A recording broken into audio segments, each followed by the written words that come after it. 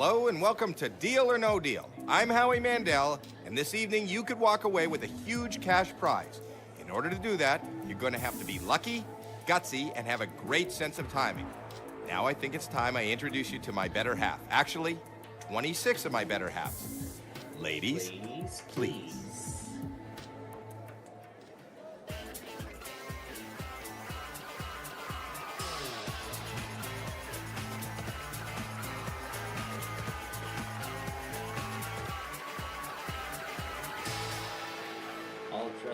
We don't know what is in each of these 26 cases. We do know that the biggest prize amount in one of these cases is $1 million. $1 million, all the way down to 1 penny. Those are the different amounts, and each case holds one of those amounts. One of those amounts. And this week's winning driver for the second week in a row was number 20. 20 was the winning driver for the second. Now this is your case. You may take it home today, unless you decide to sell it to the bank. We want to find out what's in this case, and how do we do that? By opening up some of the other cases. He's been really good on the racetrack the last couple weeks, so. It's not in your case. We start the first. Yep, we're start round one by opening 6 cases. Number 5, my least favorite Number driver. 5. Let's see a penny. Least favorite. That's okay. That's okay. Okay. 5 more cases to go. And 21. Number 21. That's Blair. Let's see a low amount. $200,000 is gone. That'll hurt. If you're watching this 4 video more right cases now, before you the next just offer. failed. Yeah, All right, let's. Go ahead with the case selection. All right, let's do the next case, which is going to be 8. Number 8. Number 8. Yeah, we'll get to what we're talking about. And there's the Perfect. Exactly penny. what you want to do. Hey, Get we that got the penny off the board. You have 3 more cases to open. Pick a case. And then we're going to head on down to 14. Number 14. That's Tina. $400 off the board. $400 not in your case. All right. 2 more to open. Pick a number. And let's do 7. $1 million. Yep, you did. Number 7. That's Candace. 3 small amounts. Oh. Good. Just 1 more case. to Yeah, go. let's not jinx it. Let's go over to 17. 17. Number 17. Yep. Whoa. Okay. $300,000. Yeah, you out of jinxed play. it. You need to avoid those huge amounts. Otherwise, I'd say decent Okay, start. the first round is over. Yeah. You've picked 6 cases, and now it's time for the banker to make you an offer. He's not your friend. He doesn't want you to win. He is reading your every move, and he wants you out of here as soon as possible, with as little money as You're possible. not smarter than a 5th grader. And there he is on the phone. Luna is happy that you're Hello? back. Yep, I'm back because I am still smarter. Okay. And yes, not This is a smarter very than a fair 5th offer, grader, but it is very early. smarter than a 5th grader. The banker wants to know if you will leave now for $16,000. I'm almost all done on you. recording the first half of the 200 episode season, and I'm going to get to the... Your case could still hold $1 million. All right, anyway, I'm not taking this first offer, no matter what it is. And yeah, in that period game, I could have a little bit of fun with some Jeff Foxworthy clips. Now for round. So now we get to have iKing and Jeff Foxworthy clips together. 5 huge amounts are still up there. All right, anyway, my next case is going to be... There is Uno. That's one. Number 1. No huge amounts, please. And The then worst possible choice. $1 million. $1 million, I'm sorry to say, is not in your case. All right. You still Since we have know the 4 million's more not in there, cases to 6 open is up before the next. next offer. 6 is up next. Number 6, that's Yep, Bridget. might as well open that and see what's in there. 3 large amounts in a row. That is not good. That is not good at all. All right, then we'll do 3 more 25. cases to go. 25. Number 25, that's Madison. $50,000 off Wow. the board. Not in your case. Not a great round. All right, let's do my You have favorite 2 driver, more number cases 9. to open. Pick number Yep, 9. let's open that one up now. $100 out of play. Nice pick. Get that one on You have 1 more case to open. Pick a case. I bet this offer's going to go down, isn't it? the side. Yeah, I bet so. 4 huge amounts. But we'll see how far down it'll go after he opens. Yep, and let's do 12. Number 12, that's Ann. There goes $400,000. Wow, that was a terrible. Millions gone. Okay, 400,000 that did gone. not. Dear go I great. King, Let's see why what is the it that bankers there are will prices offer. right sound effects in a Wheel of Fortune game? This does not Doesn't make any No. sense. Insert sound effects here. Thank you, John. Okay. Next player. Yeah. This, Thank you, I think, is a John. decent Next amount player. of money. The offer is $44,000. I'm going to ask you. New offer. Nope, Deal. nope, nope, nope. No deal, banker. All right, let's do your favorite. All right, go with my Now you have lucky 4. Number 11, that's Jackie. 5 grand off the board. 5 grand, not in your case. All right, 3 more to All open. Pick a right, number. and 4. Number 4. Okay, let's see that dollar. $750 off the board. $750 not in your case. 2 more cases to go. All right, 26. All right, 26. Number 26, that's Carissa.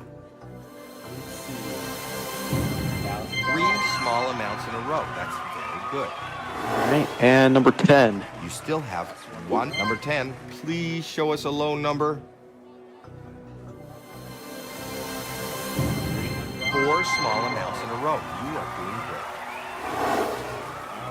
Excellent, excellent. That was an incredible round, and there's a lot of money up there. Let's see what he's got to say. $500,000, 3/4 million. Yeah, they actually. Hello? The offer actually went up, considering that we're only Okay. the second round. That's fair. Hey, Gurna, what do you have to say this time? The offer went up, and this is a very nice amount of money. Going up. The offer is I'm not gonna take it. $70,000. 1,000. I'm going to. Yep, and he. Wow, you have got no deal. 14. This. All right, let's try. If you knock Way to double out up. There's 2. number 2, that's 2. Chandra. 5 small amounts in a row. Ooh. That is excellent. Let's Pick 2 more cases let's see before if the we next can offer. try It's left on 15. go with 13. There's Hey, 15. number 13, that's Ashley. 15. Oh, 6 small amounts in a row. This is fantastic. Okay, well that's fine. Actually, that's fine. Pick 1 more case before the next offer. We'll go with. Actually, we'll wait on 15. We'll do Hey, there's 3 22. huge amounts still in play. Number 22, that's Alexis. 13. 7 small amounts in a row. How long can this streak last? I think the banker's getting a little woozy. This board Okay. is your board.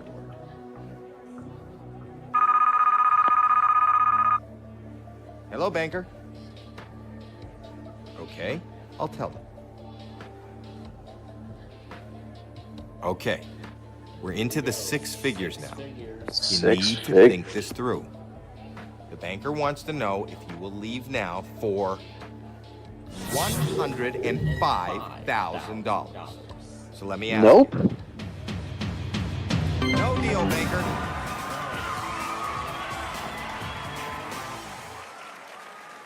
You need to. I do not want it. Hey, there's 3 huge amounts still in play. That's right. And let's do 3. Number 3. Number 3, There. that's Shannon. Let it be low. Let's see, $25. $500,000 off the board. Not in your No. case.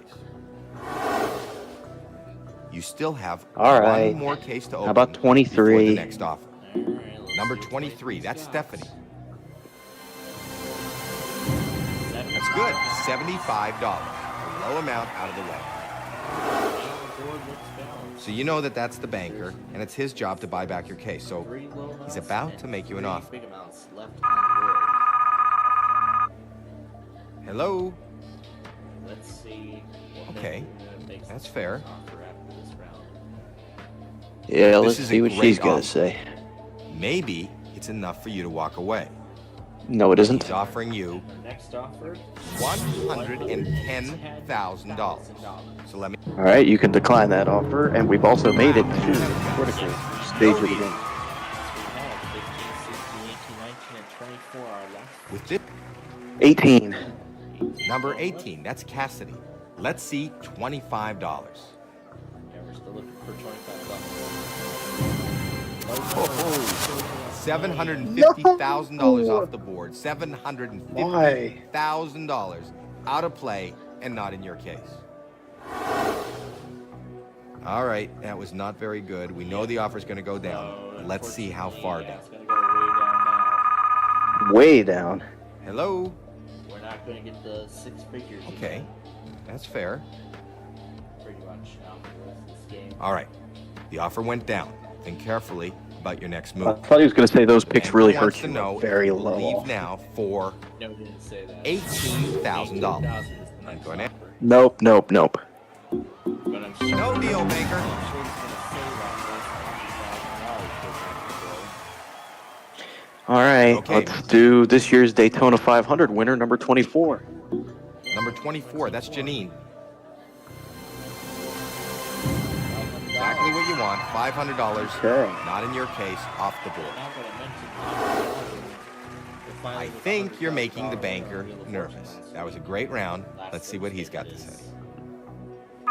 And it was good that last night she Hello? got rid of all the a lot of the low values, even though she did get rid of the Okay. 2.5 million. But This, I think, is a decent amount of money.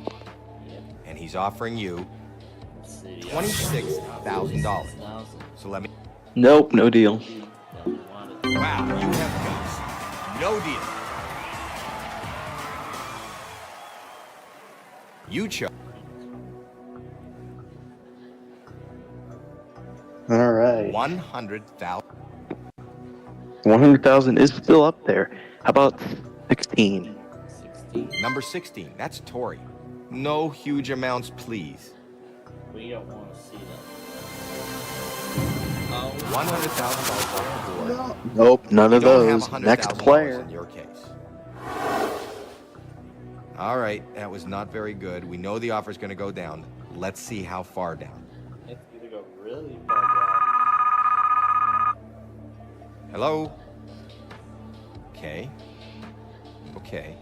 So, now I'll tell him take a that. guess. What do you think this next offer is Those gonna picks be? really hurt you. A 5,000? very Really hurt you. low A offer. very low offer. The offer is The very low offer. $7,000. $7,000. So here's the question. Oh God, no.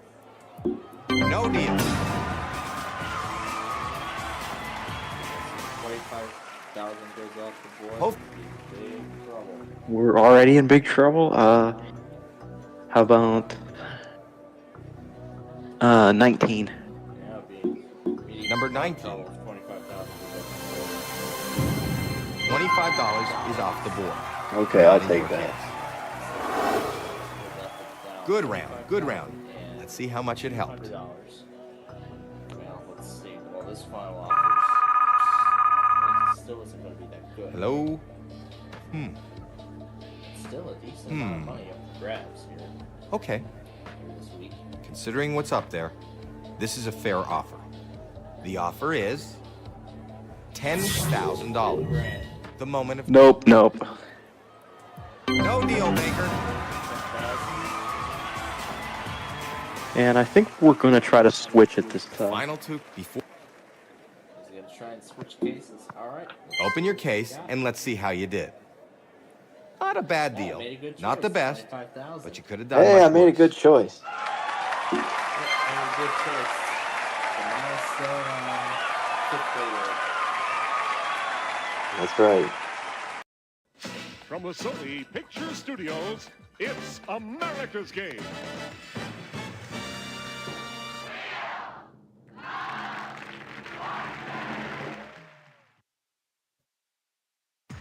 Get out your bell-bottoms and your boogie-woogie dancing shoes.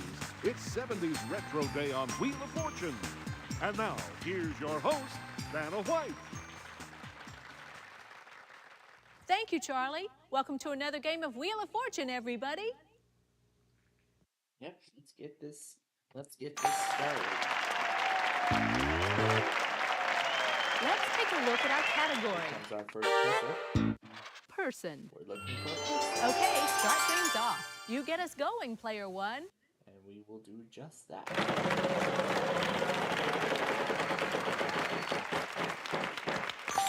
$500. Start with a T. No T. T? No, too bad. No Player T. two, you're up. I'm gonna spin!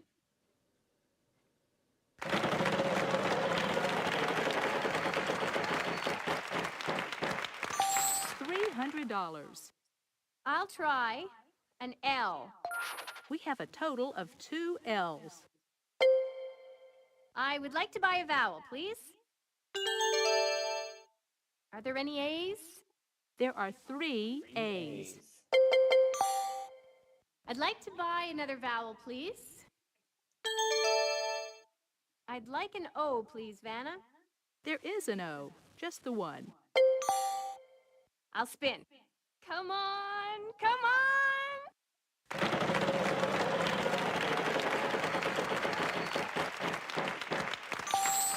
$300. Can I have an S? No, not a single S. Oh, why me? You're up, player three. I'd like to spin the wheel, please.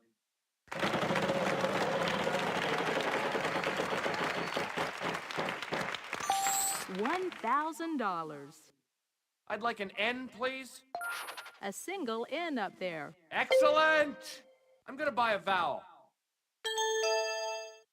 Are there any E's? Yes, 1 E. Show us where. Excellent! I'd like to buy another vowel. I'll take a U, please. There are no U's. I'm sorry.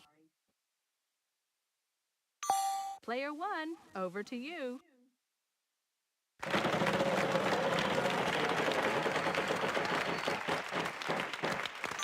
$400. Try a B.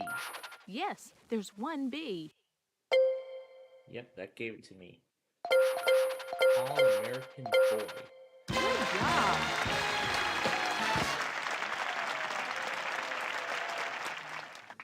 All right, there you go.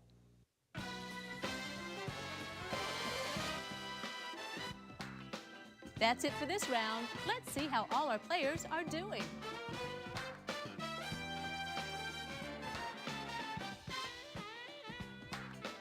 I see you've played our game before, player one. Okay, here comes the next round. We've got a prize on the wheel this time, Charlie. Tell us about it. Start spreading the news. It's an all-expense-paid romantic weekend to spectacular New York City. A $5,680 value. I'm like a trip. Let's take a look at our category. For this one. On the It's map. On the map.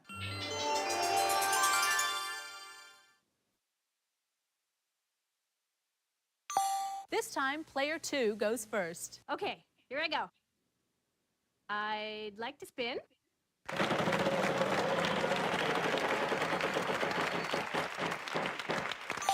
$800. L! 1 L for you. I think it's time to purchase a vowel. Are there any A's? There are 3 A's. I'd like to buy another vowel, please. An O? Not a single O. Player 3, on to you. I'll spin, Vanna.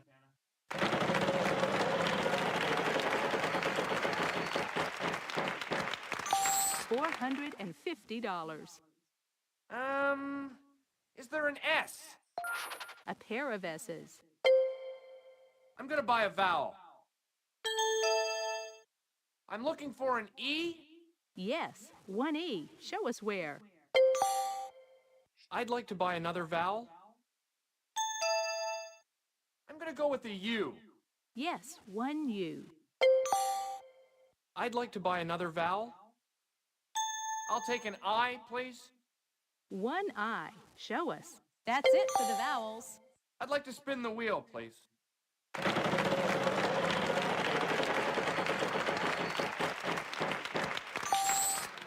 There's gotta be an N. A single N up there. Let's give this a spin.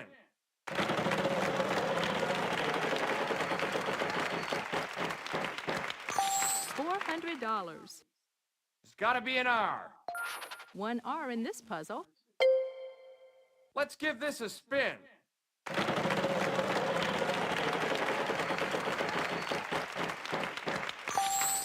$800. T. 1 T. Show us. I'd like to spin the wheel, please.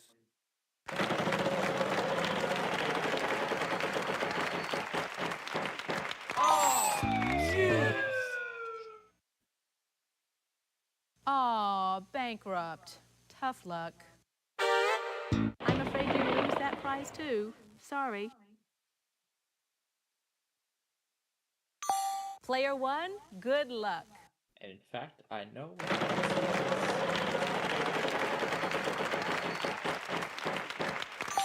$500. Let's try a Y. Uh-huh, 2 Ys. Sydney, Australia. Way to go.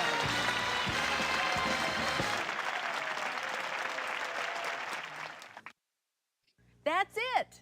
Great.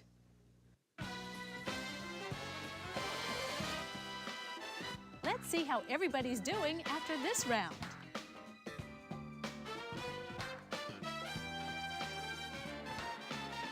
You're hot today, Player 1.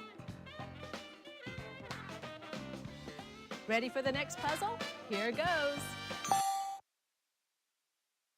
All right, it's the jackpot round. We'll start off with $5,000 and increase that amount with every spin of the wheel. Good luck. We've got a prize on the wheel this time, Charlie. Tell us about it. Start spreading the news. It's an all-expense-paid romantic weekend to spectacular New York City. A $5,680 value. Our category this time around is Proper name.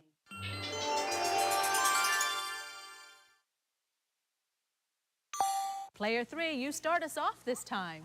Okay, here I go. I'm gonna spin.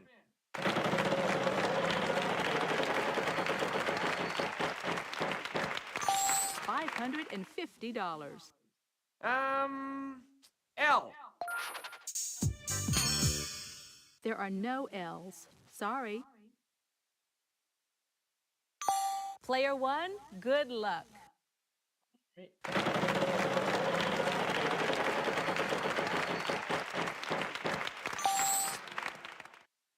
Try an R.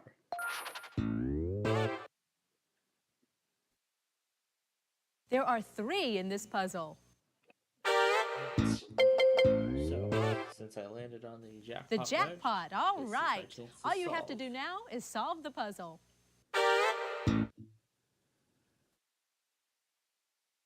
Not much help. Just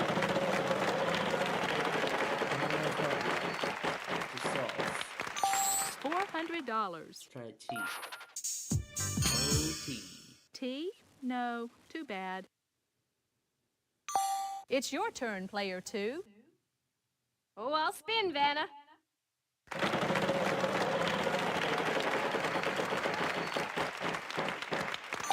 Sorry, you lose a turn. Player 3, on to you. Let's give this a spin.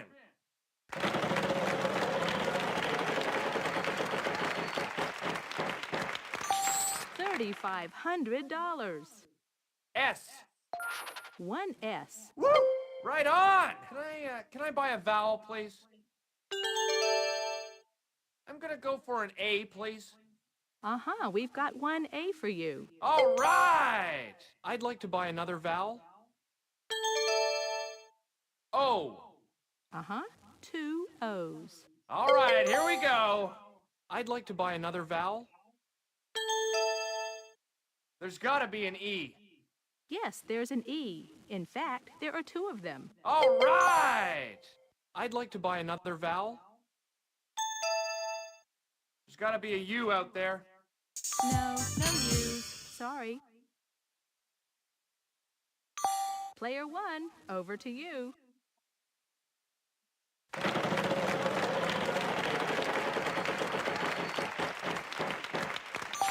$500. There are two G's. George Harrison. Make it look easy.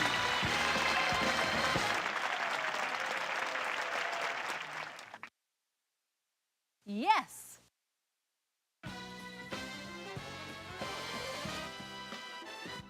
Before we move to the next round, let's check out our cash totals so far.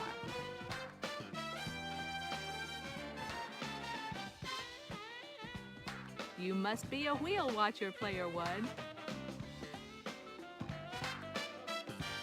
Are you ready for our next puzzle? Okay, here goes. We've got a prize on the wheel this time, Charlie. Tell us about it. Head 'em up, partner. It's time for an all-expense-paid trip to the famous Calgary Stampede in Calgary, Canada, valued at $4,760. For this puzzle, the category is Fictional character. Okay, start things off. You get us going, player one.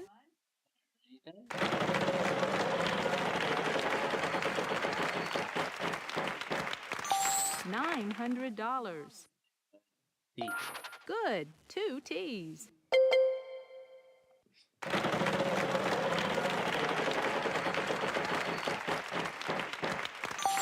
$300. Let's try an R. We have two R's. Two R's up there. Let's buy the E now. Yes, there's an E. In fact, there are two of them. And then we're going to buy the A. Yes, there's one A. Alright, how about the I now? One I. Show us. Alright, then we'll go ahead and buy the O. There is an O. Just the one. All the vowels are now gone.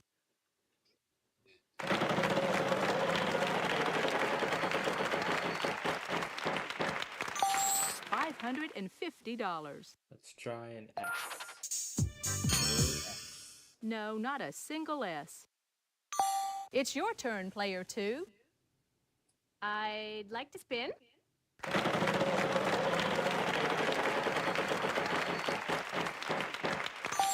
$500.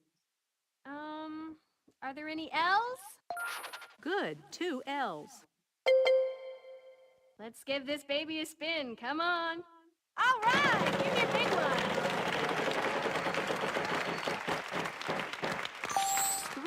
$300. Could I have an N? A single N up there. Oh, I'll spin, Vanna.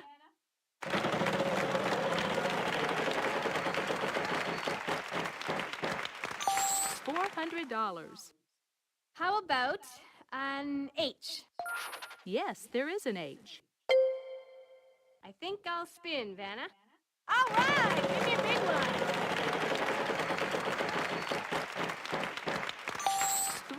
$300. W. Not a single W. You're up, player three. I'll spin, Vanna.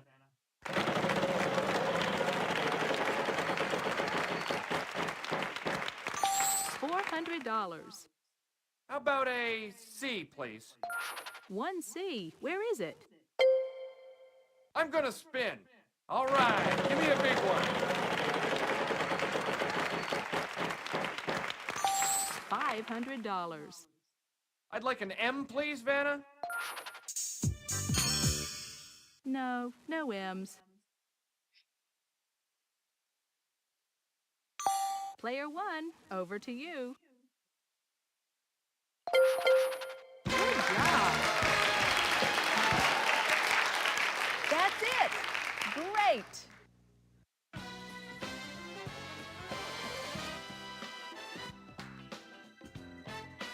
Let's see how you're doing after this round.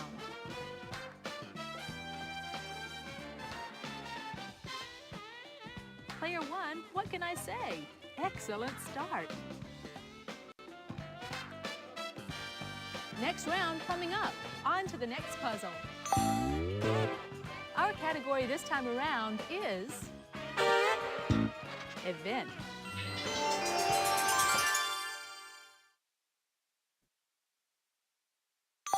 This time, player 2 goes first.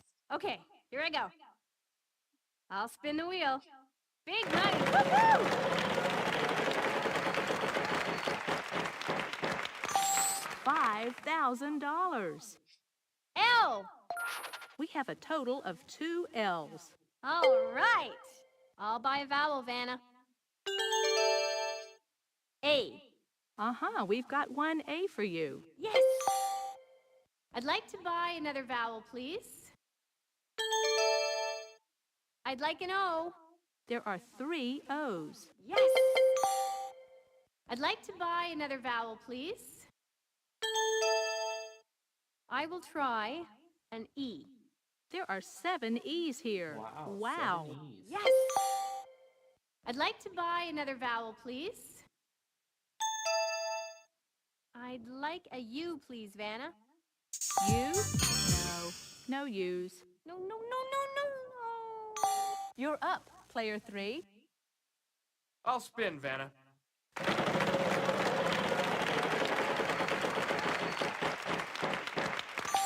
$300.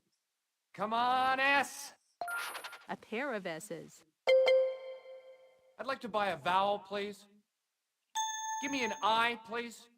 Okay, 4 I's in fact. Yes, and now you're out of vowels. All right, here we go.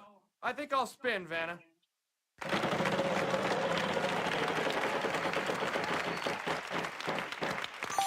$300.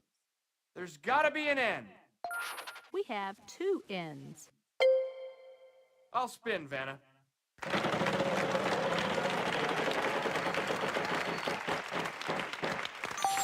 $600. There's gotta be an R.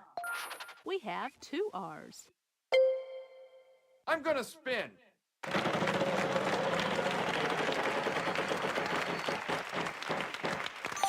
$900. I'm thinking T here, Vanna. We've got 5 T's in this puzzle. Excellent! I'm gonna spin. Come on.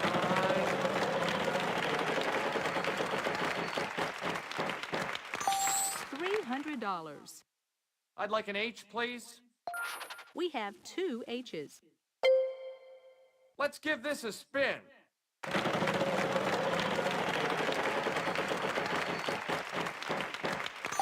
$900. W. No W's, sorry. Player 1, good luck.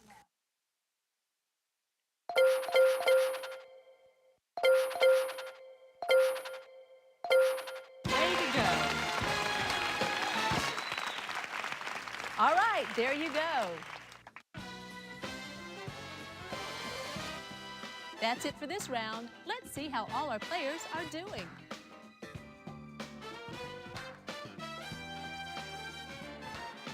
Player 1, what can I say? Excellent start.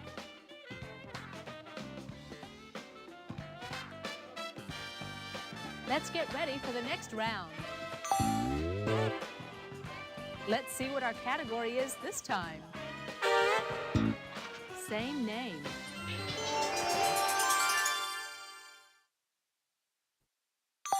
Player 3, you start us off this time. Okay, here I go. I'd like to spin, please. $300. I'd like an L, please, Vanna. 1L. I think I'll spin, Vanna.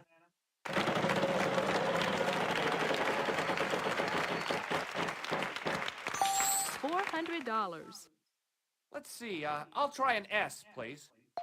Just the 1S. I think I'll buy a vowel here, Vanna. A is in apple. Sorry, no A's. Oh, darn. On to me. Player 1, over to you.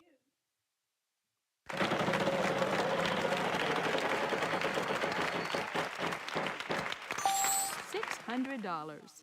Try a T here. A pair of T's.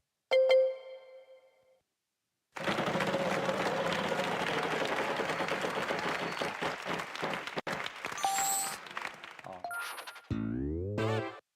There are 3 in this puzzle.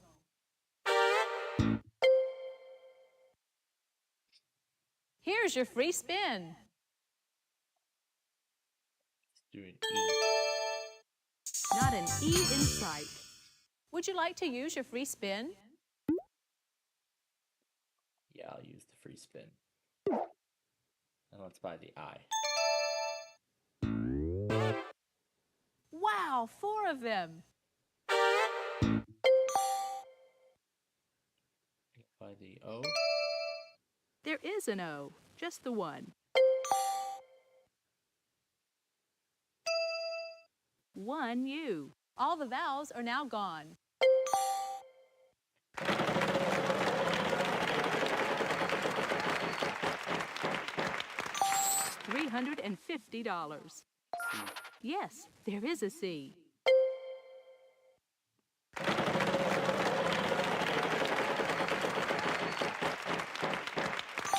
$550. Good, there are 3 N's here.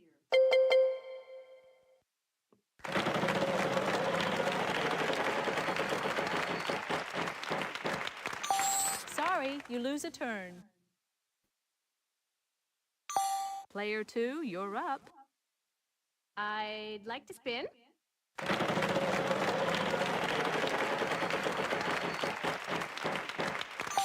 $300. How about an H? No H, sorry. Player 3, on to you. Let's give this a spin. Let's see that big one. $550. Let's see, W, please. W? No, sorry. No! Player 1, good luck.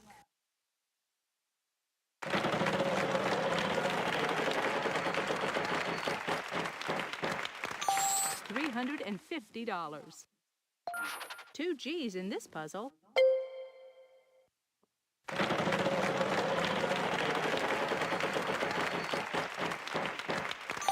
$300. There is a Y. Show us.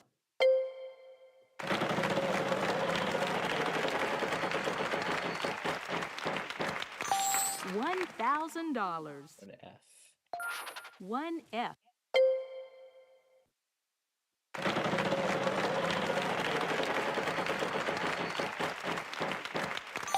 $900. M. No, no M's. It's your turn, player 2. I'm gonna spin! All right! Give me a big one! $900. How about a D? Uh-huh, 1D. Oh, I'll spin, Vanna.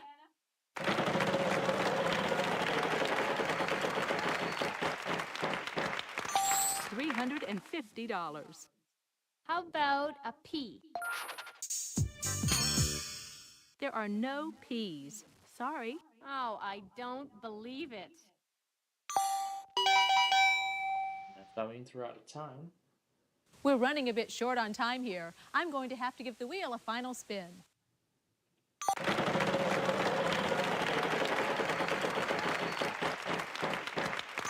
$450. The B up there. Let's see. How about a Oh, no, it's B? not my turn. There are no B's. I'm sorry. Player 1, over to you. Now, put the V up 1V. there. Show Driving us. and flying. Nice going. That's one more game. Well done. Way to go, player 1.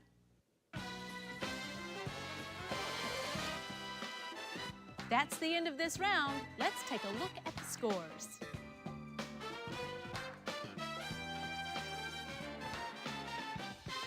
I see you've played our game before, player 1. Boy, what a game. Congratulations to all our players, but going to the bonus round is player 1. It's the bonus round. Start by picking one of these cards, and we'll see if we can't add to your total. Boy, I would love to. We're going to do the W. This time around, our category is Thing. Thing. R, S, T, L, N, and E are where you see them. Now please pick 3 more consonants and a vowel.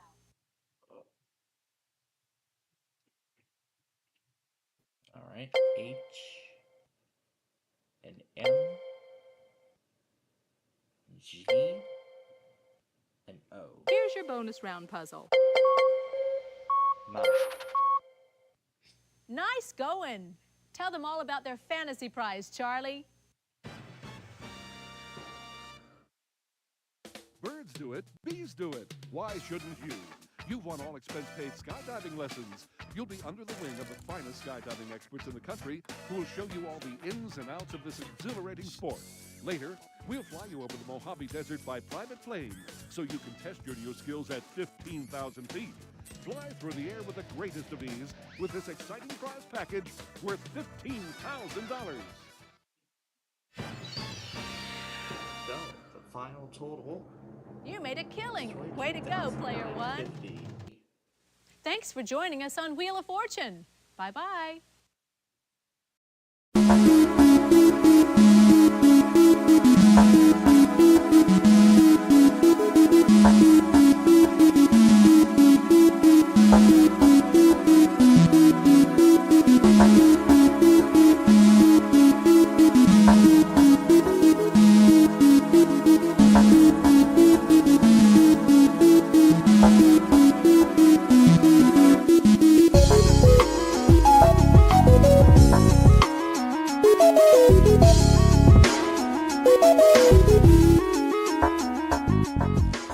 Hey everyone, it is nostalgia time once again, and this is the 3rd episode of our HP mini-series. So, this episode we have a Windows 7 HP. It looks like a... So here we have an HP Windows 7 installation with drivers. I'm not sure if it's a standard installation or not, and I didn't even swap out the disk beforehand. So let's set. Alright, that should be the correct one. And then we have the HP Pavilion DV2A45SC, which already has a hard drive partition. So it should just boot to the restore partition right away. And yes, it does. We have VDRS. Is it on auto detect or is it loading? It is loading VDRS. Okay. And then we have an HP 14 with Windows 8. The EliteBook 845. And then there's one more missing. The DC 7600, which came in a ghost file. And like we've done previously, I'm going to be using Symantec Ghost to do all that. Yes, the partition sizes are correct, and proceed. And then it'll prompt us for disk 2 when that time comes. So, yes, agree to service pack 1 and install the operating system. And this guy is still loading here. Because rather than downloading a ghost file, now rather than using the ghost disk from the Internet Archive, I'm using the bootable CD from the TravelMate 2600 to start the initial restore. So of course we can type restore and it'll launch. And next, to proceed, yes, we're going to restore the system, and off that goes. And here is Windows 8 in Chinese, and we will install Windows. You have to put in a product key in order for it to work, so, I mean, it doesn't provide a product key, so it's not going to work. See, my flash drive appears. Yes, here's the ghost file. We're going to restore it to the hard drive.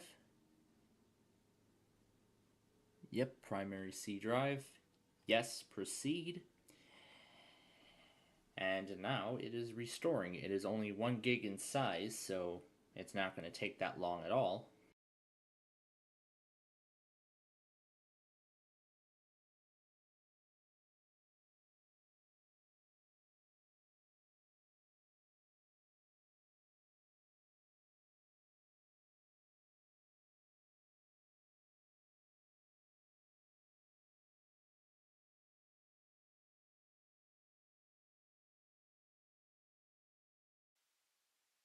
Alright, and now the restore is done.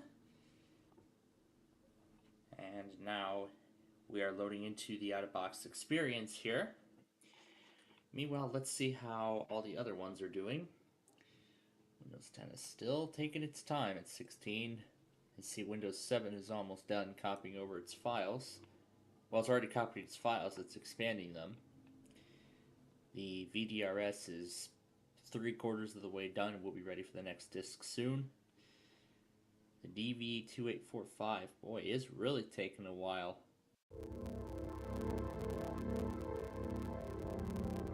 And there's that beautiful animation.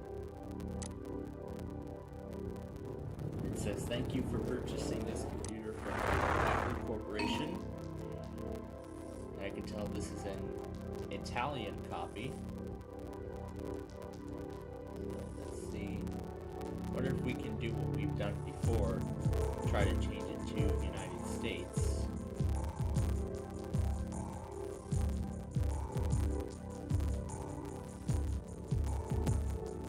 It doesn't show up as an Italian. I'll just leave it.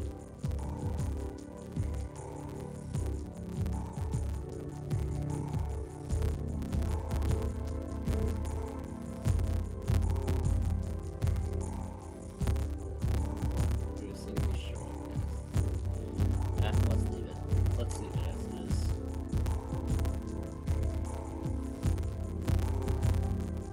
Let's just set it to America Central. There we go. This is Tablet PC Edition 2004. Set both terms and conditions. Sure, go ahead and try to update Windows. Skip this part.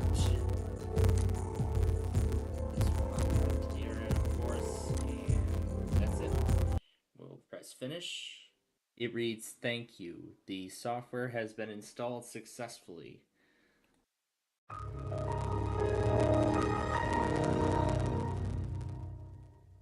Well, a startup sound playing before even the XP logo fades in. That's a first. A Iniciaro Windows. This apparently is a Portuguese copy of Windows 7. And there is the HP copy, which pretty much just looks like all those other HP copies. Well, some of them that we have seen previously. If we go into System Properties, this is Service Pack 2 of XP Pro. And of course, I don't expect too many programs. However, I do see some extras. So, we have a Broadcom driver. Looks like we have an advanced control suite here, which basically just gives some information about the adapter. There's the Sonic Sign Player, Cineplayer, Sign Player, whatever it is. And I see it's already detected our English layout, so we can use the international icon here to switch it to English, which it does not want to do for some reason. Well, let's look around. We also have the games. I see we have a couple of extra ones here. What's this one? The icon looked so much different, so it looks like this must be it looks like a rebranded Minesweeper. Because the Minesweeper icon is not the one that I remember from US copies of XP or other versions of XP internationally. And now, this is when VDRS asks for the third disc. So we'll go and throw that in, we'll keep it going.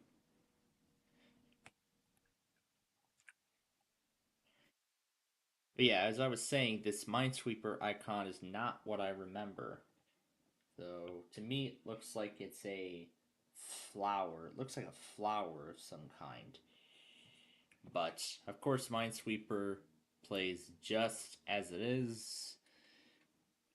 I'm guessing these are supposed to be grenades or mine icons, but they've changed them.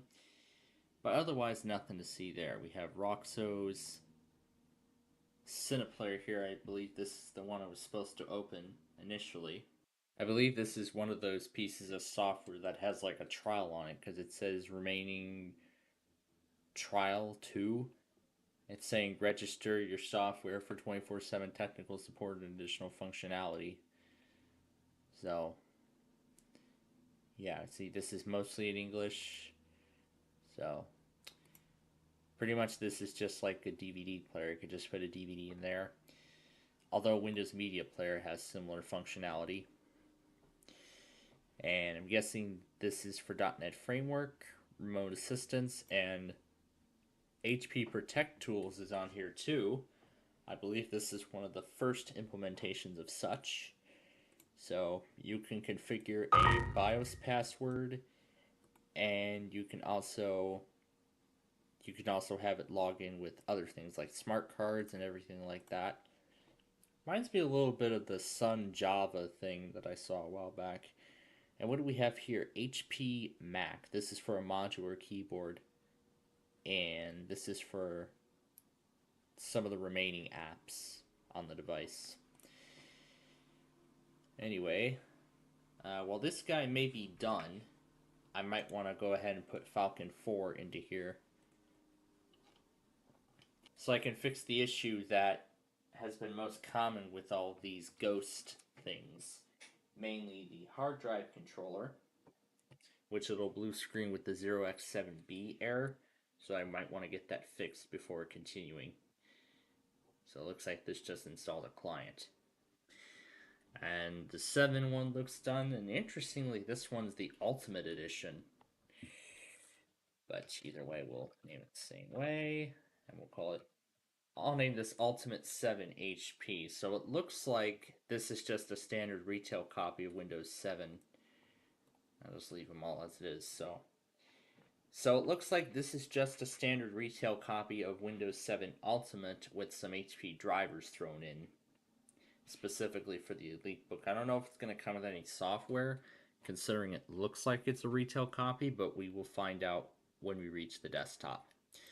Not only is this RTM Service Pack 1, but it is in English. And then we have the HP Assistant, and I can already tell there is no sound. So interestingly, this is a Voodoo machine. I don't know why we're including Voodoo here, but I guess we might as well get Voodoo over with the HP. So I guess this is a little add-on bonus. So this is of course an English copy of XP Home. It looks like HP Home RTM. Now, I have actually never seen this before in an out-of-box experience on XP. You are asked to put the product key after you install Windows.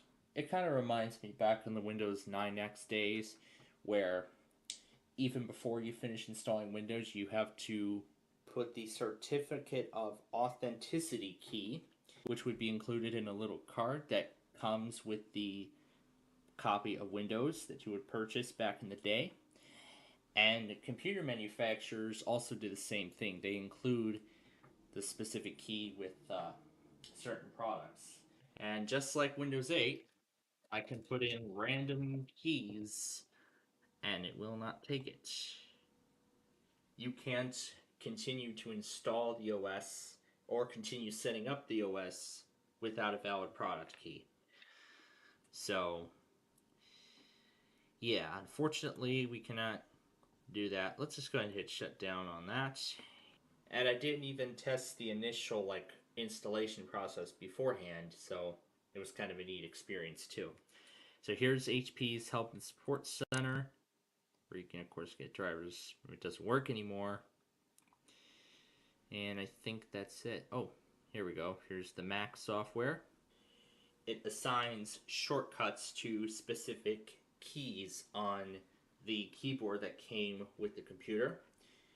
So like for instance, you can have K1 set to home, and we have to press, I guess we can name a configuration, but it looks like everything's grayed out because we don't have that specific keyboard connected. But of course you can assign different actions to it. Like for instance, you can have the home button load your home page on Internet Explorer. You could have the search button do search. Well, this is all by default. And then of course volume up and volume down and mute, which my Logitech keyboard has these functions. So that's a look at this one.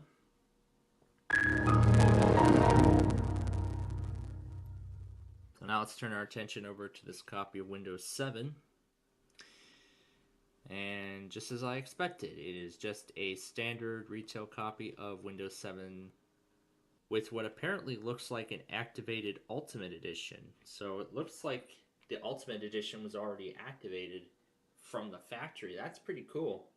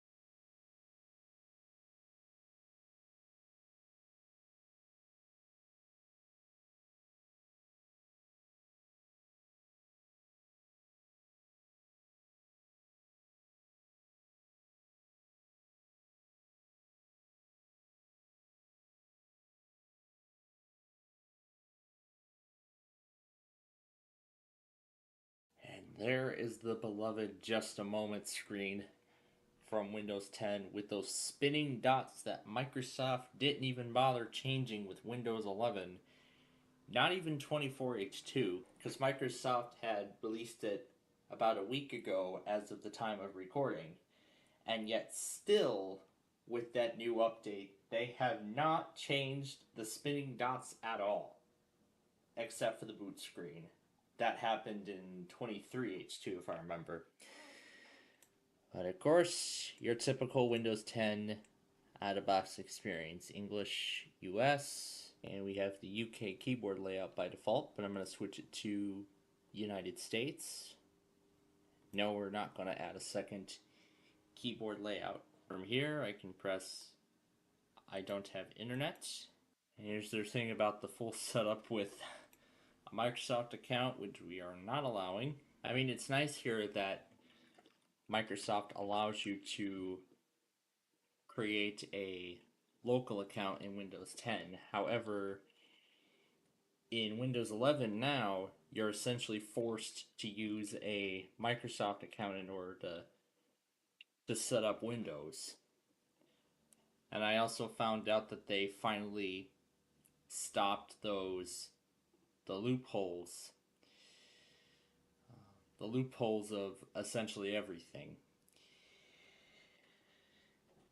And what I mean by loopholes, the weird and random Microsoft accounts like notethankyou.com, A&A.com, that kind of stuff.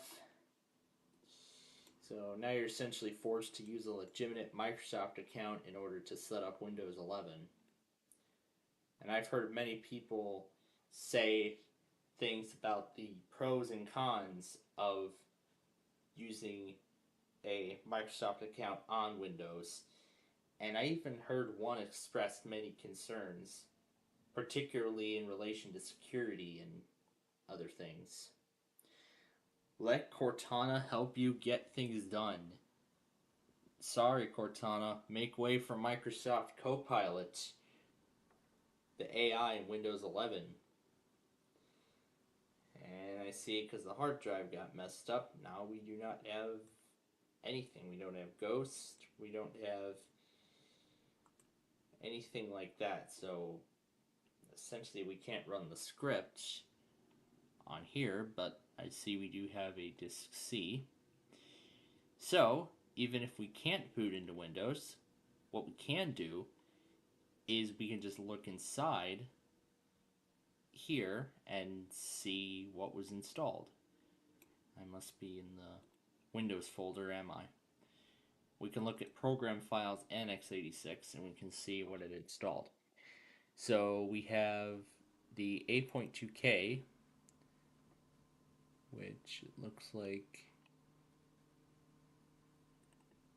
we have a logo. Because this is a boot disk, we can't really seem to load anything. And then AWS, it looks like this must be the WeatherBug gadget. This is the WeatherBug gadget for Vista.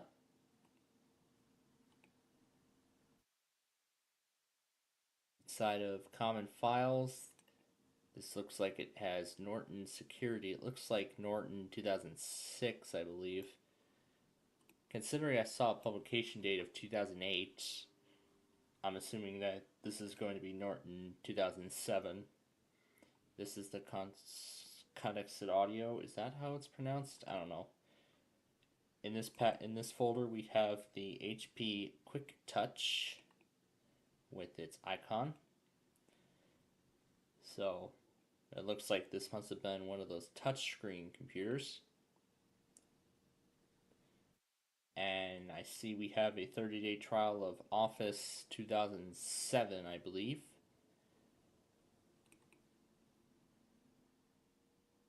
So we have a MSO example setup file. And we can't really find a program to open it with because this is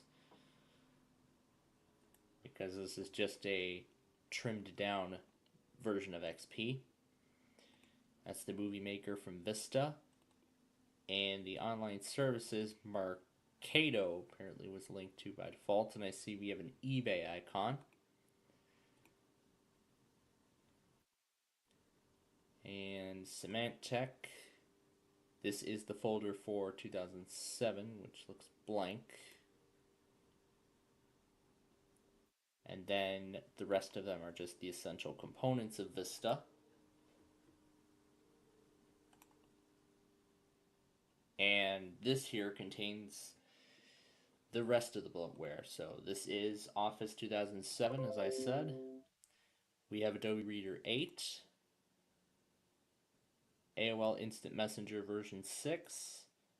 I see Earthlink is on here, and We got a bunch of Cyberlink components, like stuff that Dell's been including. So we have Cyberlink's UCAM. We have Power Director, which of course is the video editor, but I don't think we can run any of this stuff from within the boot disk. But I'm curious to see if we can. Let's find out. Nope, because this is a boot disk, there isn't really any essential components to allow any other programs or external apps to run. So I see we have Earthlink, the total access panel. And this folder, I believe, contains the stuff here. The wireless assistant, the info center, health check, active support. So essentially a ton of HP components. And in here we have HP's other software. And then HP games. These are all the games that are included on the machine out of the factory. So I see we have Bejeweled 2 Deluxe. So this is what starts the game, which will not start. The game is not properly installed. Please reinstall. I see we got Peggle. I really enjoyed Peggle back in the day, but it's too bad PopCap isn't even making compatible mobile apps anymore for these newer versions of iOS or Android. I mean, that Plants vs. Zombies game, I actually still have that, but I don't even touch it much now. Here's some more components for the info center. And I see we have movie on here. There's Norton's Sling Media. Is this like a predecessor to Sling TV? Sling Box. Requires MSX ML3 or later.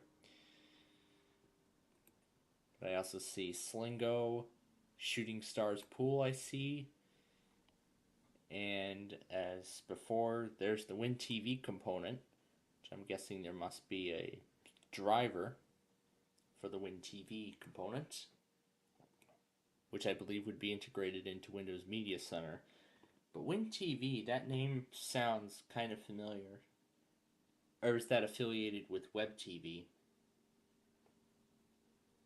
I must be thinking about the wrong thing, because the live TV component in Windows, I must be thinking of the wrong thing, because WinTV is a driver that's being used here. I was thinking about the WebTV component that was included in Windows 98. Was it in 98 first edition or was it second edition? I can't remember, but I believe it was second edition. So then we have the setup folder, which contains all of the other stuff. So I'm guessing these are all installers for all the programs and whatnot. So yeah, that's really everything on this one. So I guess since we can't proceed any further, let's just restart. Let's see if Startup Repair will be able to fix it. I highly doubt it, but because Vista was the first OS to include such functionality, let's see if it will. And we can see the EliteBook 845 is done. And right away, we're greeted with the new updated Chromium-based version of Microsoft Edge. And this is an older version too. Because if we go to settings, oh no, we're supposed to go to about. We're supposed to go to About Edge. There we go. And we can see version 84 is preloaded on here. The latest version is like version 100 or something. And I see Microsoft Teams is also preloaded.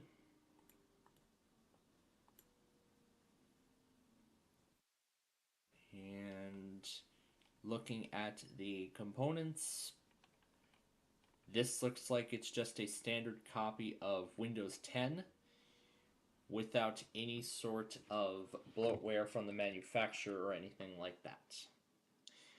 And if we run WinVer, this is Windows 10 Pro 20H2 with a dot number of 572. So it said it was last modified on June 8th of 2020.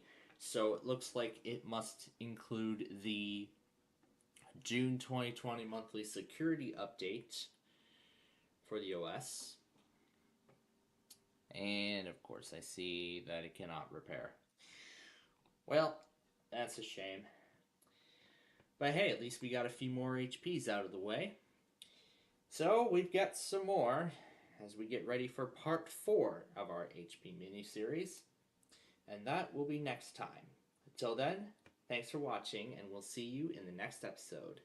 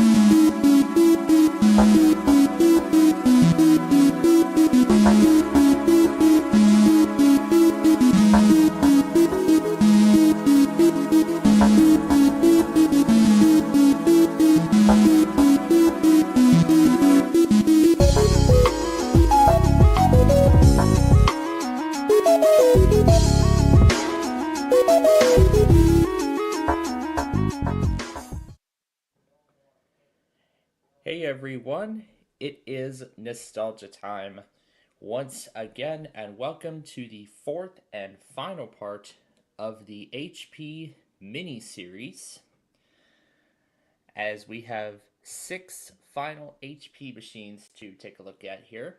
The first one is the HP NC 8430, and in fact I have already done all of the pre-installation stuff. I've already done the ghost file, I've already done everything else in advance. And I can already tell that this copy of XP is in Russian. And interestingly, I also found a way that I could convert this Russian copy of XP to English. This is what I was doing with the Portuguese copy of Windows 7 that we looked at in the last episode. But we can change it all later. So yes, I accept the terms and conditions. Go ahead and turn updates on, even though they don't work out of the box. We will skip the computer name.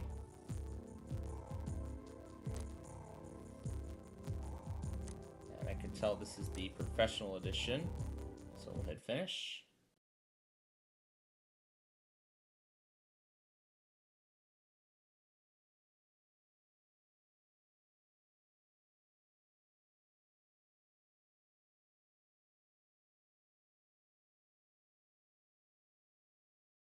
So here we are at the desktop. There we go. I guess I just did that to convert this to Russian, but we're going to be converting it back to English in just a little bit. However, let's see what was installed. So here's the backup and recovery set with the recovery partition, SoundMax drivers, Bluetooth, games, the usual XP things, and the ATI control center, remote assistance, and that's really all we've got. Let's see what the narrator sounds like.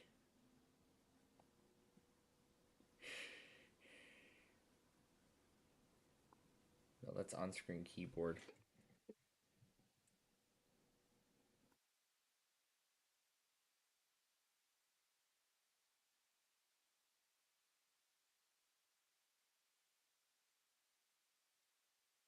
Here's HP's Backup and Recovery Manager asking to create recovery disks. Well, we are just going to just say don't do that. Let's see what kind of keyboard layout it has. Yeah, it doesn't like Russian. Because I put in narrator and it does it in the Russian layout. So I can switch it to English US, and now I can type it in. Oh, I didn't type it all the way. There we go. Will it even speak at all?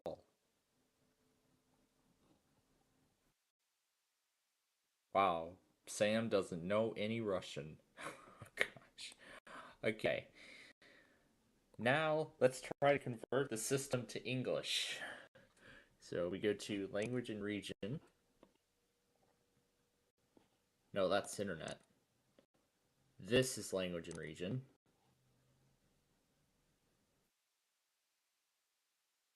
Then we go to language and regional standards.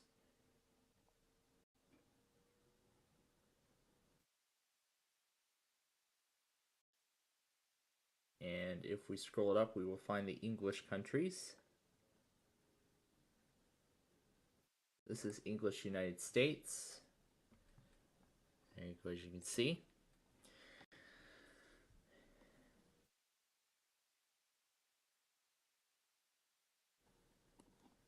and this menu, conversion tables.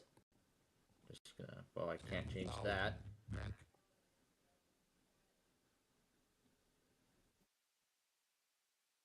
So that only changes the currency, but it doesn't change the locale. Specify your location. Well, we're gonna change that.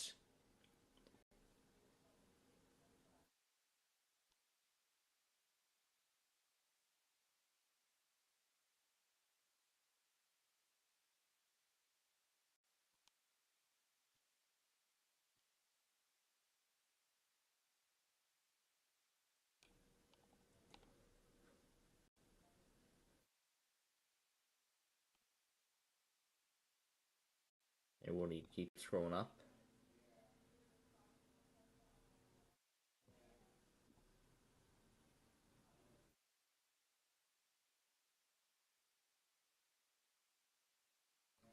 Yeah, I think it labels all the countries in alphabetical order by first letter. 30 Windows. Yeah, that's really all Sam says. And this must be United States. And we'll hit apply. And there we go. We now have English time. However, that's it for that. Now we need to... Oh, we don't need to. Because it looks like everything's already been adjusted. Now this is XP, so it might not be as simple as it was in Windows 7. But we're gonna...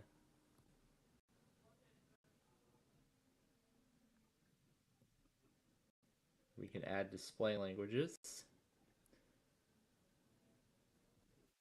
We'll view more. 0. And we're going to delete the Russian keyboard layout. And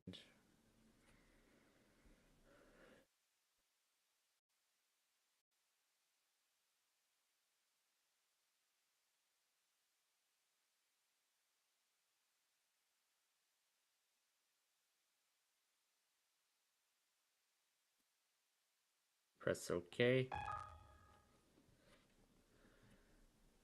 Unable to remove the Russian layout. It is currently in use. The removal will be done on the next reboot. Okay. So the Russian layout will be removed upon restart.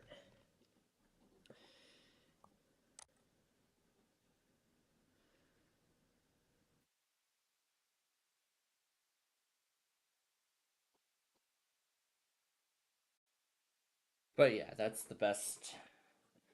But yeah, that's the best I'm going to be able to do with this one. So, I mean, that was neat. Trying to convert a Russian copy to English, well, mostly a success. Alright, we are going to move on now to the next one. Next up, we have the HP Pavilion 510C, which comes with an older build of XP, the Home Edition to be exact, as you can tell.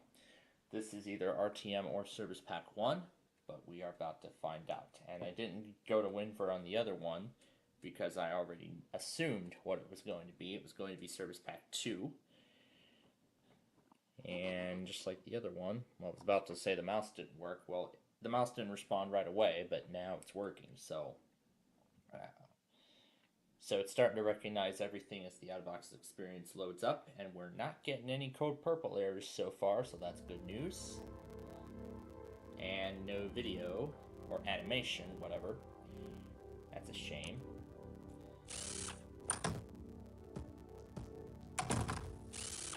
Welcome to Windows XP. I am Victor from the Hewlett-Packard Company, and I am here to help you set up your new computer. I can explain things as you move along. Anytime you need help, just click me with a mouse or press the F1 key. I'll be right here if you need me. That's interesting. They got Victor to replace the question mark in this one, although in later releases the question mark would eventually return. Of course, I can hear the music. All this is correct. Central Time. This is Windows XP RTM, it looks like. We'll skip the computer name for now.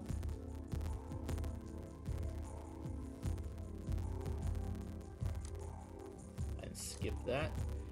Here's the HP registration card.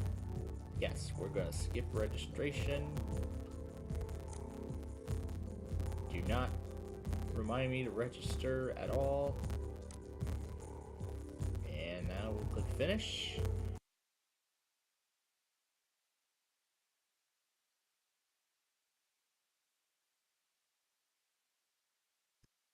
Well, that was a very quick boot, and it looks like all the software is already installed. So, and I see McAfee's Active Shield saying that the online version has expired. To reinstall, please visit this website. Let's see what happens when we try to visit it. Does anything happen? It's probably not going to happen. I see a bunch of found new hardware prompts and everything like that.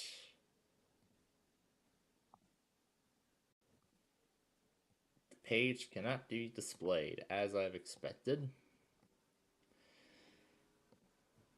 So here's the old trick that HP does, integrating this with the start menu. Now, before we touch this, yeah, sure. No, I'm not rebooting Windows. To set up internet access, please open this. So that's going to be the first one we'll look at. Yeah, you can see what an HP machine with XP was like when this was new. So here's their form, which we'll skip. This also includes a membership of America Online, and it'll go through some other offers and options, and yeah, just go ahead and remind me anyway, although I don't even care. So I see a music store icon is on the desktop. It'll keep adding stuff as we continue here. And I see a bar showed up. Now I'm supposed that I suppose this is a predecessor to HP Organize. They call this HP Center, which is essentially I believe, a media controller. So here you can check finances and that's some details on how you can connect to the internet. And this is Quicken Financial Center, so this is where you can get financial statistics for you. Well, it's not like stocks from across the country or anything like that. And then people, and then music. Talks about Music Match, already installed. And then shops, this is where you go to shop for accessories, from power outlets to monitors to everything like that, along with entertainment and imaging things. And then this is their support tab, and you can customize this in any way you'd like.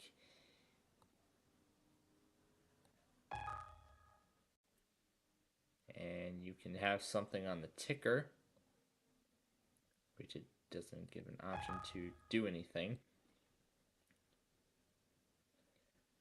But that's right.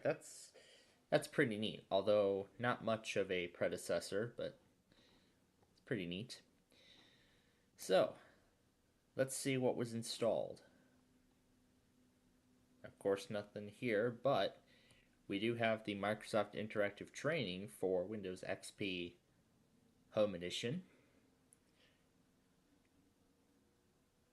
which did come pre-installed on my Nana's machine, interestingly. And it works just the same as it was. We have Detto IntelliMover. I'm guessing this is a tool where you move stuff from your old machine to your new one.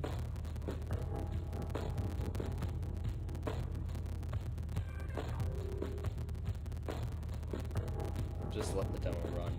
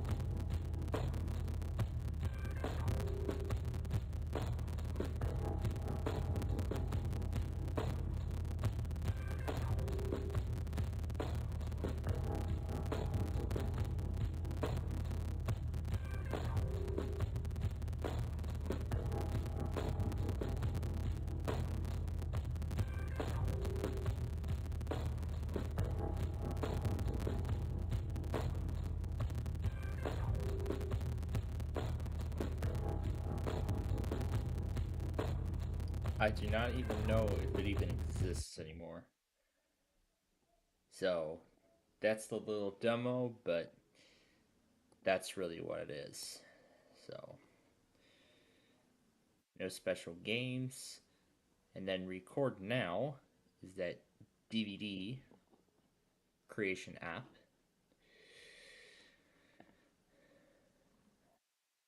We have the HP tools with PC Doctor and application recovery and system recovery and that tour guide again.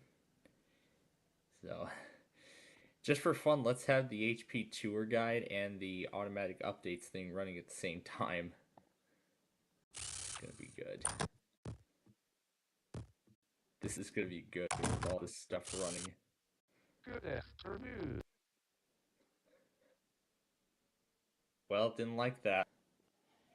We are going to try that again. Well, first let's run the interactive training.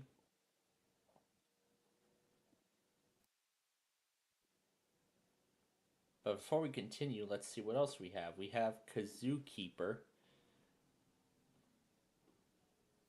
Click the button below to go to Kazoo Studio and download the latest version.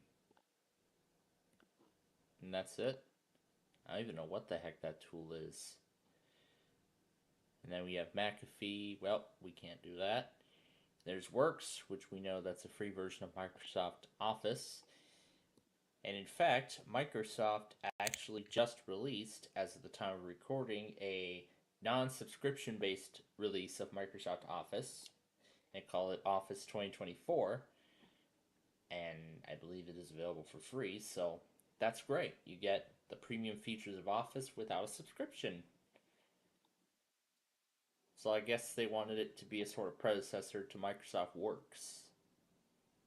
So I guess they wanted that to be a successor to Microsoft Works, which I think they discontinued. What do we have here? Film speed, quality movie. The server name or address could not be resolved. Well, sadly that doesn't work no more. We have a preview.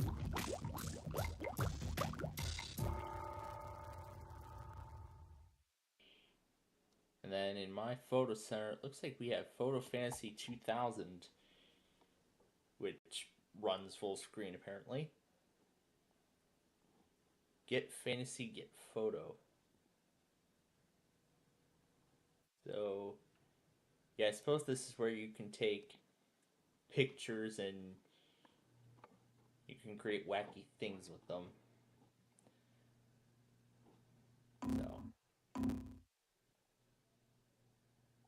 So, these are some of the sample photos. And you can even take some of them from this folder here. We'll press acquire, and that's a source, but we have to click OK. And there we go. Now you can put a sample photo onto a $50 bill. This is not legal tender. It's fake junk worthless. And it'll save it as a JPEG file. Just for fun, let's save it to the desktop and call it just this gibberish. I don't care. That's pretty neat. And Studio 2000, I suppose, is the same thing, which actually runs in a window. And I see we already have some sample photos. And we can open multiple photos and edit them at once. So we can add random text onto it if we wanted to. So we can turn the blur or put the darkness all the way at 100. That's pretty neat. That tool is. My DVD. No, don't read. So here, this is where you can create DVD discs. And now what? Sonic Allegro, what is this? I'm guessing this looks like a... Oh, this is a DVD menu template. So here you can create DVD menus for specific things. That's neat. I did use a DVD creator program on my old system and I created menus of similar nature. Here's all the internet stuff. Quicken Financial Center. Super Duper Music Looper Express.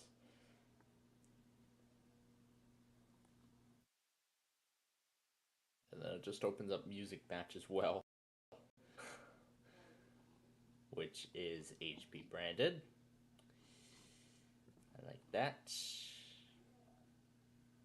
Yeah, sure. Go ahead and start it every time the system boots, although I don't really care. That's really what Music Match can do. Similar to Windows Media Player now. So what's this? It looks like this might be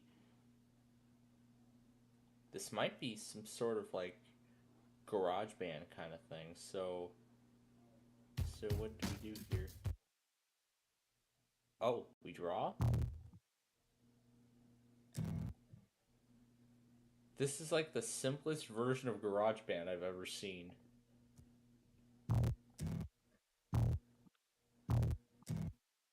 We can just make the wackiest song ever.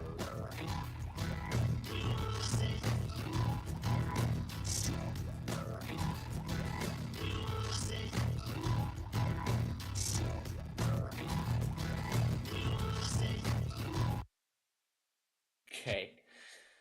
And we can also add samples from keyboards to anything else, and it looks like this is all we get, because we can't add anything extra because this is only a demo version of the tool, so you're only limited to what we have here. So then if you want to add any more, then you'd have to go and buy the full version.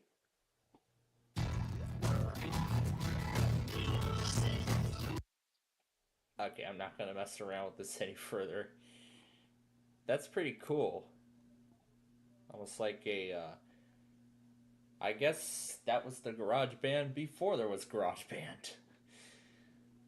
And what do we have here? All the startup tasks, Sonic Foundry, that's the same one we were just at. What's this Studio 7? Graphics card, this is Pinnacle Studio. No, don't register. Launch, I'll figure it out myself.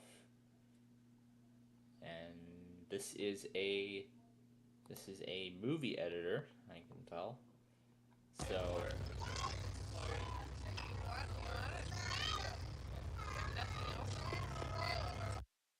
I suppose this is a more advanced version of Movie Maker. And I see the Stay at the Zoo is a sample. So we can just put things in here. And we have transitions. So we can just have it go all over the place. And we can just select a specific place on the timeline. And watch the transition interact.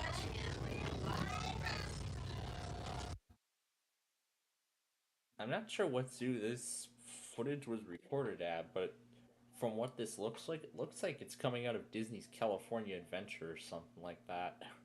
I don't know, but that's pretty neat. And then we have Acrobat 5, eMusic, which launches a web page, which does not work, Encarta Online Deluxe, which, as expected, is online. We also have Life Clips, HP Learning Adventure, unable to find program, contact customer support, Life Clips tape to DVD, and we get a 404 error. Market Browser. Now I think this is where we get the financial stuff. You must enter a valid email address. Why does HP not provide this? So interesting. And then Move Your Stuff. Smartclone.com, which doesn't work anymore. then I think that's it. Money 2002.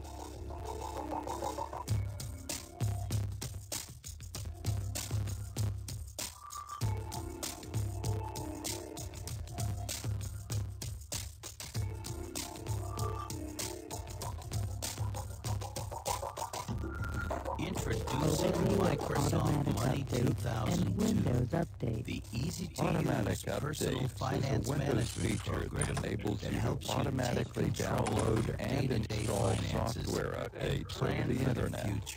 These updates include the latest critical software revisions. The Money Setup Assistant makes it easy to get started by helping you create your money file step by step. Just answer a few questions about your business priorities, known problems, as well as your accounts, bills, and paychecks. Versions of various Windows components. Once your file is set up, Windows the Money automatically homepage becomes downloads the center for all your financial activities. The required bandwidth is available.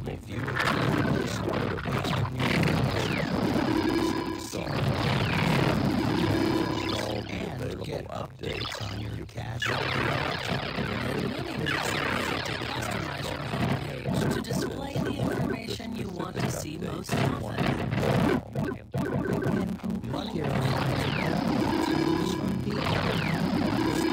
And manage your day-to-day finances. The accountant is a convenient place to automatic withdrawals and deposits before downloading and notify you again when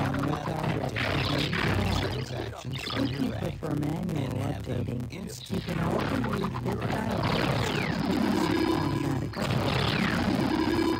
The Windows Update website is an online extension of Windows that helps you manually identify and select updates for your computer's operating system.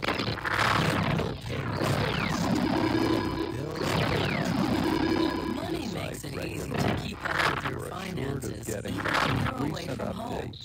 Synchronize your money file with NSN Money on the web, and you can access your secure money data anytime, anywhere, from work, from a hotel, or even on your pocket PC. Some updates might require that you restart your system or to save your work, close any open program before installing any updates. automatic updates and other key information make it easy to fix common problems. Your financial picture. Money provides tax tools that help you find deductions, estimate your taxes, and calculate your withholding.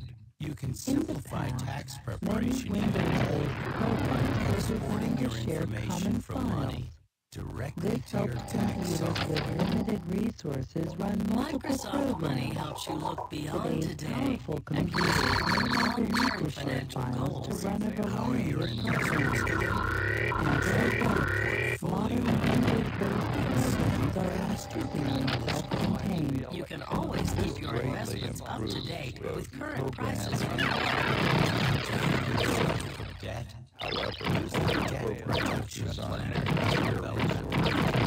problem Create a flexible budget you can run with by using the budget planner. Quit worrying about For colleges. this reason, Windows XP includes technology that lifetime enables plan. programs that work with Microsoft Windows 95, Windows Money 98, makes it easy to Windows monitor your NT, progress and by Windows generating 2000 monthly to continue reports, to work with providing a Windows complete XP. recap of your financial Windows activity and XP status. also has programs that are designed to share resources, including which category should enable spending, employees to input from the user. so much more. Get documented financial and investing information. NSN Money on the Investment strategies, mortgage rates, and right-click taxes. the program Microsoft Money will help you gain valuable insight into your accounts, bills, taxes, and Compatibility investments. tab, you would With select the Run Microsoft This Money, button. you are on the road to manage. That's enough. Let's go to the next. Let's go to the next machine before I have too much fun with this.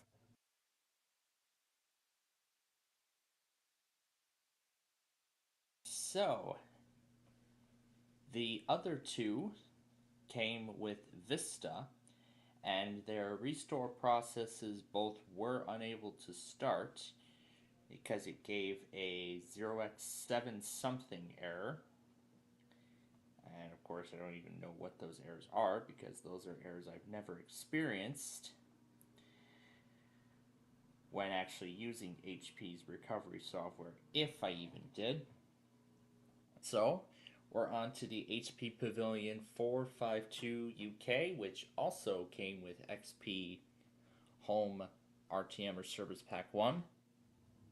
Once again, no video, animation. And there's Victor again. And yes, we hear the music. And this is a UK copy, but we're going to change everything to United States.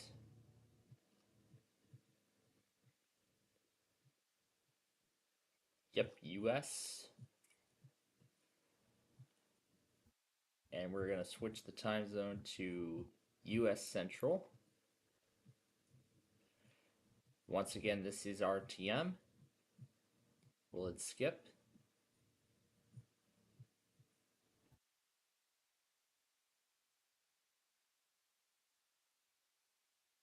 And we'll skip the network. And it didn't ask for a registration card or anything. Interesting. So now it will complete the installation of software and everything else, and then we will be ready to roll with this. Unfortunately, it won't proceed with resetting the timer for XP, but that's alright. At least we can take a look at it in safe mode. We won't be able to start anything, unfortunately, but it'll work. So anyway, I don't see too many icons on the desktop, although it would be jam-packed. So all this is the same as how it was when we looked at it on the other one just a moment ago. So there's the interactive training, no special games. There's all the HP stuff, HP Center, the record now, Intervideo Win DVD, clip gallery. It has Encarta Standard Edition, which will it work in safe mode? Ooh, will work in safe mode. However,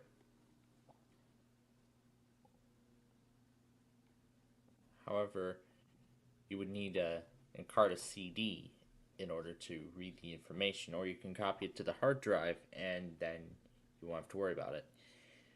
We have Office XP, I see. It only comes with Word though. And then we have Works, Norton 2002, and then this is Show Shifter. Television capabilities have been disabled.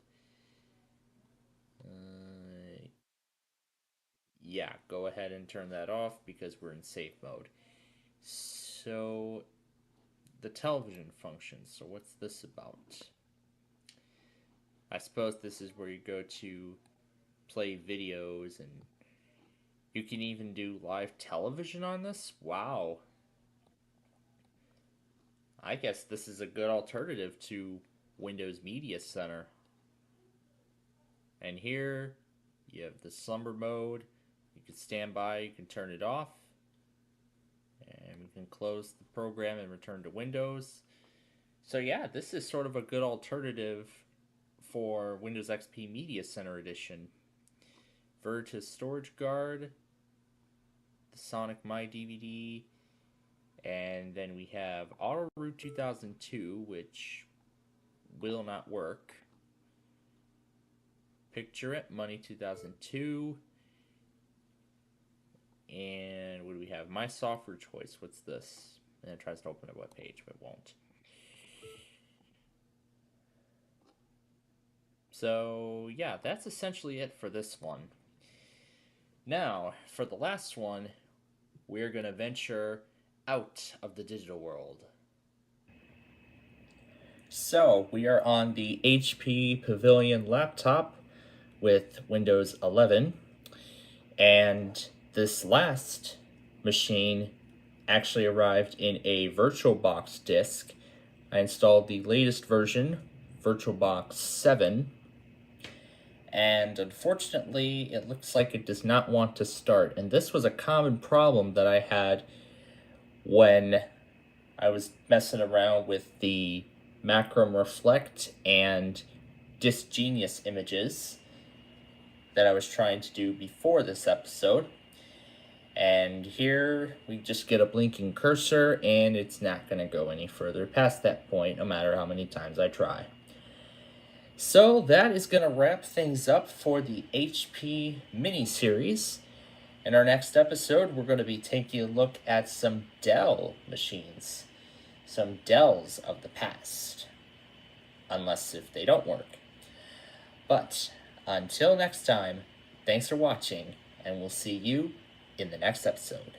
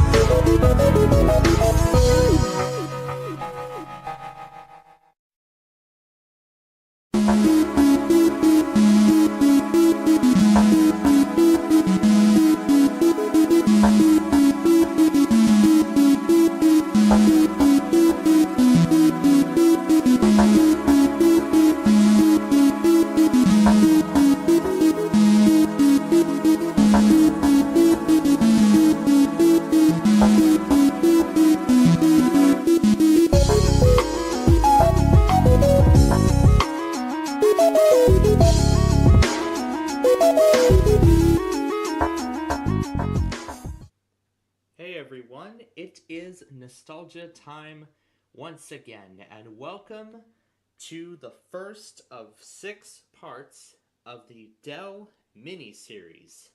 First up, we have the Dell Latitude D610, which shipped with XP Professional. So as you can see, there's the genuine advantage, which warns that the product must be activated in order for it to be properly licensed. But here we really do not have much here. But we do have Dell's wireless card, all the default XP games, and all that. So let's go ahead and log off of the administrator and see if we can log into the Dell account. Looks like yes we can. And we'll run Explorer.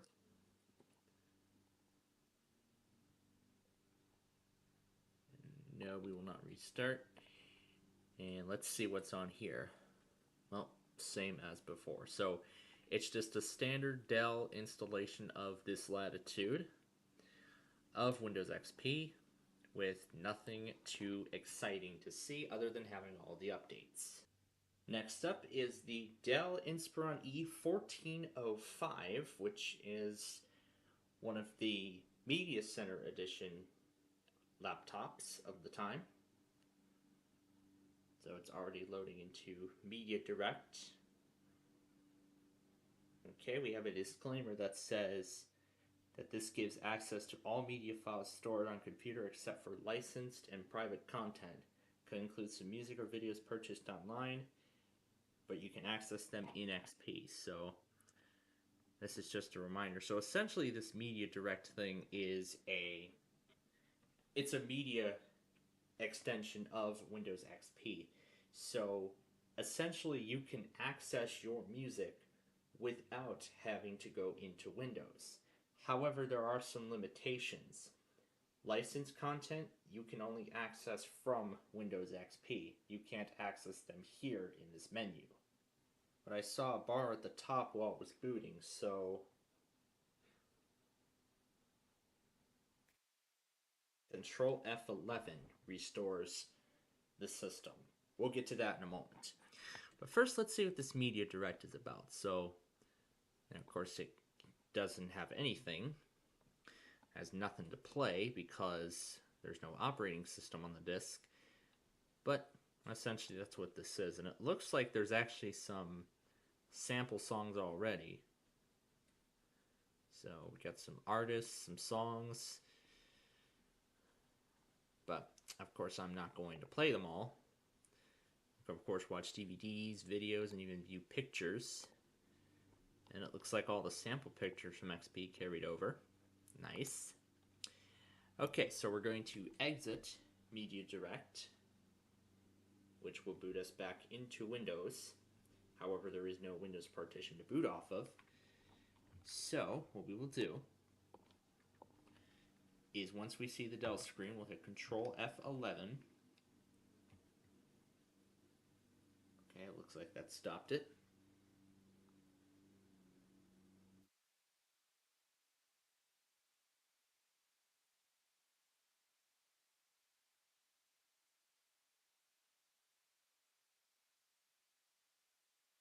Press F8 to trace. Alright, so then we run dsr fix/f. And yes. Yes. Yes to all. I think this might work. Let's try it. So let's restart. And then we'll do Control F11 again. And there we go. We got it. So here it is. This is the restore partition, which looks almost similar to XP. So this says, welcome to the Dell System Recovery Tool, and will restore your OS and software back to the way it was when you first purchased your computer. And this gives the warning that everything will be lost. If you have any data you need to back up, you need to click reboot, boot into Windows, get the data you need, and then come back to this menu. So we will restore the system, and this is the final warning, and we will click confirm. And now the restore process should begin. You can see Ghost is automating everything. So there we go. So it is now formatting the hard drive and reinstalling Windows. And I believe this will come with all of the programs and everything from the factory, so can't wait to see what this is all going to look like when it's done. So we'll give it a few minutes.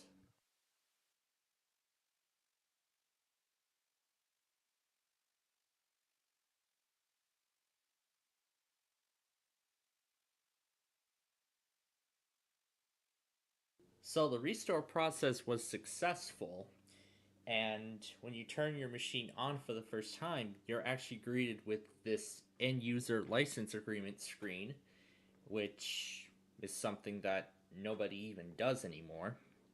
This says, before using your computer, please read the Dell end user software license agreement that came with your computer.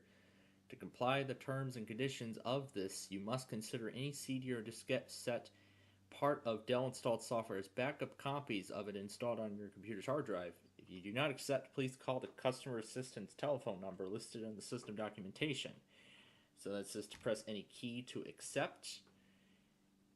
And then it gives the service tag and the service code, which you can use to look up drivers and get support for your specific machine on Dell's website, which we do not need because this is a virtual machine. And you will only see that once, only on the first boot. So after that screen, it loads into Windows for the first time. And of course the setup will go as usual. However, there will be some Dell tweaks to it.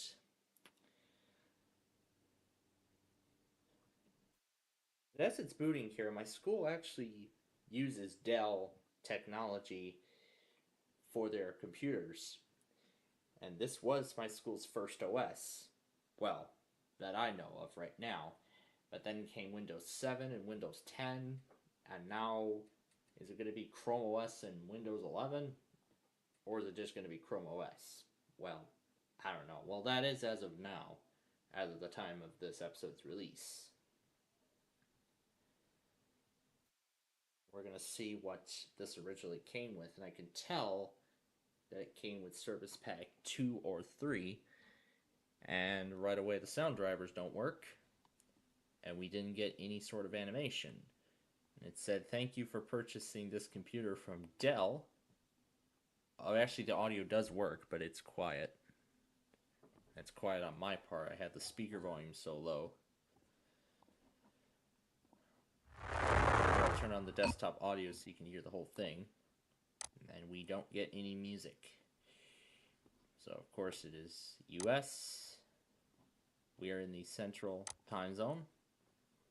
This is actually Media Center Edition 2005, so it should come with Service Pack 2. And we'll leave the computer name the same, so we'll just hit skip.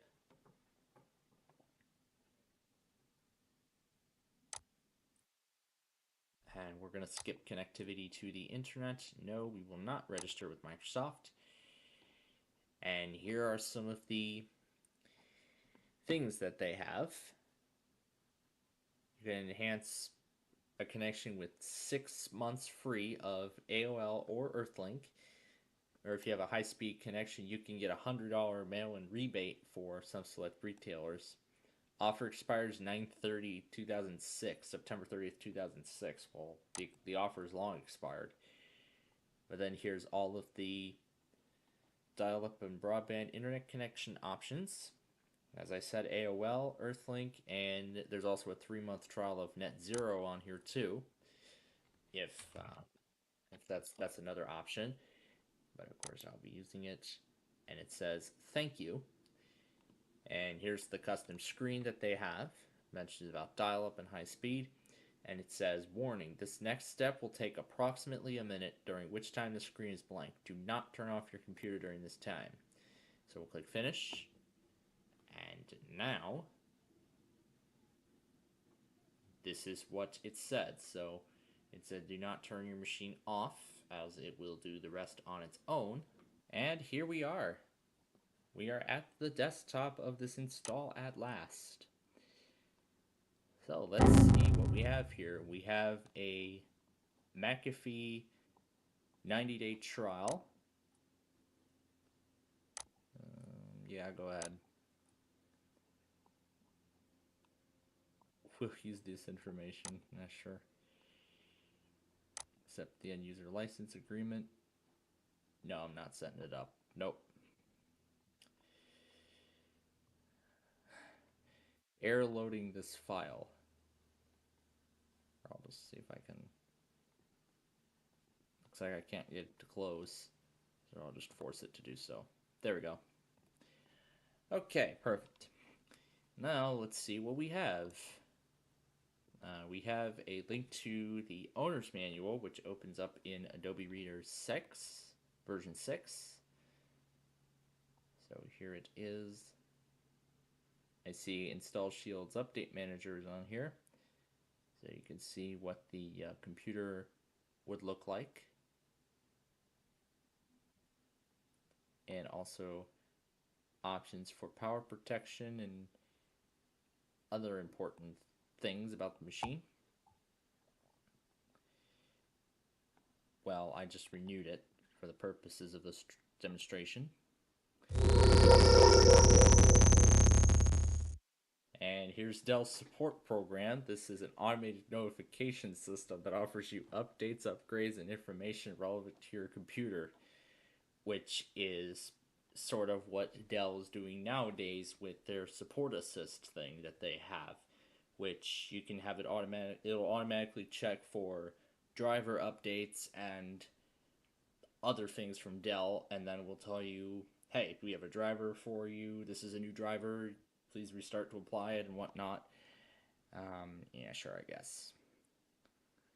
Anyway, we're here to see if there's any custom screensaver. And nope, it looks like Dell did not include any. However, we have a My Pictures Premium slideshow. We also have a Corel photo album slideshow, and I see what looks to be some Plus themes actually are already on here too.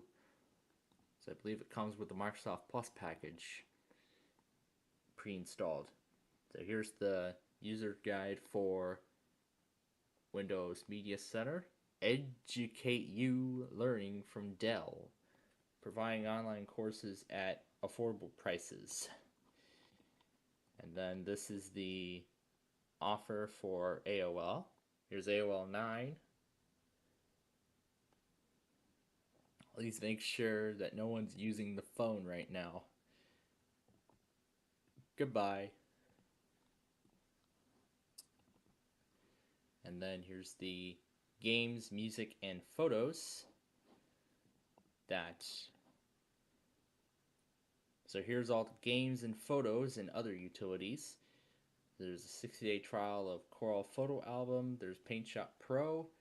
There's Music Match. And here's Dell's Games utility from Wildtanget. There's McAfee Personal Firewall that wants to gain access to the internet. Okay. Great news. More games and apps are available. Click update now. Is it like I care? But yeah, here's all the games we have. We got Polar, we got Golfer. We've even got Bejeweled. And then this X, I'm assuming, removes the game from the list or from the device. While clicking launch just installs it for the first time. The content you are about to enjoy requires the web driver. To proceed, click next, agree, and now it'll install the files. We have Roxo Creator, which of course burns DVDs and other things. Please answer the following. I'll just say no. And music matches, of course, what you think it is.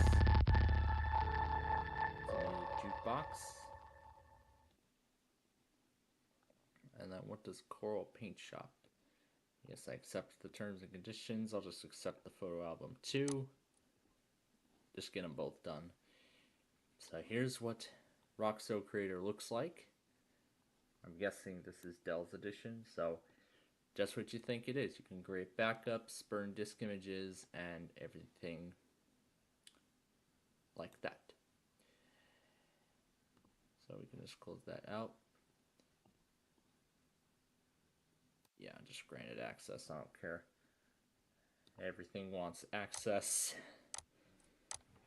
So here's Coral Paint Shop. Let's launch the photo album. Of course, you can look. So this is the starter edition. So it includes a free preview. Again, this is a 60-day trial. However, you can continue to use premium features. So essentially, the premium features will be limited after 60 days.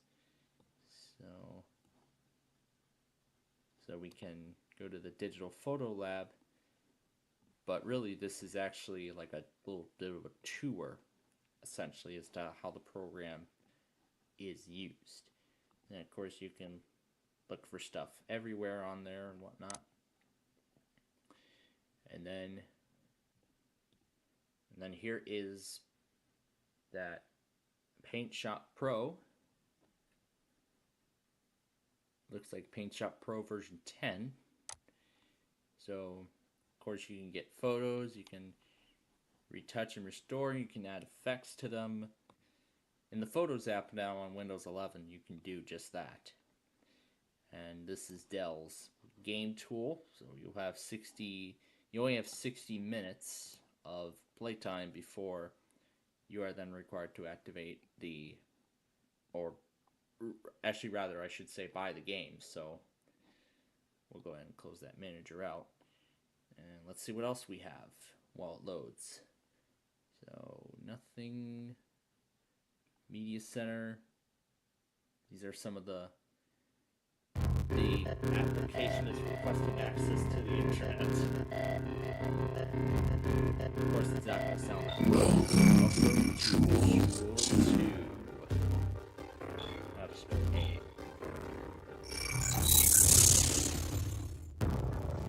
We played this game too much on this show, haven't we? I don't know if I like it with the choppy audio, but I guess it's just the way VMware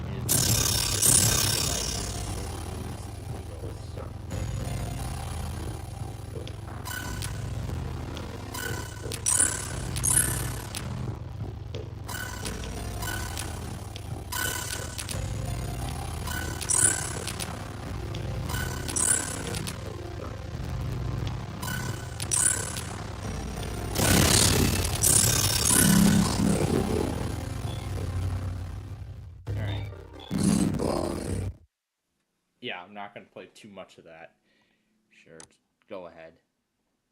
And see, I only played 1 minute, so the trial period is actually in total. So, like a total, and then it'll just terminate it.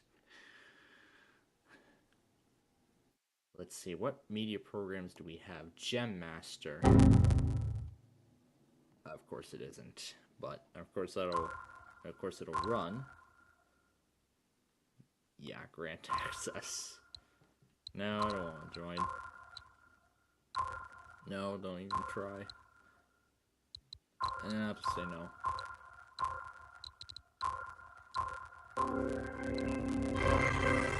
So there's the media playback controls. And what do we have here? Gem Master, which I'm guessing is one of the add-on games. 4 Media Center preloaded from the factory.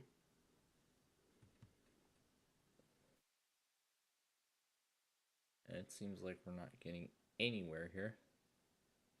Is requesting access. Do you want to? Yes. You must accept the terms before running the game. I guess it'll only ask for it once. The Wild Tanget. With the flying W. Gem Master Mystic.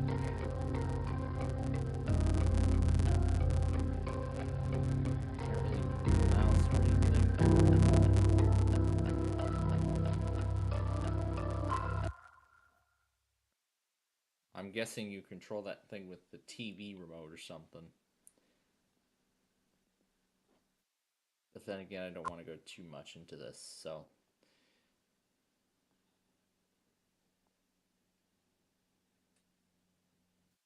Nothing interesting there. There's AOL 9, the Broadcom driver, the Photo Center. There's the Creative Sound Blaster already installed. There's the media source, which actually is this thing up here. So the audio converter is basically where you convert audio formats. And then the media source player plays, records, organizes. And you can edit WAV files in Wave Studio, which is I guess sort of a similar version of the sound recorder. And we can play it back, which is, I guess, exactly as it is, but in the choppiest voice possible. And then these are some product settings here. Sound font, what did that say? Sound font bank manager? What's this? What is this, a piano? Can I can literally play the piano on this. Dang. Cannot find sound mixer. That's bad. Speaker settings, I don't even know if that'll open. But then we have Dell's SPCPlayer, Sign Player, Sync Player, and it doesn't work. Great. Alright, what else do we have? Driver reset, and here we go. Sonic SPCPlayer was just that other thing. Let's just see if either of these two opens.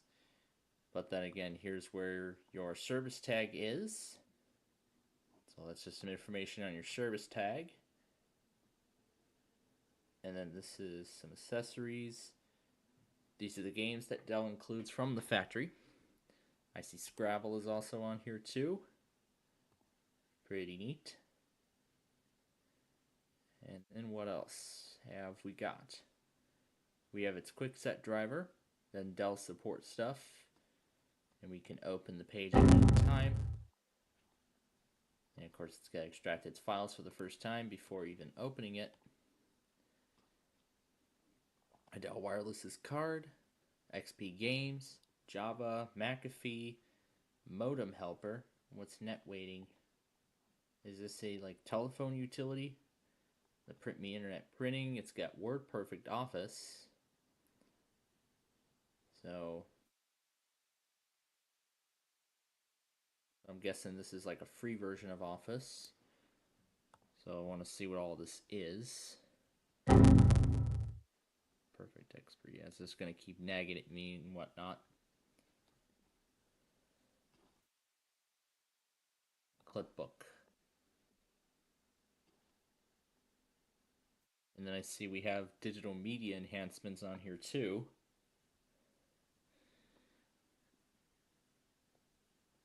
See, we have QuickTimes Player as well.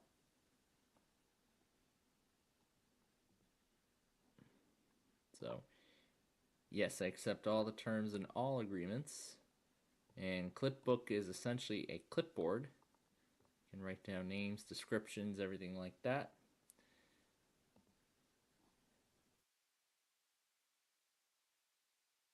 So, it wants you to install the driver again, even though we've already installed it. A feature-rich alternative to Microsoft Office. Configuring perfect expert projects.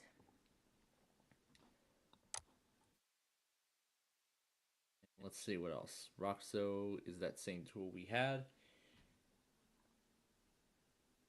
And then the digital line detect. And then we have some of the Windows Plus packages, like its own audio converter, label maker, dancer, and party mode, which we've looked at back in the Acer mini series, so this should be familiar. And Quattro Pro is essentially like Excel. Well, that's basically what it is. And WordPerfect is essentially Microsoft Word. Thank you for using WordPerfect 2012 or version 12. And then I'm guessing then that other tool is PowerPoint. The page is not responding, and I can't really seem to move the dancer out of the way. But I will open up the properties and show you that this should be Service Pack 2, because Service Pack 3 has not been out yet around the time. Yep, Media Center Edition 2005, Service Pack 2, manufactured by Dell. And then let's see if we can play a QuickTime sample movie. So open movie in new player.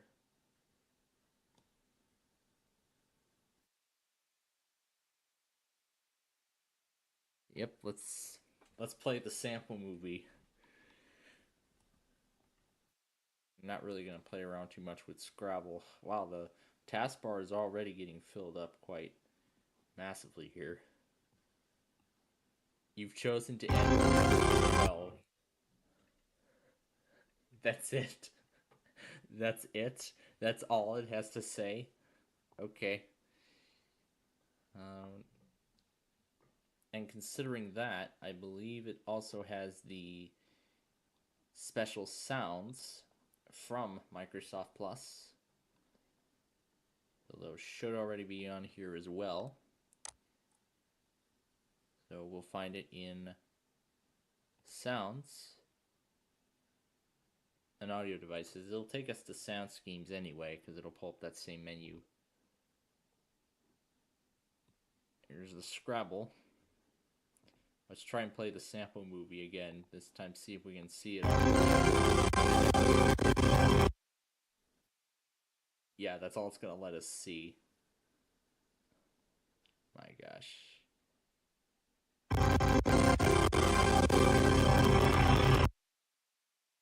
Well, we got a little more of it in.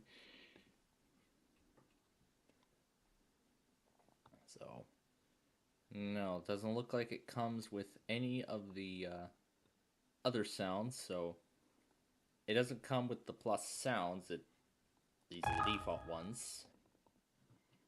So, nothing too exciting there. So, yeah, this is essentially that same Scrabble game we took a look at earlier on. Alright, let's see if I can... Alright, we're done with this machine. Let's move on to the next one now.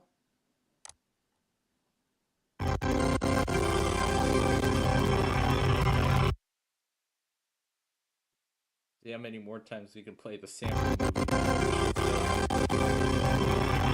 and loop it.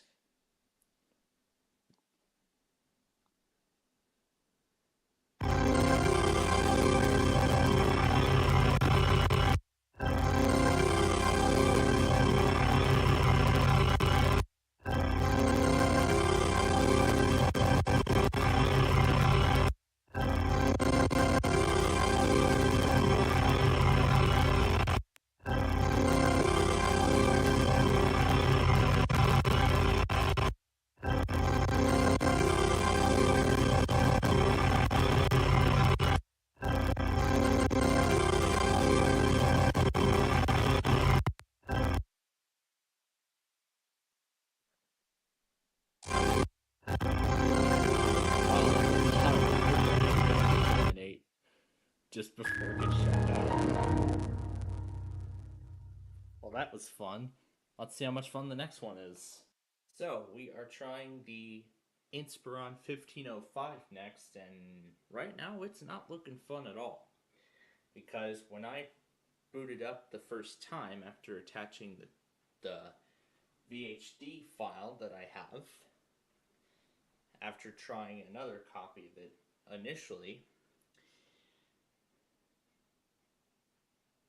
well, after restoring the ghost, so I had a ghost file of this machine, and after restoring it, it said that there were bad sectors, and it didn't even give me the option to repair.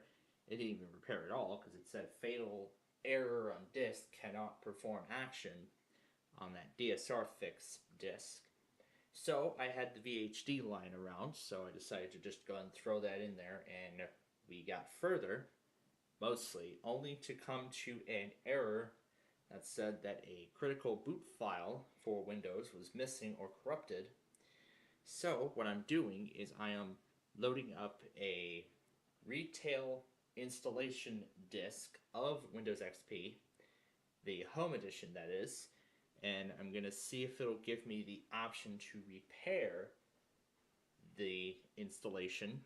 Set up XP now. To repair, press R. So, the recovery console. Alright, let's see. How do we use this here? Attach, check disk copy.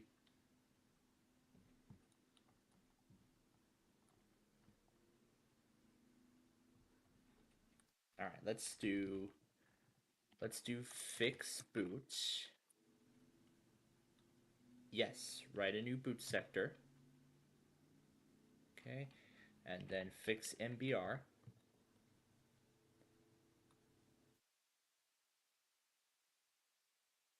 Are you sure? Yes, I want to write a new master boot record. And then, does this have a BCD? Okay, it doesn't. It said that a specific boot file was missing. So, fix boot, fix MBR. Okay, so I don't think writing a master boot record, I think, will work. Volume appears to be in good condition and was not checked. Okay. Alright.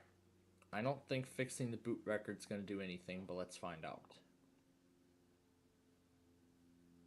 So what it did was it replaced the Dell boot record with the standard one from Windows. So that's what happened. So it just wrote over the Dell boot record. So that's why we're just seeing NTLDRs missing instead of Dell.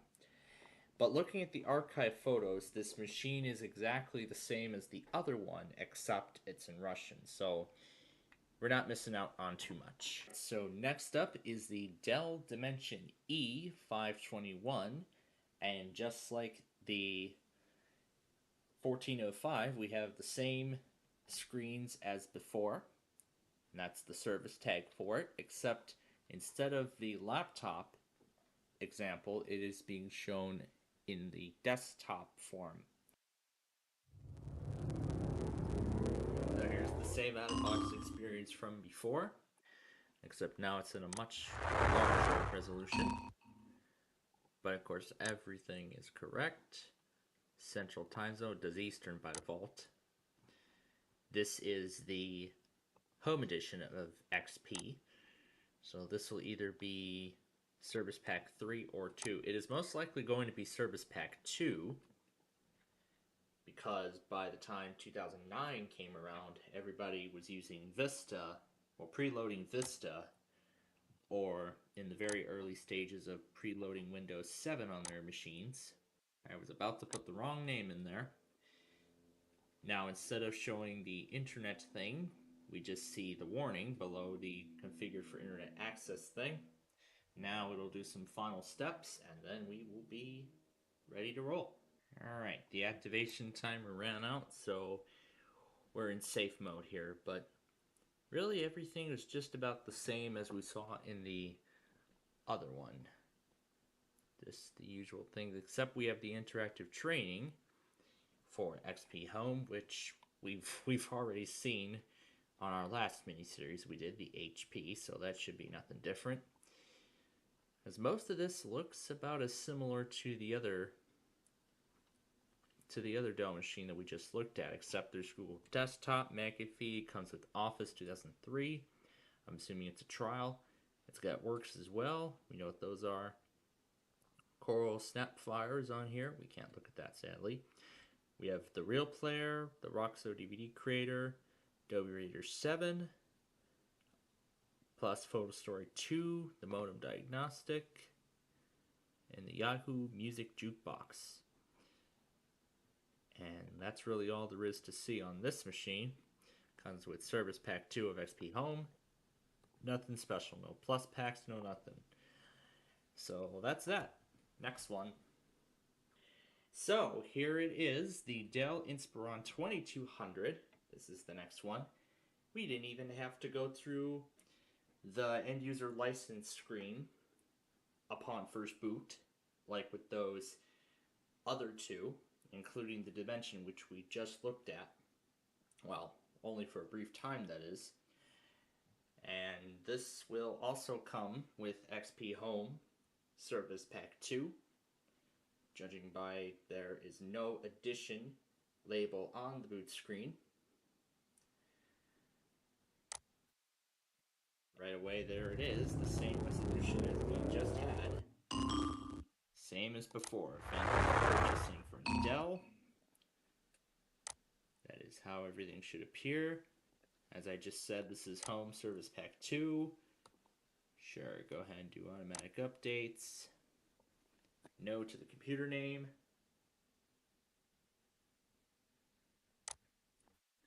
We're not putting my network at risk. No, we are not registering with anything. And we have the high-speed dial-up connection. And we are entitled to 6 months of America Online or Earthlink with no fees. So, same as before. And we saw with that Inspiron, who will use this machine. And as you can see, we have the new AOL icon.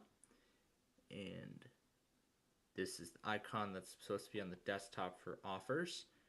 And there's the 6 months of Earthlink included, other than 3 months like with that other one. So now, one more reboot, and then we'll be at the desktop.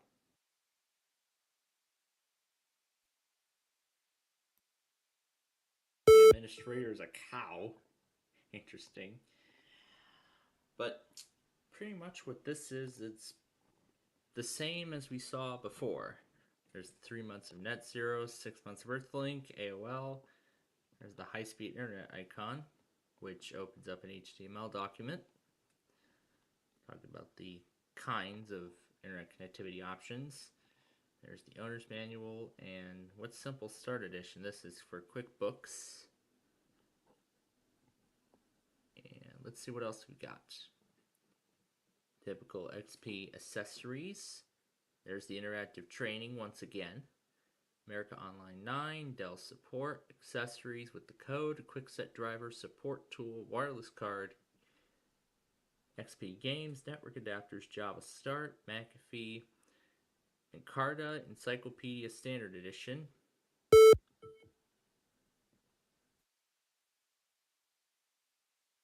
quarterly pop-up for everything else that they've got.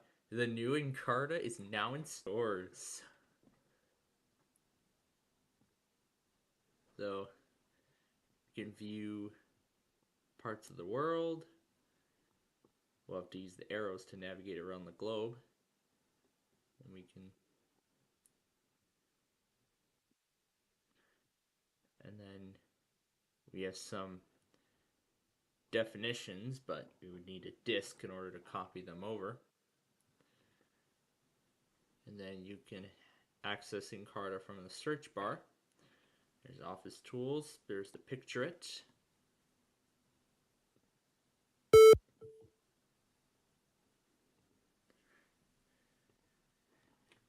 But yeah, sure, that's really what that is. And then there's Works, the Modem Helper, Net Waiting, Print Me, QuickBooks, then QuickTime, the Real Player Sonic, the startup stuff, and that's really it. And that next one is the Dell XPS 15Z. We are finally moving away from the XP era of Dells in this set. So now the final two are based on Windows 7. Or as I should say, they came preloaded with Windows 7. Because by the time 7 came out, XP's latest service pack was Service Pack 3. And that was the only service pack that was still receiving updates by the time mainstream support ended in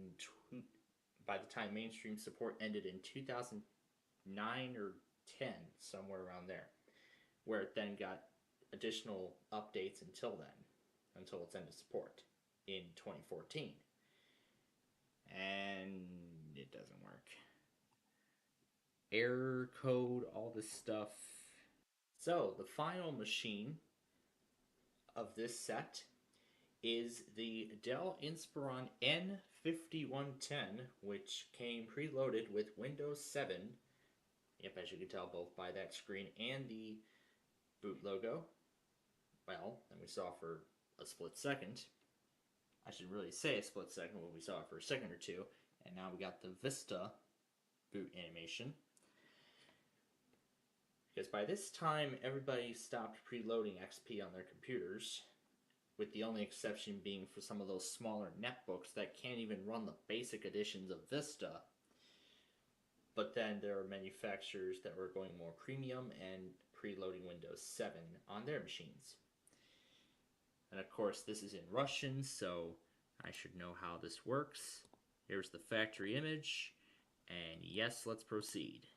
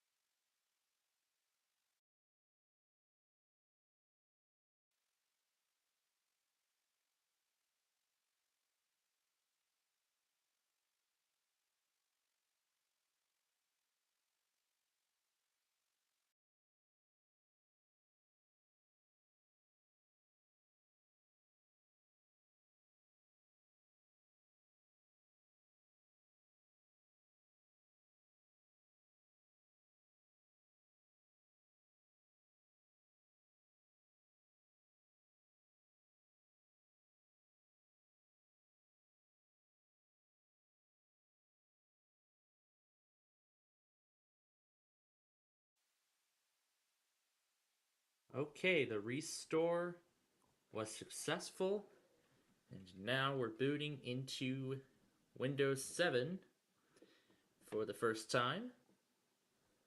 So let's see if it'll actually boot all the way. So we see starting Windows in Russian, of course, because it's a Russian copy of Windows 7.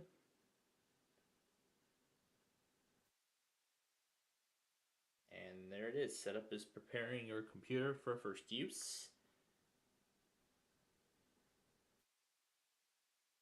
It will check the system performance. So here it is. This is in Russian, but I can change it to English later on if I so choose. This is in the Russian keyboard layout, but I'll switch it to English US.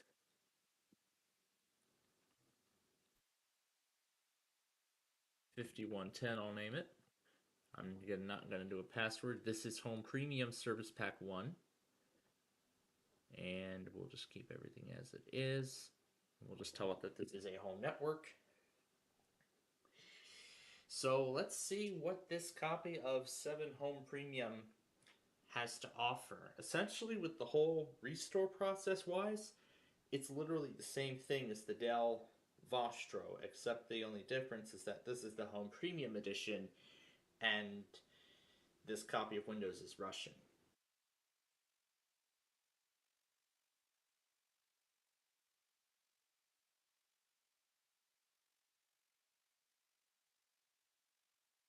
Okay, we have a couple of messages here. One is Dell's support thing, and the other is a hardware message saying that you need to restart, but we will not do that.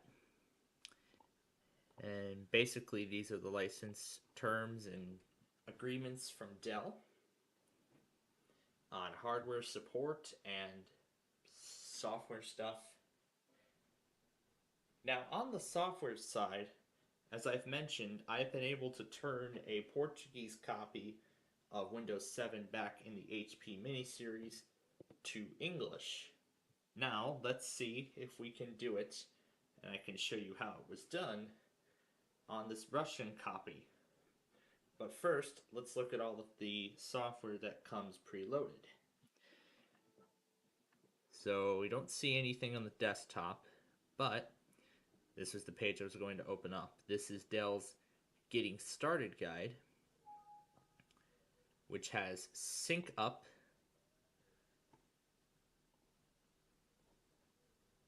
which makes it easy to access music, photos, videos, and documents from all your devices in any place that has a web browser.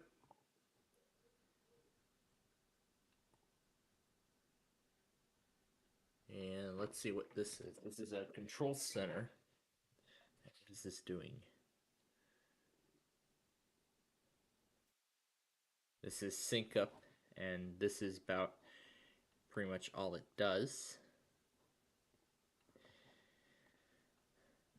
And then it has McAfee Security Center.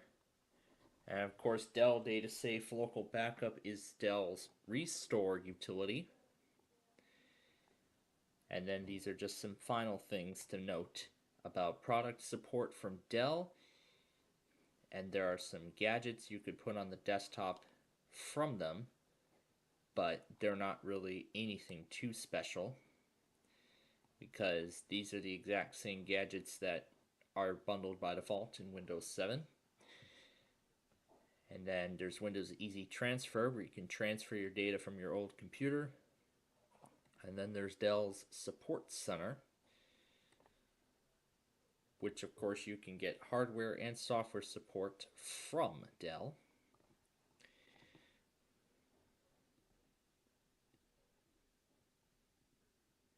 So let's close the control center here. And let's see what Live Central is. I'm guessing this is a photo gallery. So you can post to YouTube on this thing and some other social media platforms. And this says this version of Dell Support Center is not compatible, or did it say failed to identify license or something?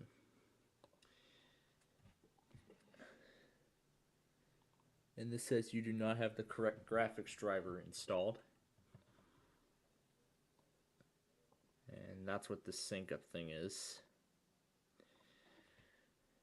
This is Nero's update tool that they have.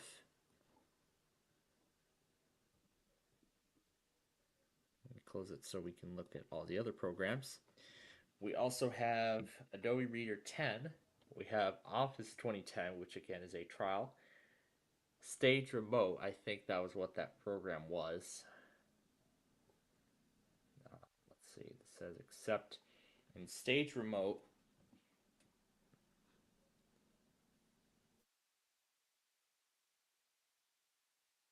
and that you prefer settings.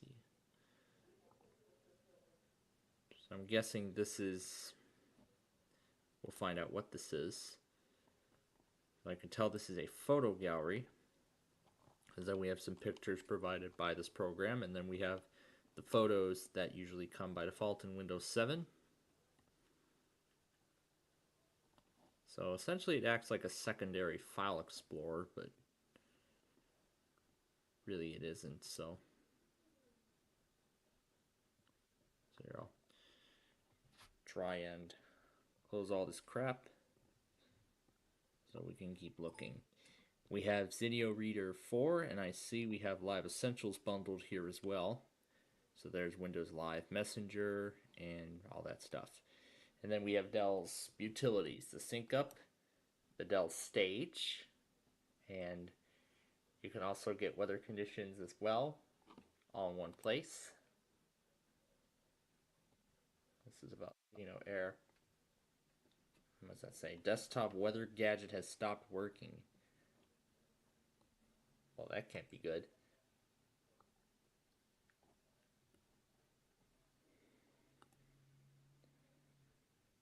Let's see, accept.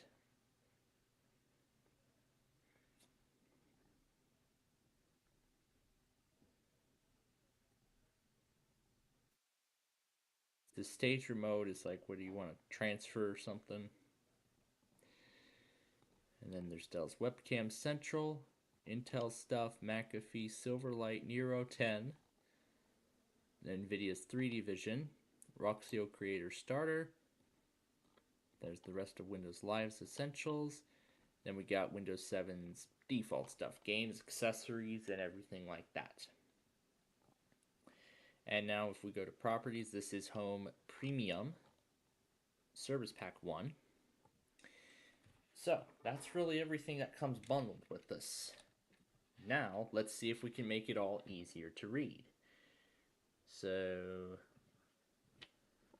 let's try and see if we can change the language. So we go to the home page and we go to date and language.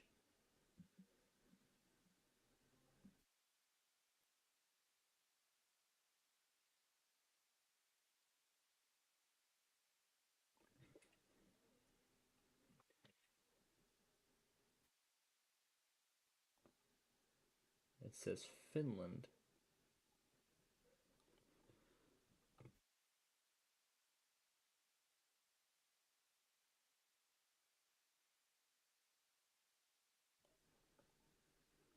So I think they put the most likely countries up at the top.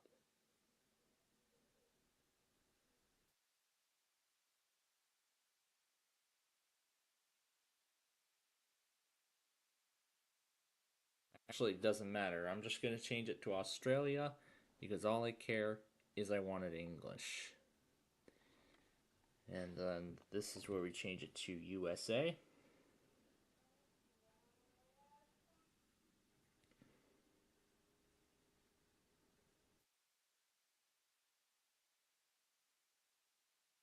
Scroll it up and we'll see more languages.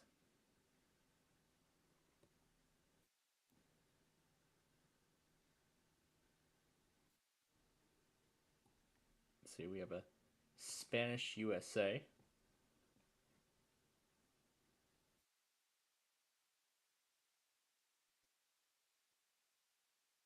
think they put the most likely languages up at the top. English United States. And this is what it's going to show. And we'll hit apply. And now we have the time and date in US. Now,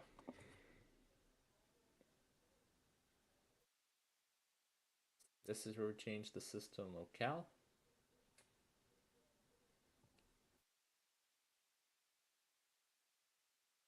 I see it's already detected English US, so we'll make that the language.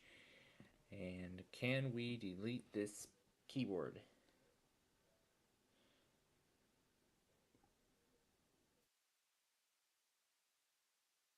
Up on the list, apply. And I'll see, we'll delete Russian and hit OK. So there we go. We now have the English US keyboard layout. Now we just need to change the system locale then to English United States.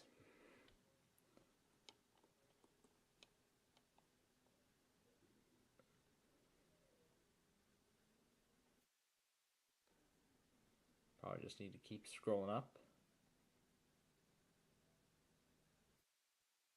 Chinese, I'm guessing this is Spanish USA.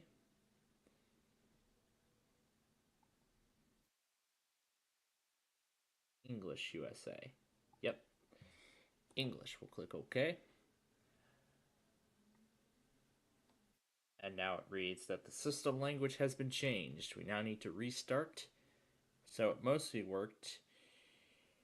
But as you can see, now all error messages display in English.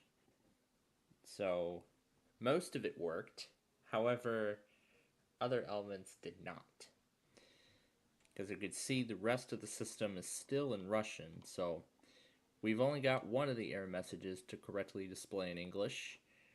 So that means we'll need to head back and we're going to change the system locale.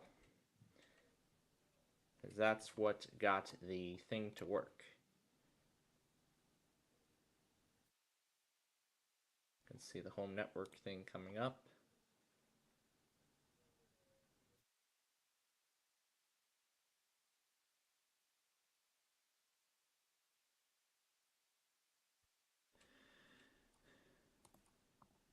And this, I think, changes the locale.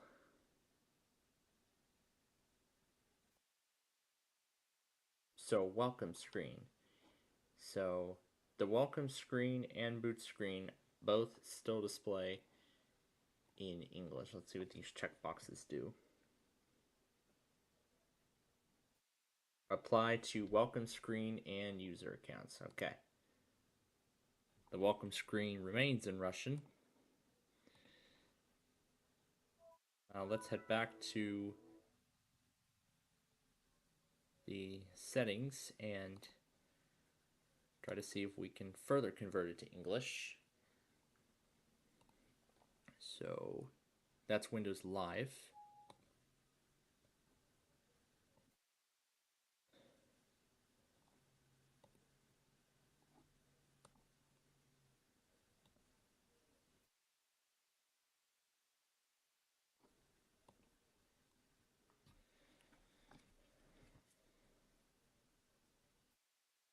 So this says delete all change parameters. No.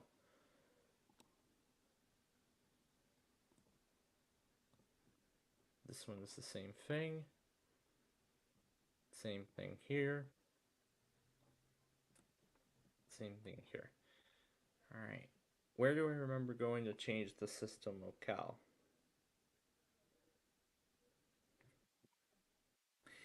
Well, yeah, this is the best I can do, because now I can't even remember how I did it.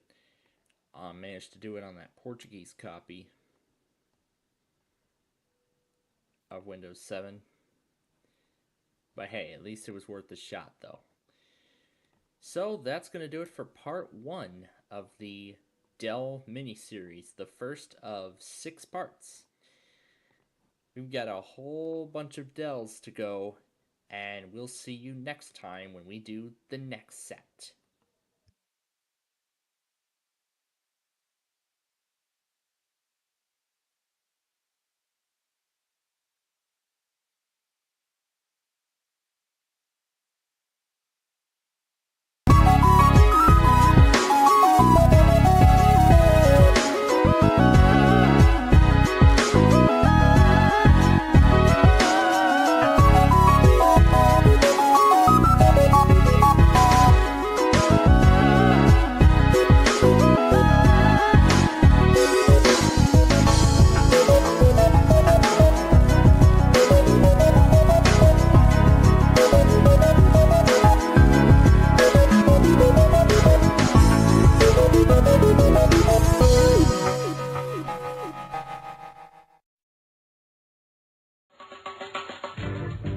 We've made it to the end of the week.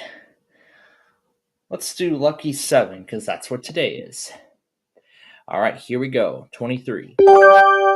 Wing stew, 20. 21. Puffy fish, 5. Fried rice, 14. Daikon, 16. A crusty dessert, and 1.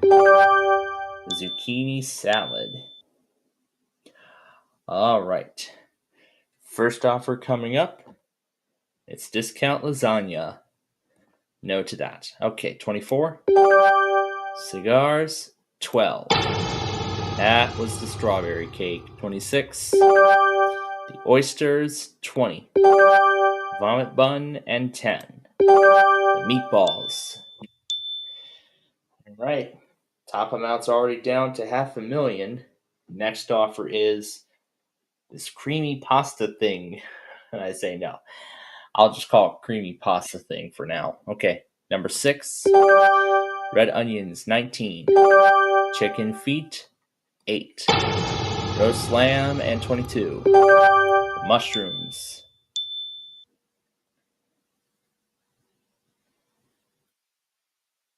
Okay, next offer is caponata. Nope. All right, number 4. Eyeless fish, 13. Bunny cake, and 25. Cinnamon bun. It's bonus time.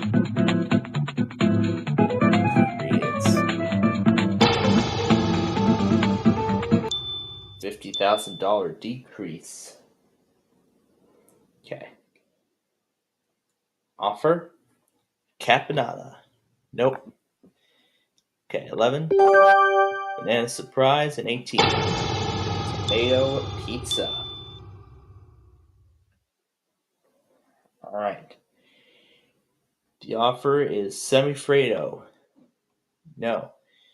Okay, number 3. Peaches.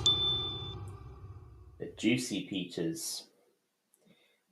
All right. The next offer is semifreddo again. No. 17. There's the garlic.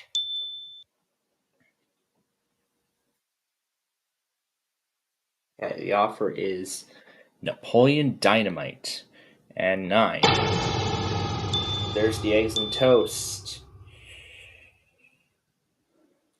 Considering that I don't think that cheesesteak's going to end up in my tray, I'll just go ahead and take the pasta and have that to close out the week. And we would have had the chicken instead, so good decision there. We'll be back on Monday with hopefully another delicious meal, but until then, we'll see you next time. It's a new week here at Chef Andre's restaurant. We will get rolling right now. And we are going to do 19 as our platter this time. Let's start things off with 18. Zucchini salad, 6. Daikon, 21. The tomato pizza, yikes. All right, 3. Spicy meatballs, 25. There goes the cheesesteak, and 17. Oysters. All right, first offer is coming up right now, and it is Some lasagna at a discount. No. All right, 20. Eyeless fish, 10. Red onions, 15. Vomit bun, 8. Fresh chicken, and 24. That was the strawberry cake. All right. Next offer is some creamy pasta. Nope, I'm all right without it. Okay, number 2, roast lamb. Number 5, fried rice, 14. Juicy peaches, and 12. Garlic. Some fresh garlic at that. All right, the next offer is some caponata. That's delicious. No to that. Okay, 4. There are the cigars, 23. Wing stew.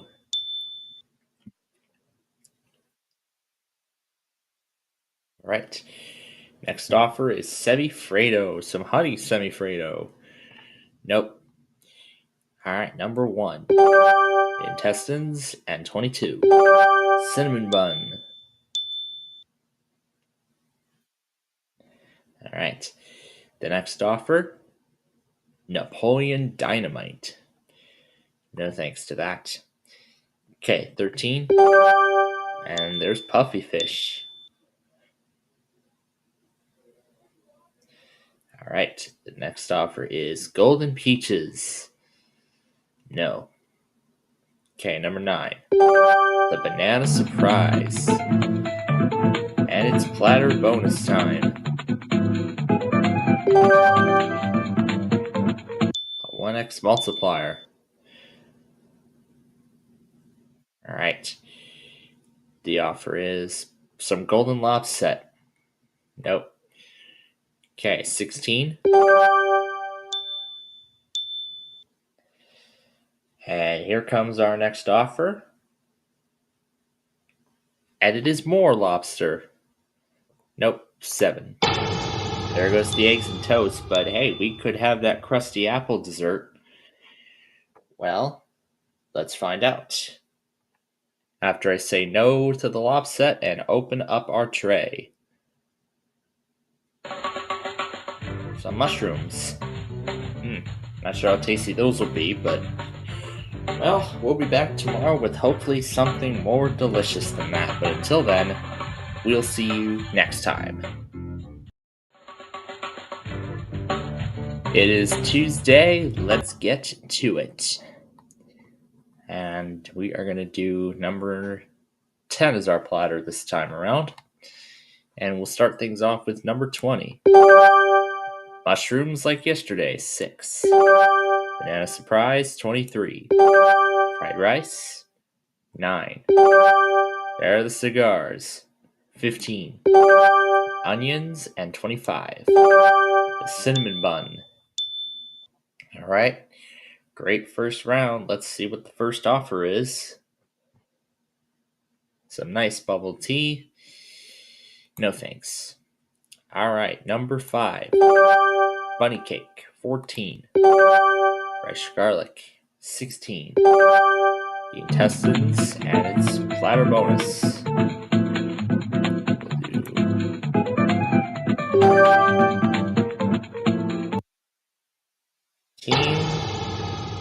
And 7. Well, we only eliminated the Philly cheesesteak, which was the highest on the board. Next up is semifredo. That was a great doubling offer, despite that first big one. There's the vomit bun, 13. There goes the roast lamb, 3. Daikon, 22. There goes the toast. The eggs and toast. We still got 4 big amounts on the board. Here comes our next offer. Napoleon Dynamite. No to that. Alright, 8. Fresh chicken, 19. Tomato pizza, and 1. Zucchini salad.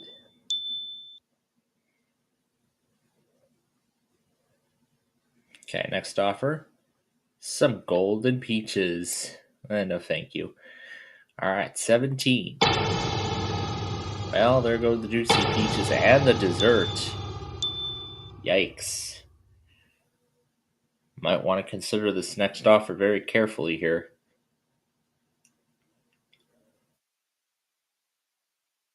That actually does look delicious. I'll take it.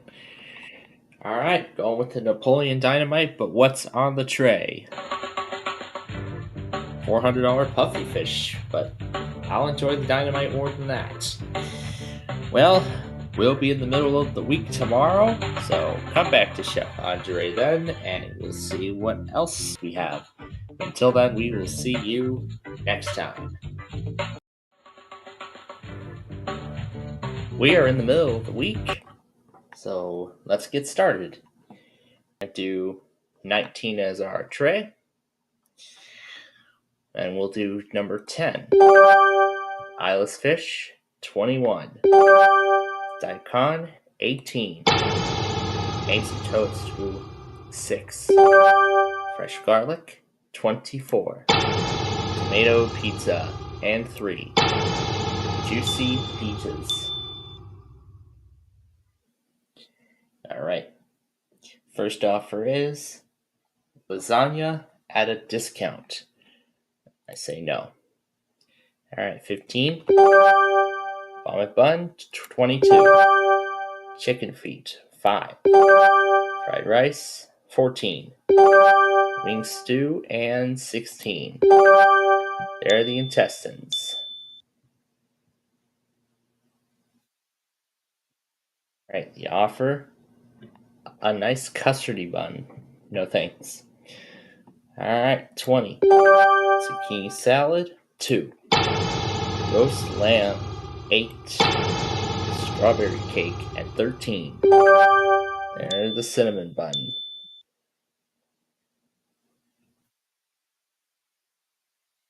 The offer is a nutty bun. No thanks to that.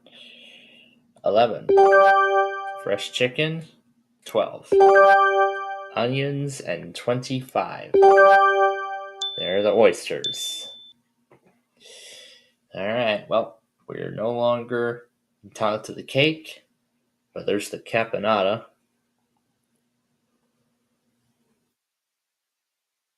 Let's try for the dessert. 4 and 26. That was the cheesesteak. That was the Philly cheesesteak right there. Next offer is semi-Fredo. Nope. Okay, 7. And there's the puffy fish. Right. The next offer is Napoleon Dynamite.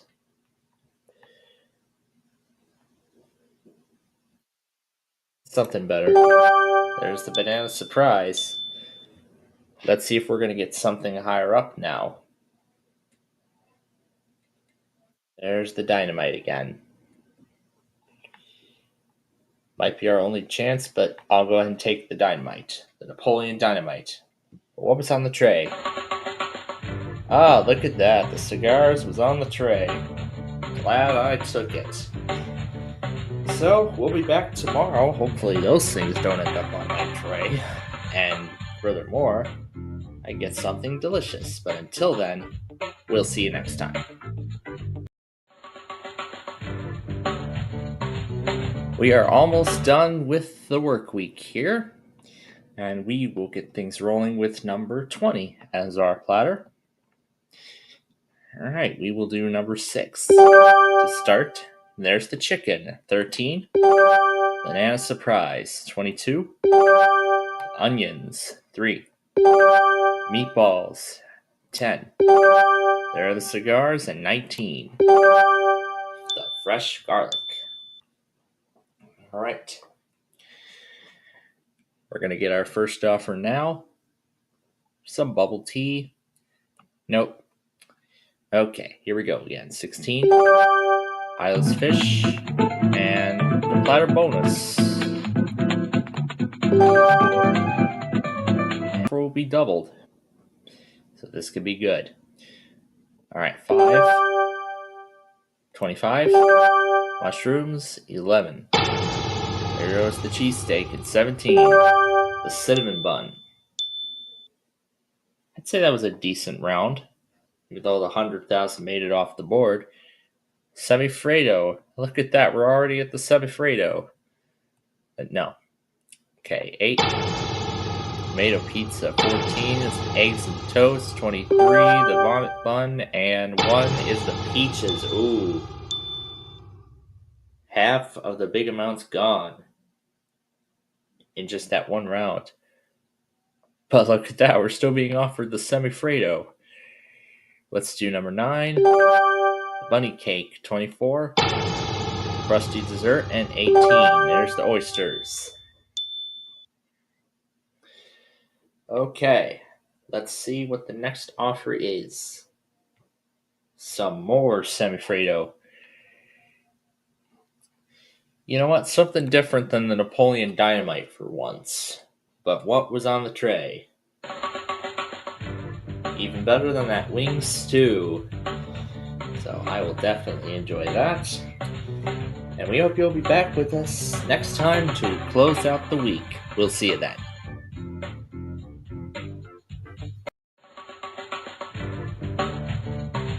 We've made it to the end of the week.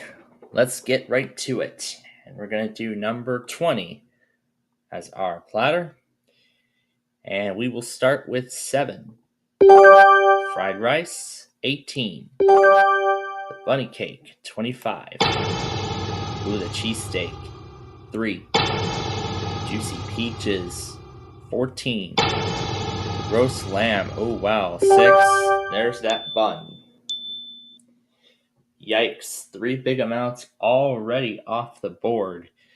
First offer is more discount lasagna. And I say no. Okay, 10. There are cigars, 16. Intestines, 22. Puffy fish, number 1. Eggs and toast, 24. Banana surprise. Right. The next offer is a custardy bun. Nope. Okay, 9. Daikon, 12. Chicken feet, 19. There goes that crusty dessert, 5. There are the mushrooms. Okay, the next offer is semifredo. And I say no. Okay, 21. There goes the cake. Might as well open 26. And 23 too. Oh, there goes the pizza. Wow. Let's see what the offer is now. Ooh, discount lasagna. You know what? Sure, I haven't had lasagna in a while, so I'll try it. But what was on the tray? The cinnamon bun would have been delicious too, but I'd take the lasagna more than that. So, we'll be back Monday with hopefully another delicious meal. But until then, we will see you next time.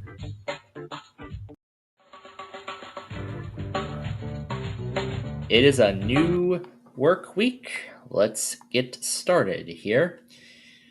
And we'll do number 9 as our platter this time. And we will do number 6. Mushrooms, 22.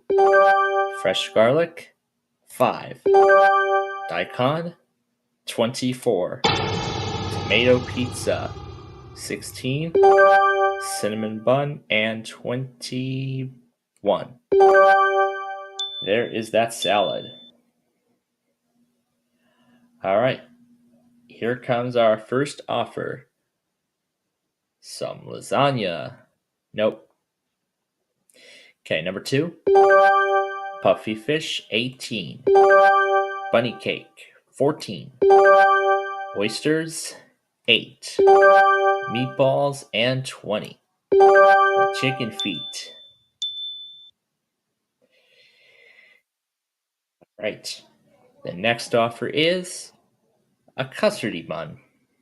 A $58,000 custardy bun? Okay, 25. Alright, 10. Wing stew, number 1. The red onions, and 23. There's the chicken.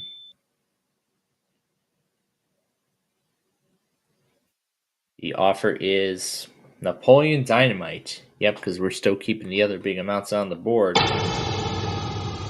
Well, now they're all going away one by one, including that cake and the lamb. Ooh. That was disastrous. How's that going to affect the offer? Ooh, went down to caponata, but that's still equally delicious. Okay, 4. Fried rice, and 11 was the eggs and toast. Wow. All right. What is the next offer? A $52,000 custody bun. Okay. That is a good meal, but what's on the tray? Banana surprise. That would have been equally delicious, but I prefer the bun more than that, so maybe something more delicious tomorrow? Well, join us then, but we will see you next time.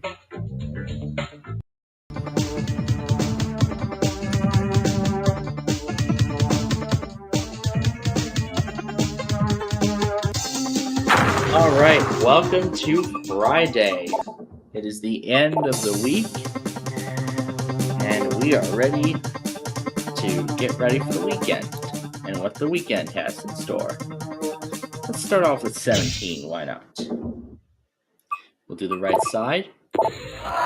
Lose 75, otherwise 250.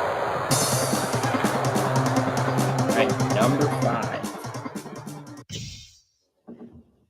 Okay, left side.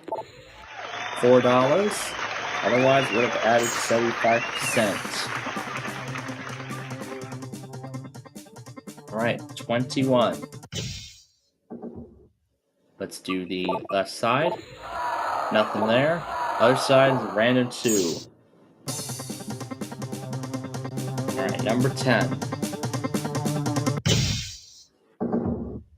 Let's do the right side. $66,000,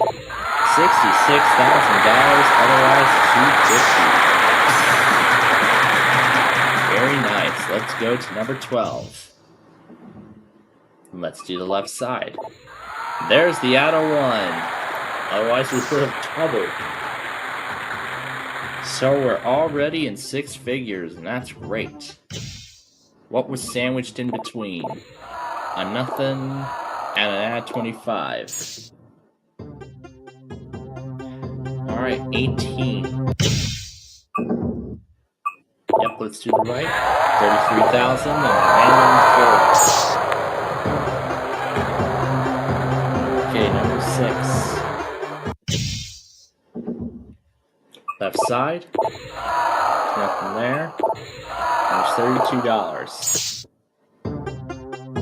Alright, 15. Let's do the left side. $16,000, and there was the million. Alright, number 20.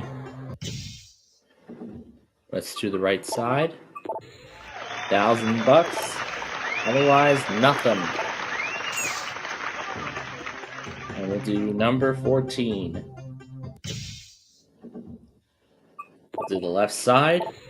And there's $125,000, otherwise $2,000. Number 8. To the right side. And there's $4,000 there. Otherwise it would have been over. Nice. Okay, number 1. Let's do the left side.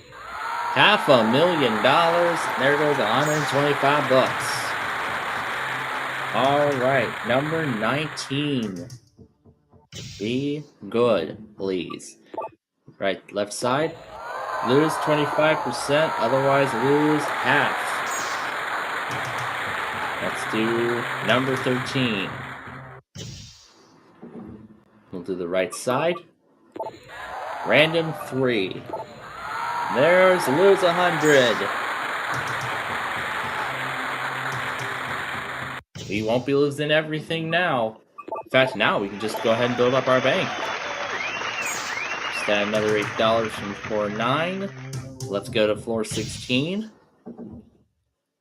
Left side, $2 and $500. So it's just going to be essentially small amounts of money that we'll be adding now.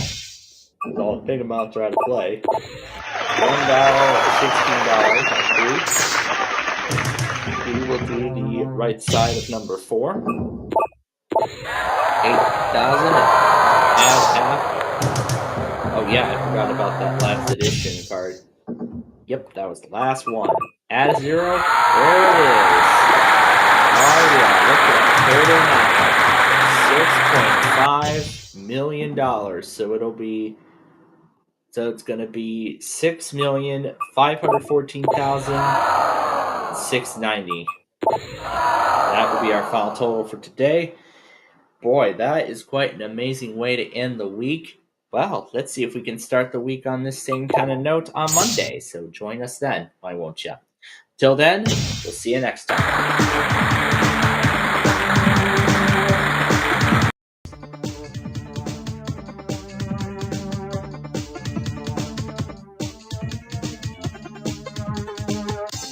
Alright, here we go again, back here at the tower for a new week. So, let's get started with number 16. Alright, right hand side, lose 25%, there goes random 2. Number 5. Okay, let's do the right side. Nothing there. Other side, we would have lost it all. That's awesome. We got it out of the way early. Let's go to 15. And look at the left side. $1, and that's $16,000. Alright, 21. Let's do the right side. Random 1. There's nothing. Okay, number 11. Let's do the left side. $4, almost $2. Alright, number 20. Let's do the left hand side. $16, almost add half. Let's do number 3.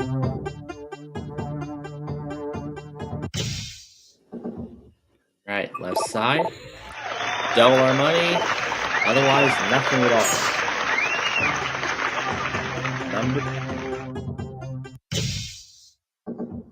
Okay, let's do the right hand side. There's the $1 million. Otherwise, nothing at all. At 17. Let's do the right side. It's over. For $1,240,000. That is a very nice amount of money for, a whole few minutes of work. But we'll be back tomorrow to see if we can win more than that, and I sure hope we do. But until then, we will see you next time.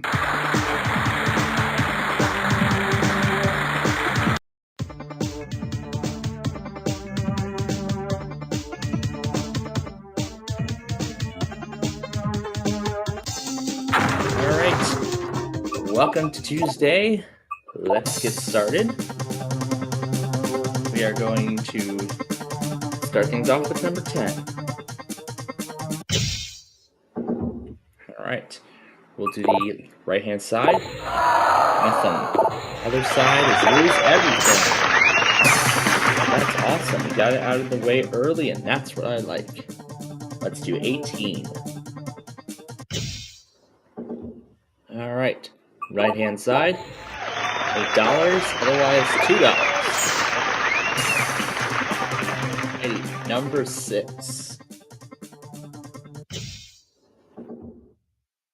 Okay, right side, 50% at half, otherwise nothing. Number 4. Look at the right side. Random 2. Otherwise, would have lost half. Okay, number 15. Okay, let's look at the left side. 250. Otherwise, $66,000 we missed that on. Alright, number 12. Let's see what's on the right side. 16,000. Otherwise, it would have lost 75%. Okay, number 11. Lucky number 11. Left side. There's the dollar. There's 83,000 on the other side. Alright, 19. Let's see what's on the left. There's the added 0, and there's $32 on the other side. Let's find that add a 1 now. Let's find that add a 1 for $1 million. $500. The $1 million and the 1 would both be impressive, but yet difficult to accomplish. So right side 17 has 1,000. The other side has 127. Okay, number 2. Let's look at the left side. $2,000. Otherwise, add 25%. Number 3. Okay, let's look at the right-hand side. There's random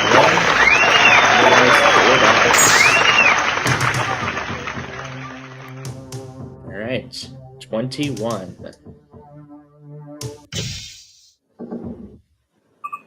Alright, right-hand side.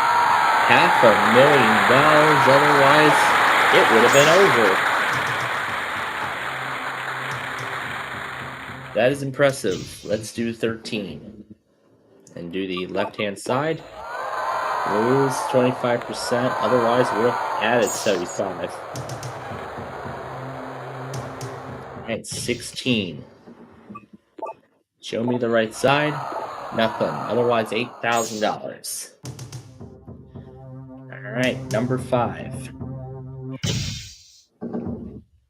Let's look at the left side. There's the out of 1. There's the XLR. Now I'm happy. And I'm even more happy now that we can just keep building our bank. So, left side number 1 is $250,000 and there's $16,000. Number 9, we'll do the left side. There's the $1 million. There's $125,000. Okay, last 3 floors. Number 20, $64, and there's the random 4. This is all that's left. That double will really do something. There it is. And there's the random 3. Alright, last floor. Left side, $4,000, and the other side had nothing, of course. So, we finished today with $5.5 million. In fact, over $5.5 million. That is a very impressive amount. So, we will be back tomorrow and see if we can build our bank further from that. But until then, we will see you next time.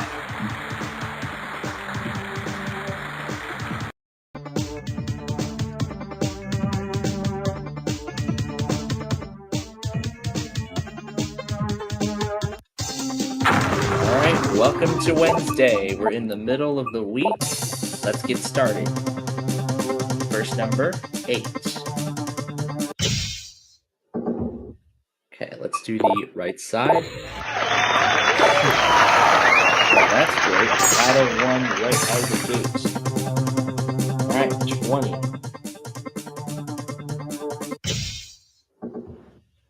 Okay, left side. There's the other 0. Wow, that's one of the worst ways to use add a 1 and 0. Alright, 13. Left side, $8,000. Right side is taken for a run.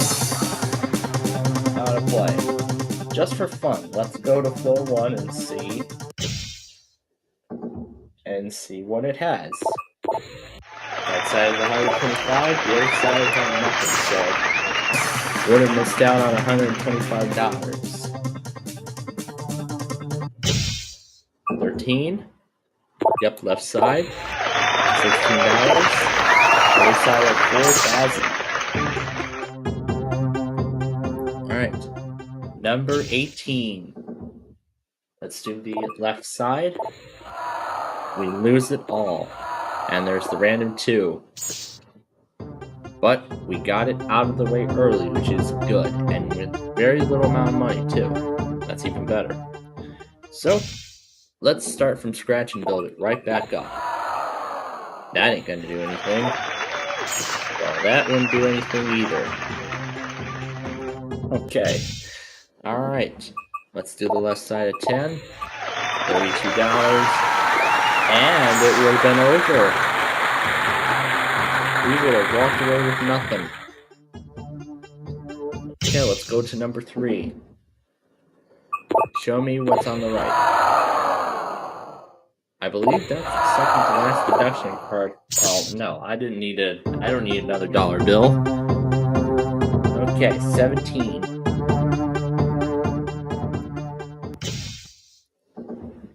Okay. Show me what's on the left. Nothing. And we would have doubled. Alright. Number 12. We'll do the left side. And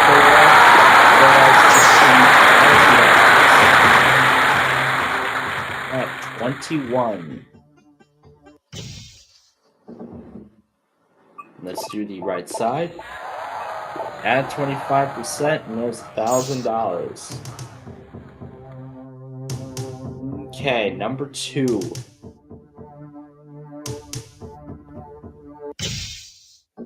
Alright, left side. Random 3, otherwise would have added 50%. Let's do number 11. Okay, left side, lose 25%, other side at $8. Okay, 14. Let's do the left side. $125,000, $66,000 on the other side. Alright, let's do number 19. Look at the right-hand side. $2,000 there. Otherwise, $4. Number 4. Okay, right side. Nothing there. Other side, $64. Number 5. Right up the next floor. There's nothing. There's nothing. That's all the blank cards there are. So let's move right along. Number 9. Random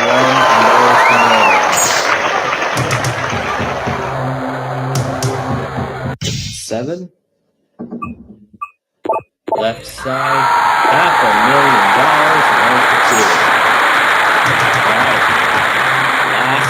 Floor 16. This is the last one. The side, $33,000 and $250,000. That would have done something. That would have done something.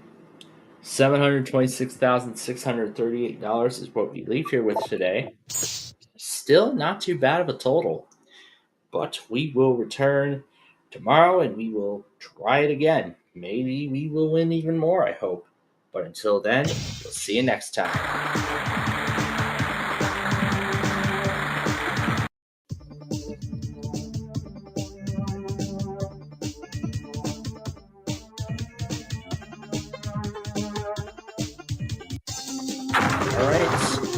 here we go. It's Thursday. The end of the week is upon us. Let's get started with 18. Number 18. Show me your stuff. Let's do the right side. Lose half, but we got it out of the way early. Send it back. Alright, number 9. Let's look at the left side. Random 3, and we missed out on adding another 25% of nothing. Alright, 14. Let's do the right side. There goes floor 1. Missed out on adding another 0.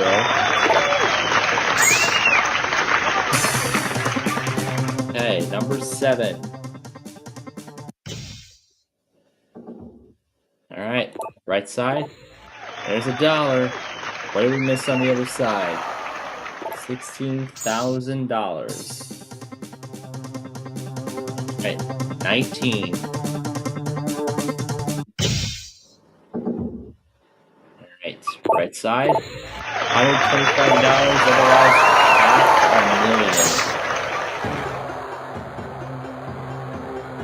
$500,000. Alright, number 16. Let's see what's on the right. $125,000. Other side has nothing. Alright, let's go to number 11. I hope 11 is a lucky number. Let's see. Right side has nothing at all. Other side has 500. The right side, $8,000 there, and there's 1,000. Alright, let's go to 13.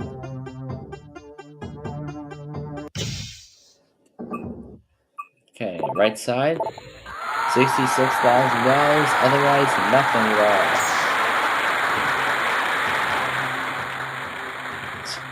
Number 5.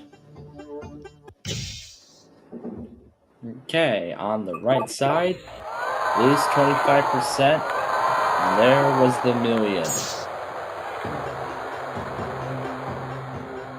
Alright, number 20. Let's do the right side. Lose it all. We would have added 75% of it. Unfortunate. Alright, number 6. Left side. $4,000, otherwise $250. Okay. Next up, 12. Let's see what's on the right.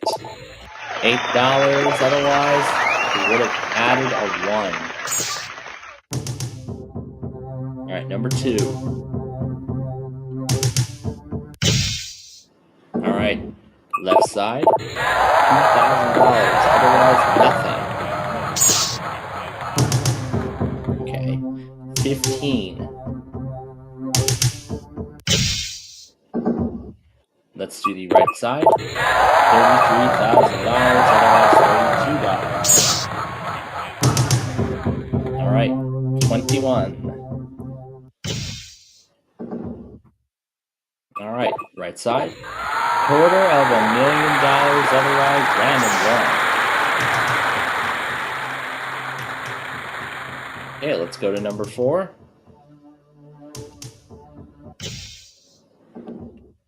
Right side, $2, otherwise $16. Okay, number 8. Show me the left side. $64 means random 4.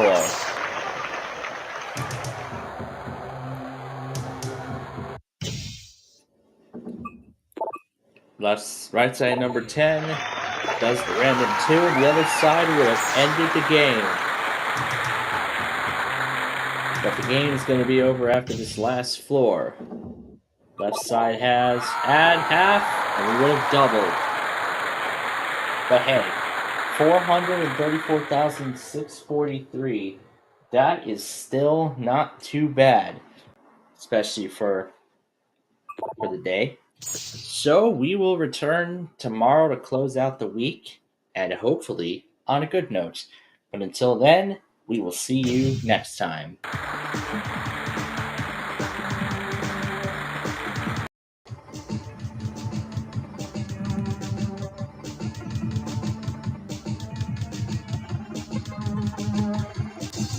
Alright, we've made it to Friday. It's the end of the week. Let's get rolling. Alright, first number, 21.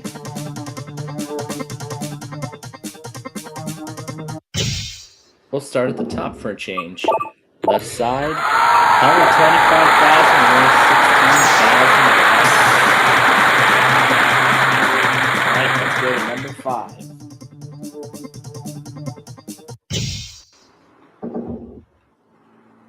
Alright, right side, $4. Other side, add a 0. Right, 14. Let's do the left-hand side. There's a 1. $1. And there's X11. Alright, let's do 19.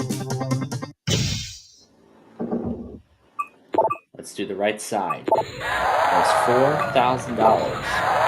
There's $2. Okay, number 11. Little number 11, legs 11. What do you have?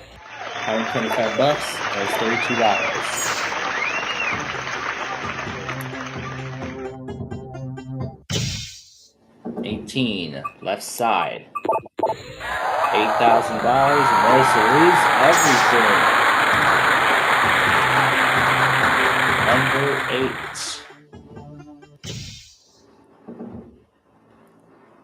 Let's do the left side. $500,000. There's to lose 75. Number 6. Alright, let's look at the right side. There's nothing there. Other side is $500.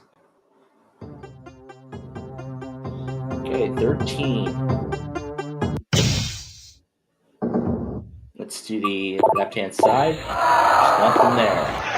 There's nothing. There's nothing. Let's do 16. Let's do the right-hand side. $250,000, otherwise $100,000. Let's do number 3.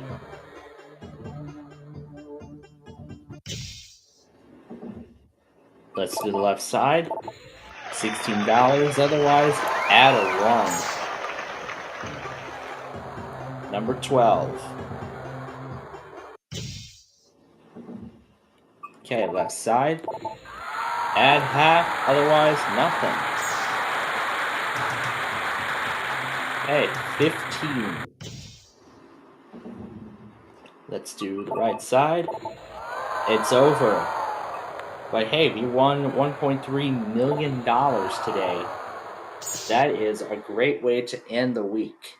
But we will be back on Monday to do it all again. But until then, we will see you next time.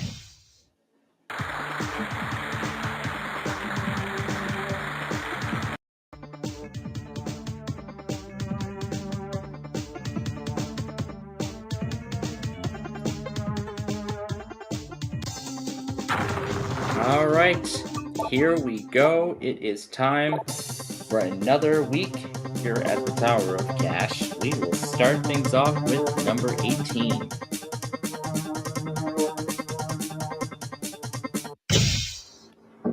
All right, let's do the left side of 18. And it's $125. Oh, look at that. The I love it. Okay, number 8. Let's do the left side. There's $1. There's nothing. Alright, number 20. Okay, let's do the left side. Nothing. Other side, also nothing. Okay, 15. Alright, left side. $500. Otherwise, we're added 75%. Let's do 11. Do the left side. Random 1. Otherwise, there is the millions. Alright, number 9. Do the left side. $4,000, otherwise $2. Okay, 13.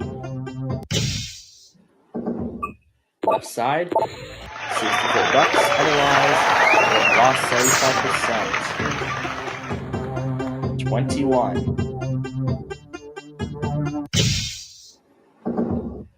Alright, left side. Quarter of $1 million, otherwise we would have lost it all. Apparently we have not touched the bottom of the tower yet. So, why don't we go and touch it now? Right side of 4. 32, otherwise $8.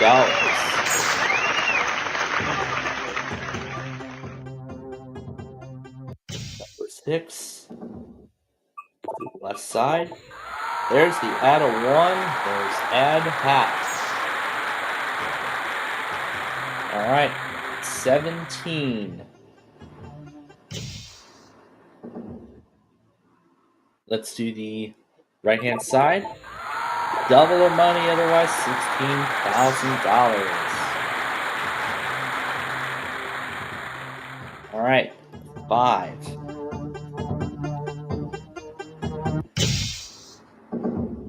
Let's do the left side. Add 25%, otherwise random 2. It's 19.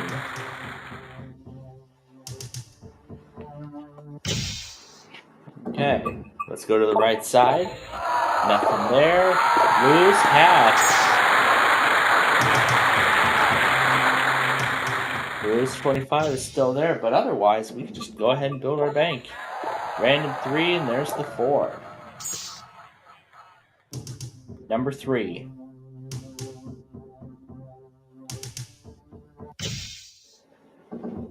Alright, left side.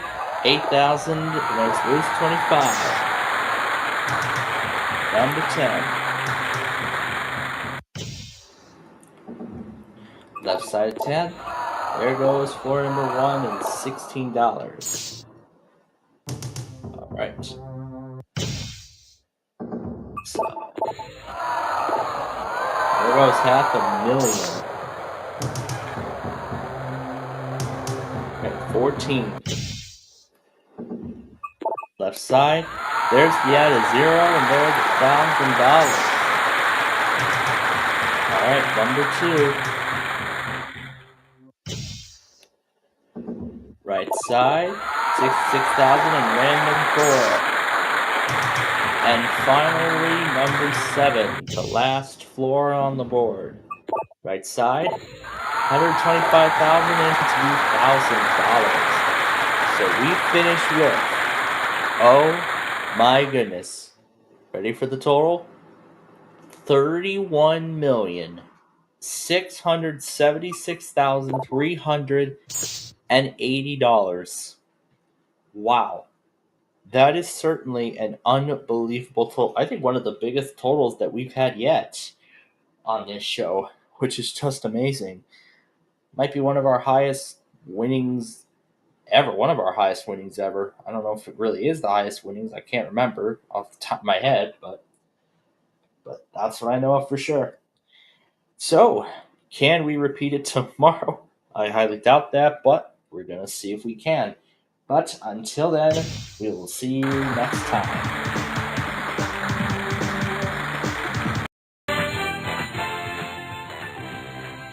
Alright, Friday. It's the end of the week. First roll is a 6 and it's a double. Let's clear the 4 and the 2. There they go. Next roll. It's a 9. We'll clear that on its own. Next roll. 10. 7 and 3 is the only way we can do it. Next. 9. 8 and 1, the only way. 11 is the winning number. There's the 5. Alright, now the winning number is 6. 2 chances for it to show up. There's the 7. That's the number we need. 2 days in a row, we win $10,000 on the first game. Very nice. Now, let's see if we can actually make it 2 in a row to close the week. That would be wonderful. Let's see if it happens. There was the winning number from the last round. Let's clear that out. Next roll. There's the 8, 7, and 1. Okay, next roll. The 10. We'll clear the 8 and the 2 off the board. Alright, next roll. 7, 4 and 3, 9 and 5 are all that's left. One of them on their own. There's the 4. There's the 10. We get another roll. There's the 9. Let's see that 5. Out of 7. Oh my. Well, we repeated yesterday, but can we start the new week on a good note on Monday? Come back then and find out. So until then, have a great weekend, and we'll see you next time. Alright, welcome to the new week, but at the end of this week is actually going to be a very special one. 200 episodes of the big numbers. Oh my goodness, we have gotten this far and we are at 200 shows at last. Well, here we go. First roll is a 3. Let's clear that solo off the board. Next roll, a 6. Clear off the 5 and the 1. Next roll is an 8. 6 and 2. Alright, next roll is a 5. Well, we cannot play that, so roll again. There's the 5 yet again. Oh my goodness. Wow. Well, we're going to go ahead and try this again. So, here we go with game number 2.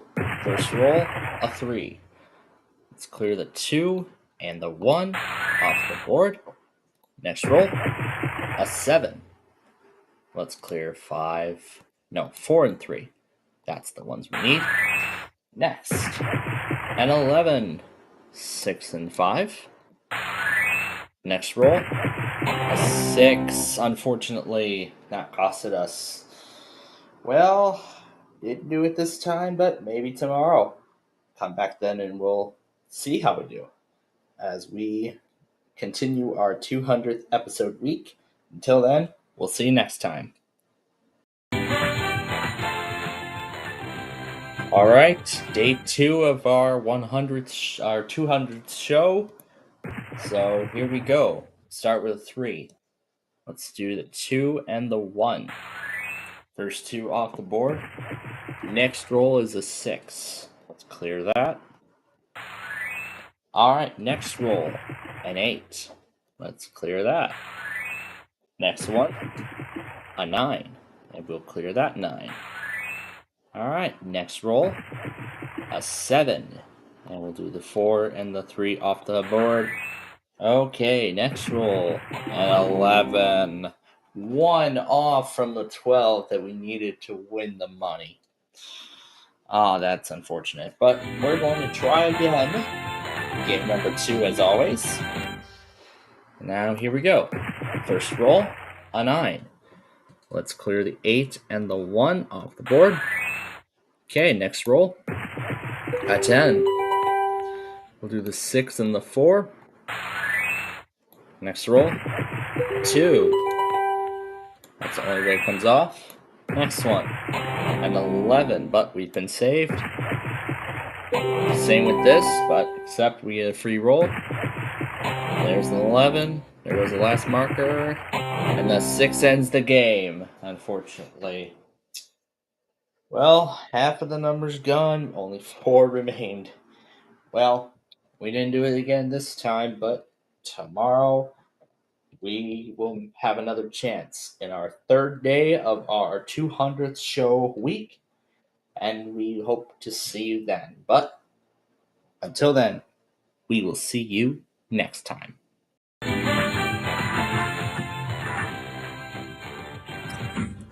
We're on day 3 of our 200th show. Let's go. We start with a 7. Let's clear the 5 and the 2. First of all. Next roll, an 8. Let's do the 7 and the 1.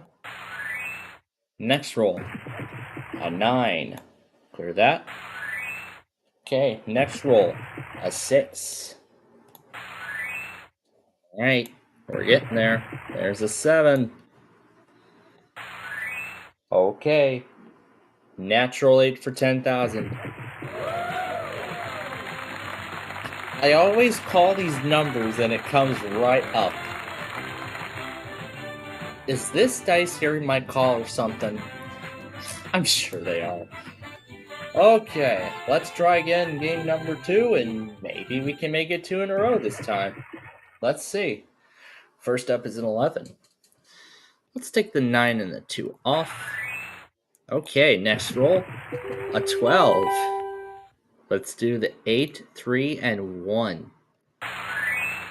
Alright, next roll, a 9. Here we go again. 6 and 7 are the only 2 numbers left.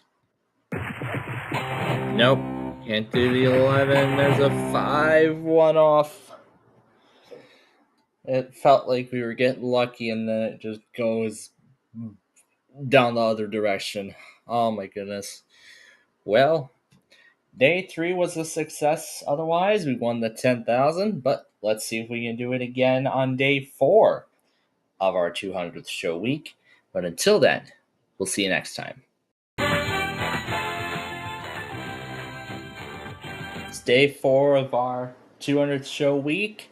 Tomorrow will be the big show. So here we go. First roll is an 8. We'll clear the 7 and the 1 off the board. Alright, next roll, a 3. We'll take that off the board. Next roll, an 8. And we'll clear the 6 and the 2. We have an insurance marker because that was a double. Next roll, another 8. This time we can only do it naturally.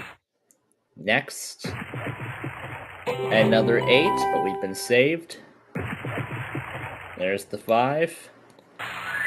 Alright, 9 and 4 on their own. There's a 7.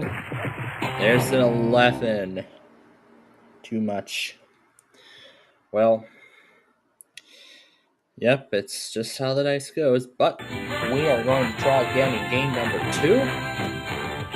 So let's see how this goes. First roll is a 7. We'll clear the 6 and the 1. And there you go. Next roll. It's a 5. And we'll clear the 5. Next roll. It's a 5 again. Only move we can make. Next roll. A 9. Alright, next roll. It's a 4. 7 and 8 are all on their own. There's a 2. We've been saved. Same with that 10 and that marker. There's the 7.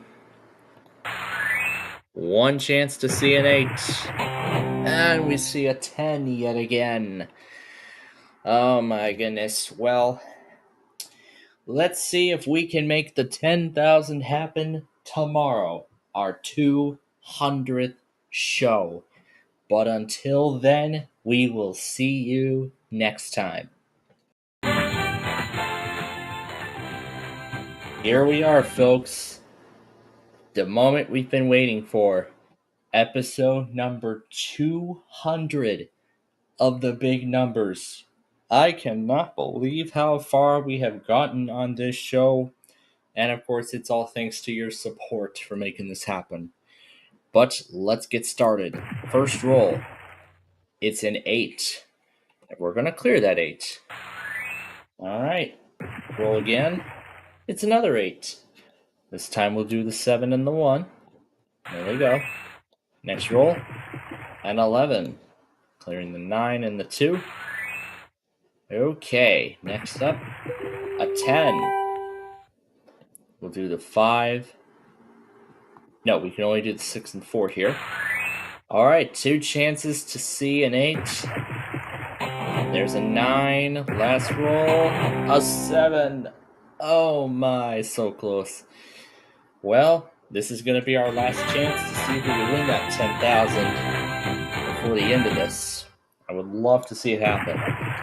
9 is what we start with. Let's do 8 and 1 off the board. All right, next roll. A 9 again. Clear that on its own. Okay, next roll. It's a 7. Let's clear that on its own. Okay, next one. It's another 7. And we'll do the 4 and the 3. There they go. Next roll is a 5. I would love to see an 8 right now. Not another 5. Oh boy. Made me think we could have done the 6 and the 2. Well, I think we would have ended up with maybe we could have ended up with a different result, but regardless. So folks, of course, want to thank you all for 200 Big Numbers episodes here on the Plainfield Network. It's always a pleasure to bring shows like this to you all, and it's thanks to your support. The number of subscribers on the channel, this is of course what keeps this content going, and I would love to keep it going in the months to come. So we'll be back on Monday for episode 201. But until then, we'll see you next time.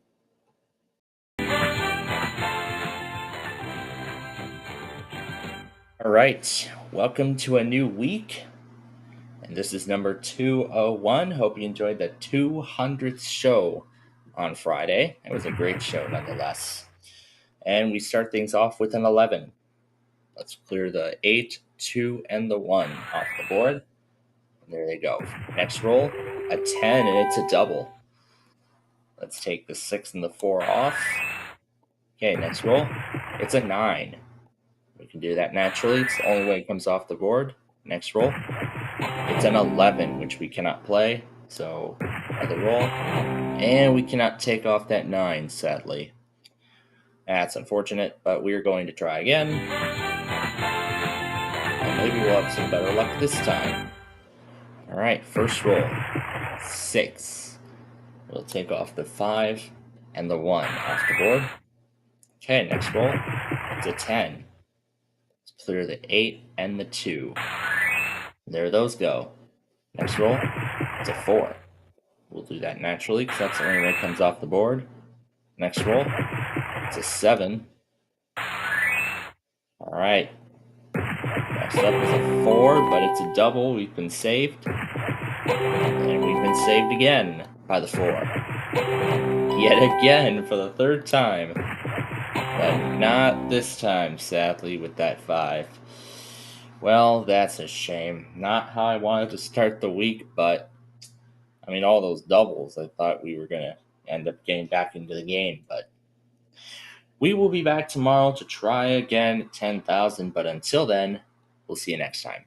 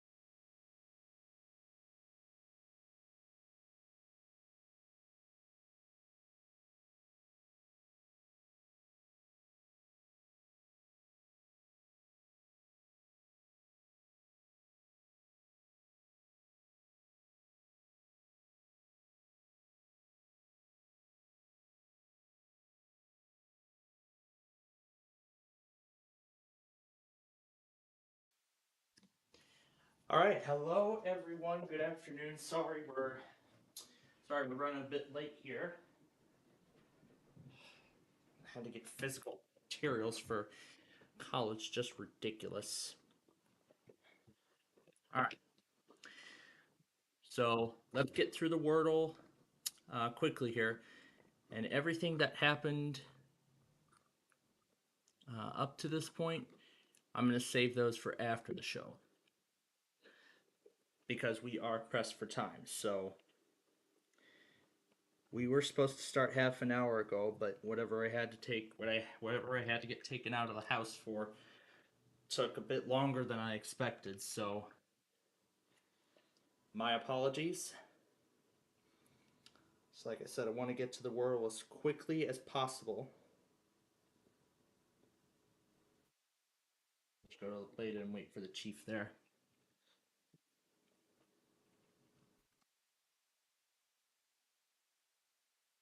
That's the word, lasso.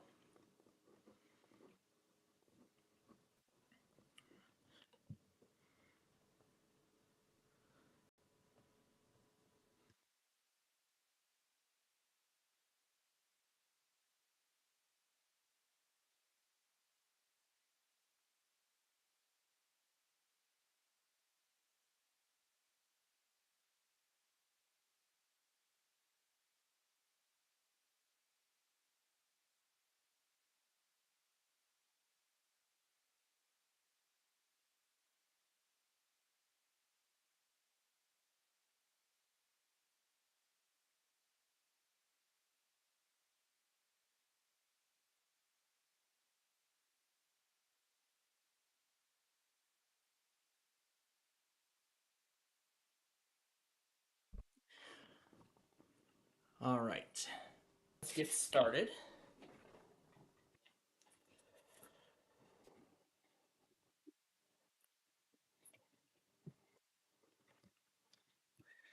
Okay. So now let's get started with this. So before we get to last week's show, oh my god, I didn't even flip. Yeah, I'm getting so distracted because we're running a bit late. So there we go. Now we got our weather scan, folks. All right, let's get to where we are supposed to be for this week. And while we make our way there, let's go ahead and talk about what happened over the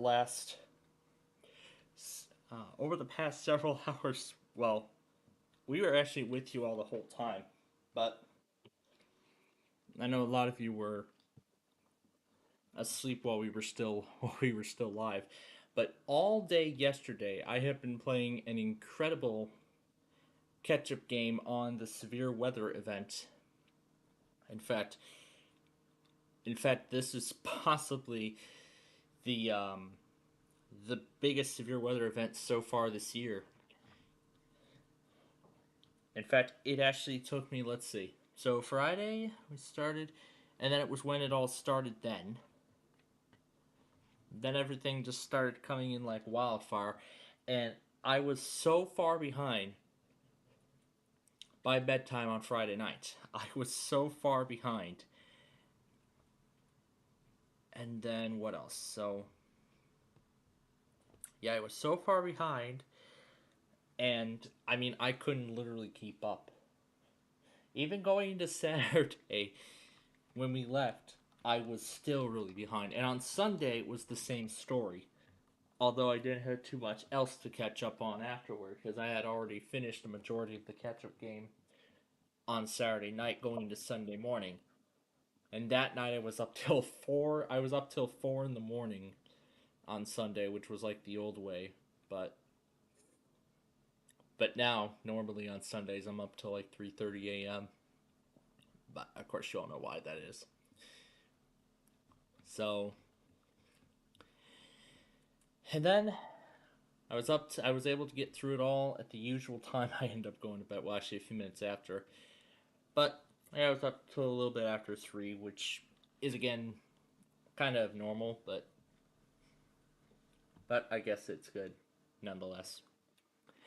So those four, I had to split this severe weather compilation into 4 separate videos. 4 separate videos. Just unbelievable how long this event was. So now if I do the math here, it took me an incredible 72, if that's right. It took me not 48 hours, so that's definitely an understatement. So it took me 72 hours to get caught up with this thing and finally put an end to this. So the last of the 4 videos just got scheduled. I have tentative premiere times set for all 4 of them, but again, I'm going to decide the final premiere times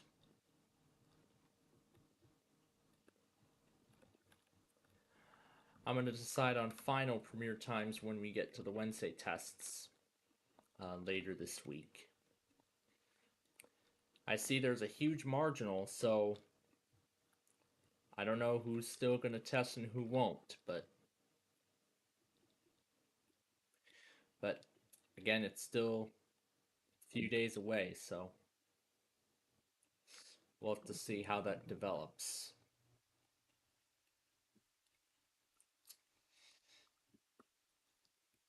So, yeah, that event is finally done. It is finally in the books. It's all finished. Now I just need to get caught up on the Monday stuff, and well, after the show, we'll do that as we usually do, along with a regular Monday episode of Monopoly, and then that's really about it. In fact, I was so far behind last night, I didn't even get a chance to mess around with that marathon of sorts. Well, by marathon, you know what I'm talking about. So, yeah, it was quite a crazy event. Let me tell you. Yeah, let me tell you that. It was a very crazy event. I mean, we were following it from start to finish. And we sort of finished the coverage on the weather scan last night with the new severe weather mode that we tried out.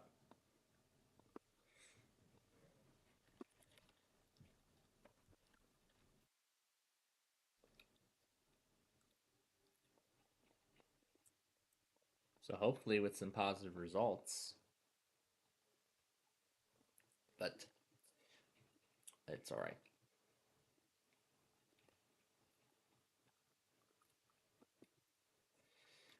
But nonetheless, that's all set and done. And now we can get started with this week's edition of Minecraft. So for those of you who were not with us last week, here's what you missed. We completed the paving process of this interstate. Yeah, we finished the paving process.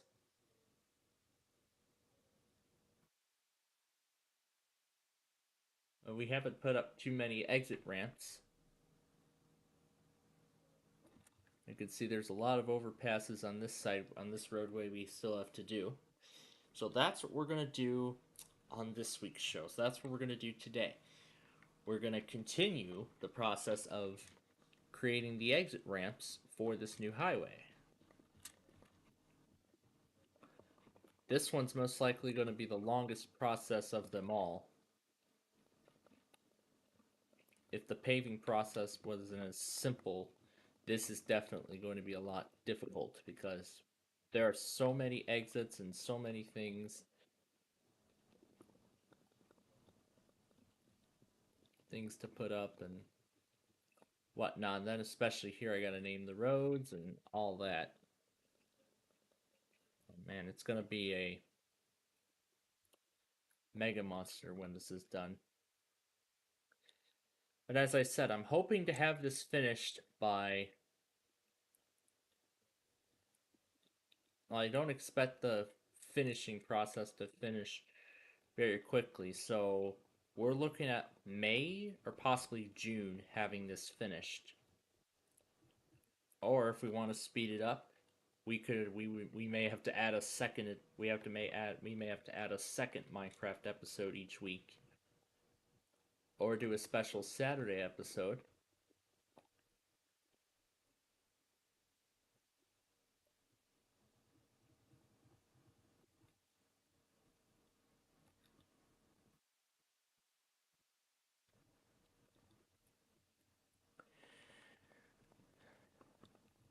So yeah, lots of paving were done last week. Not just paving, but putting up the exit ramps.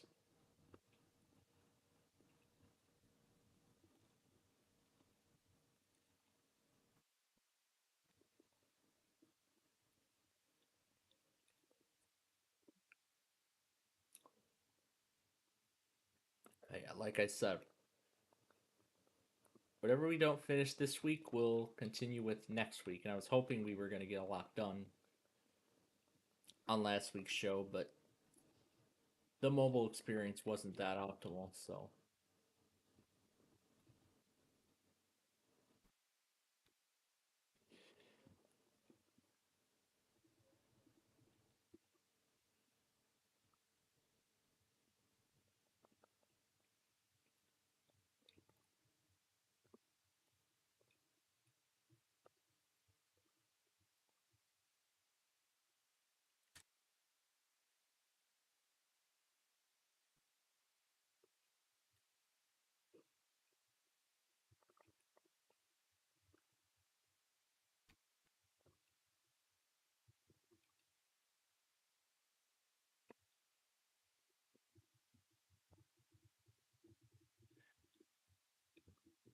So yeah, I'm not going to say another word about this any longer, and we're just going to get started.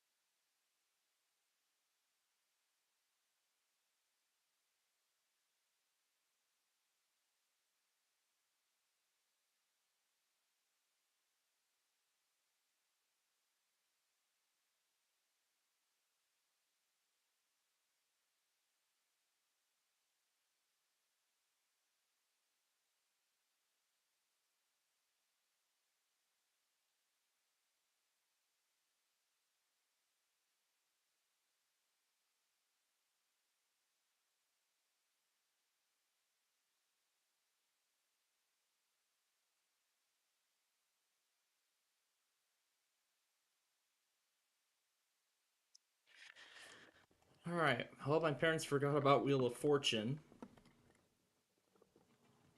Surely I didn't.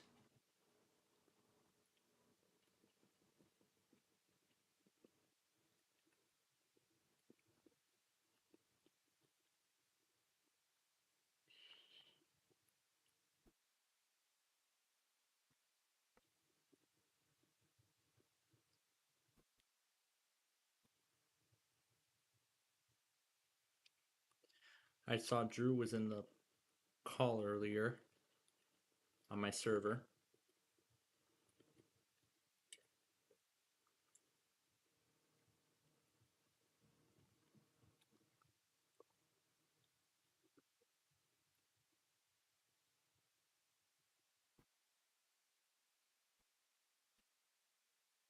Now it's back.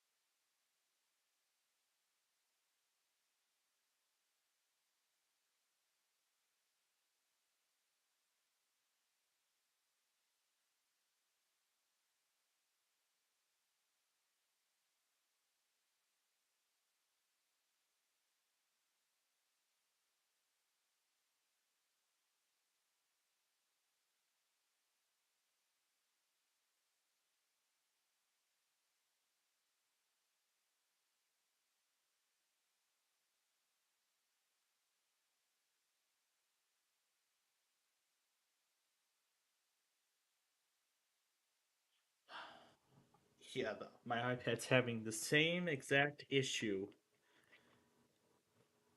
that it had when we were in the lawn of oaks, but as long as I keep the charger connected to it, it'll at least stay alive for as long as possible. As right now, it's just stuck at 9%,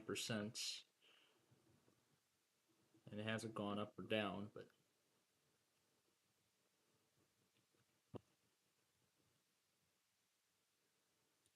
the most important thing is I need to make sure it stays on. And just like I did afterward, I'm going to hard reset the device when we're all finished here. As I know damn well that battery does not have 9% on it. I know damn well that battery does not have 9%. And furthermore, to try and prevent this from happening again, I've lowered the chunks down. I'm not sure if I think it might be a bug. I think it's a bug. I'm not really sure, because this seems to be happening with just Minecraft. I haven't seen it happen with other apps yet, so might just be this game. But right now, I'm gonna assume it's a bug. Yeah, I'm gonna assume it's a bug.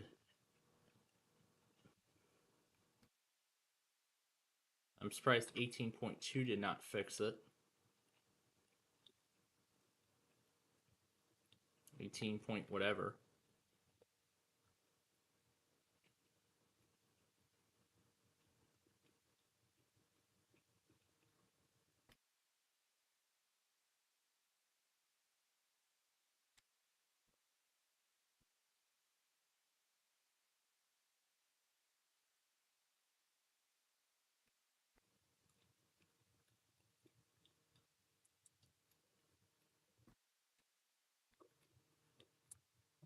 And we're on the bonus round already.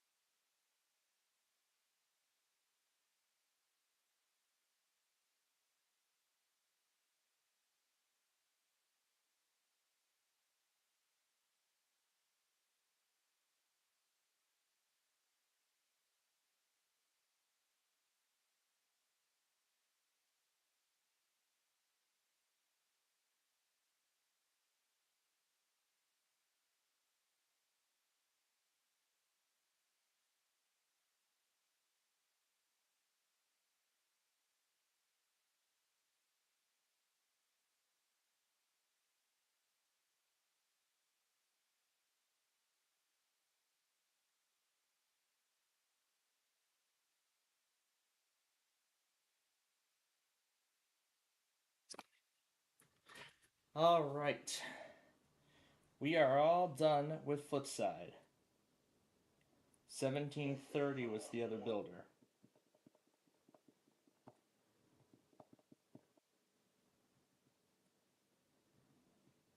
And I missed the evening Borealis as well, because I'm assuming I did, because I got called down to help with dinner early.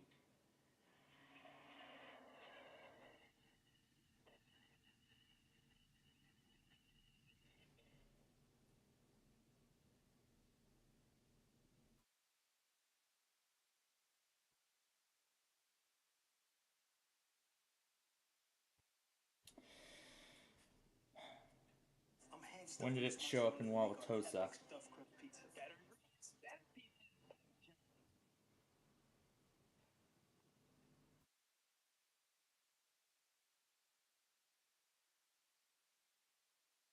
When did it say it was going to show up in Columbus? Let me take a look.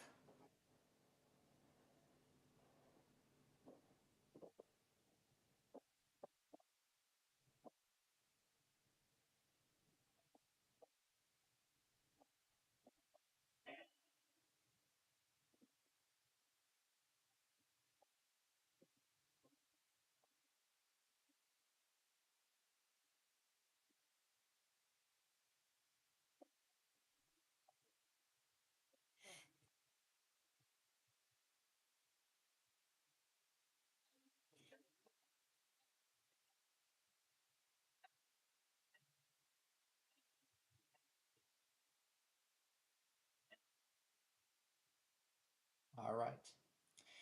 There we go. That's all the trains, all the Amtrak's I needed to see.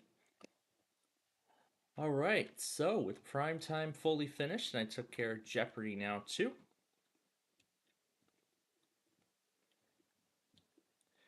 We are making some great progress on this Minecraft on this roadway. We are making some amazing progress. But then don't forget, when we finish this section up, we have to go start the other section too. Because there's another road that's running beside this. So we gotta take care of that section too. And then when that section's done, then we are fully done with this, so.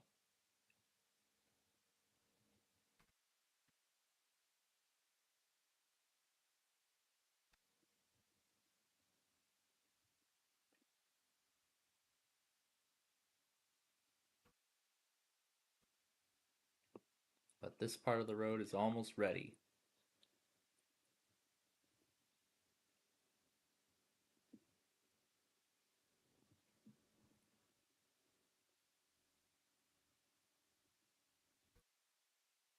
And I'm probably just gonna have the popcorn without the iPad.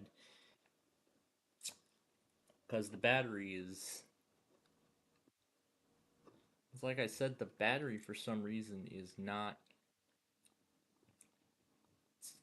It doesn't appear to be charging for some reason. With Minecraft open. I'm gonna, as I said, I'm gonna assume it's a bug. But I'm gonna assume it's a bug. I don't think Apple has acknowledged this officially. But...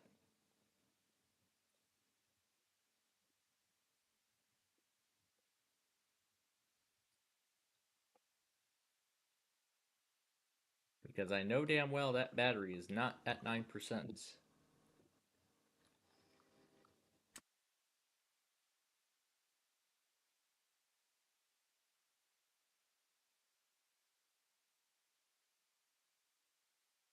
But still, we're going to stop at 10:30.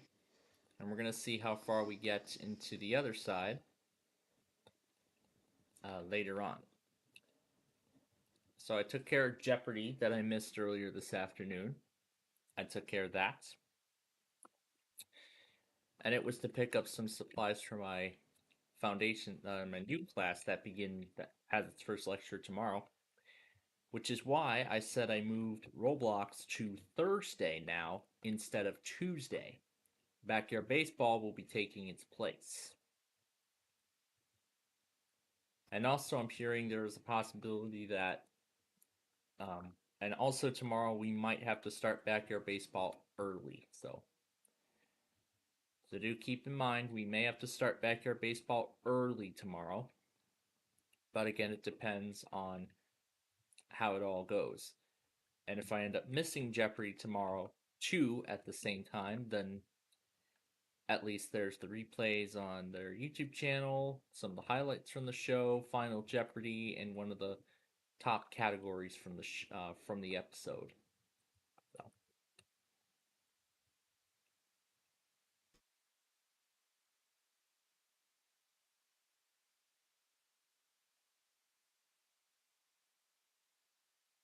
But yeah, I have to keep it plugged in now, just like that HP computer. But it won't shut off right away, however.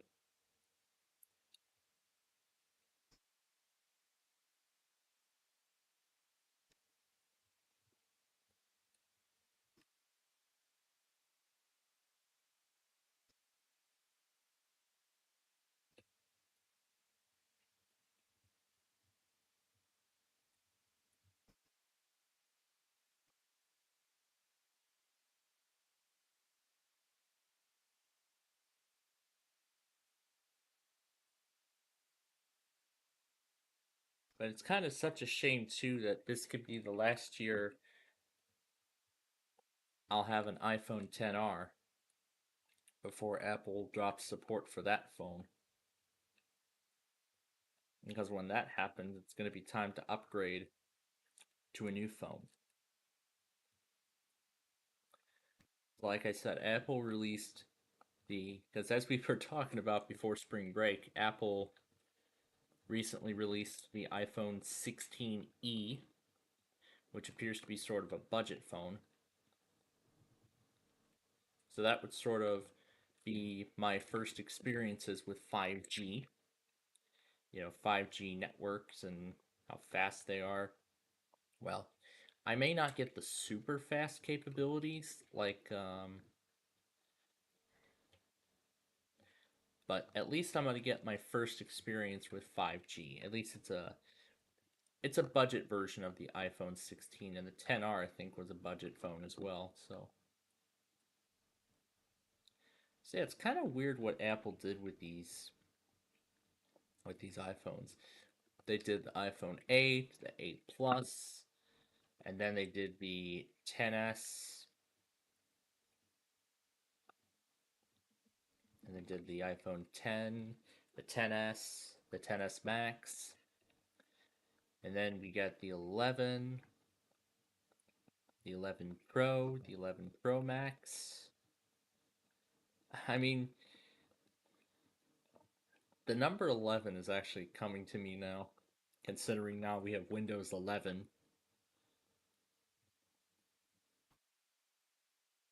And I do abbreviate Windows 11 Pro is just 11 Pro, not the iPhone 11 Pro.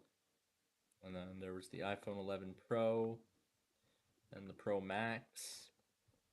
And then we had the 12, 12 mini. Was there a 12 plus? Or did that come with 13? Oh, whatever. And we had the 12 mini, 12 Pro, 12 Max, 13 Pro, 13 Max, Pro Max. And of course, Apple's kept the names like that ever since. But they haven't been releasing a budget iPhone, without the home button within those lines. So, yeah, it's kind of such a shame that Apple retired the physical home button for real this time. But I mean, pretty much it's a sign of the times. Because I mean, Apple dropped the home button with the iPhone XS, with the iPhone 10, and they have not been using home buttons like that ever since.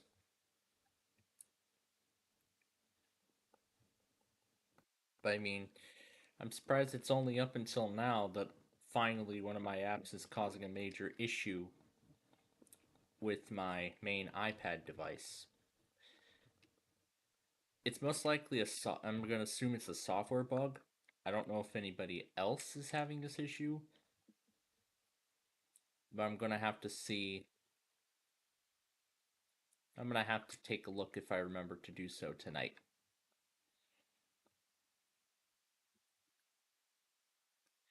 Yeah, I'll try to see if I even think about it, I might be able to look it up.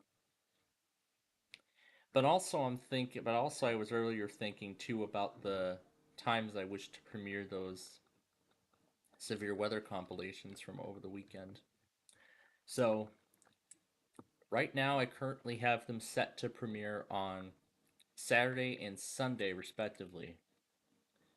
But furthermore, that does not include the weekly test compilation, as that has yet to happen. But when it does happen, when we get to it on Wednesday, I will then rearrange the premiere schedule from there. So before I mute myself again and let you continue to enjoy the work, seeing the work in progress, let me remind you all one more time, and I'll probably keep reminding you until this point, that again, we are not doing Roblox on Tuesday beginning this week for the next 8 weeks. Backyard Baseball and Roblox are switching around, so Roblox will be on Thursdays now. So now you'll see Roblox on Thursdays. And we will probably do it with extended time. So we might play until like 11 o'clock, or, well, whatever. It depends on if there are any Verizons left.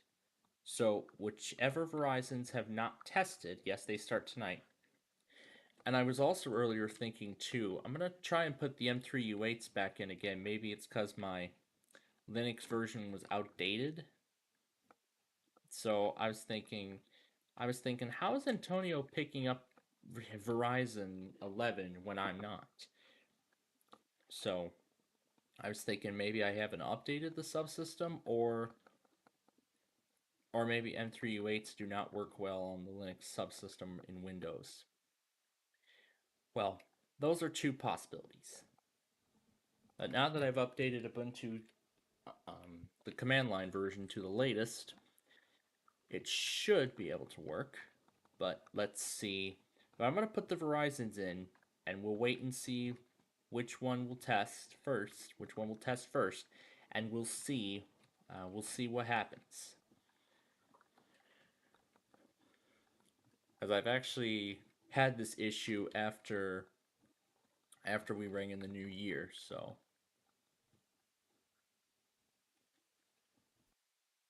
I don't think Antonio was able to pick it up either until now, so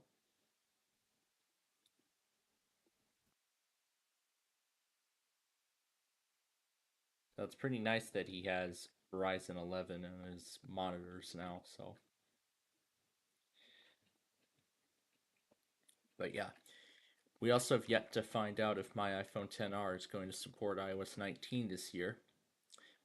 If it does support it, great. Otherwise, it's unfortunate. Well, I don't think it's going to be the end of the line for it just yet, because Apple then is still going to be pushing out security updates, and only security updates, for iOS 18 once iOS 19 comes out. So they'll keep pushing out updates to iOS 18, but then also give the option to update to iOS 19.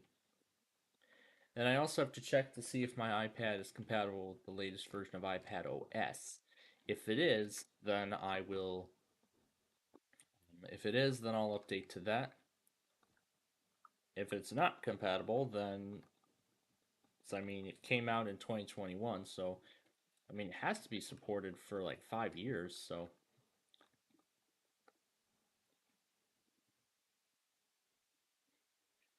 But we'll see.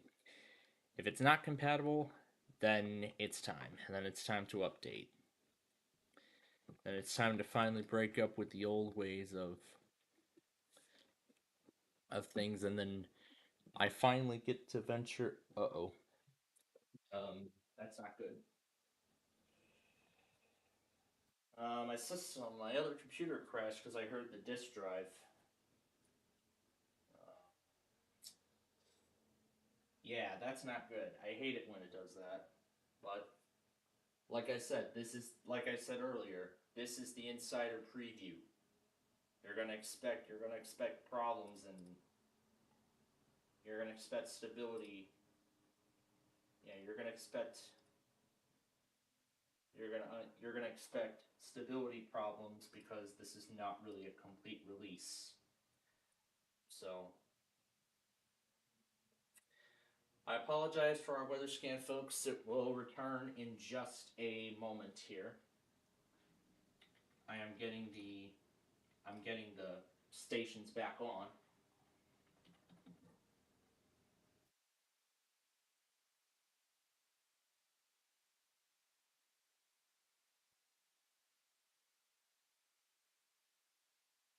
All right, let's get the simulcast going again.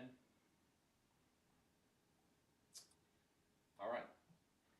The Weather Scan Network is back on the air. I'm waiting for the rest of the services to finish loading. And while we're at it, what was that one test that went? WWAV. And then it was somebody else. I didn't see it. I must not have caught what the other monitor was. So let me hit save. Go over here. Add it to that. Oh, there we go. Okay, save.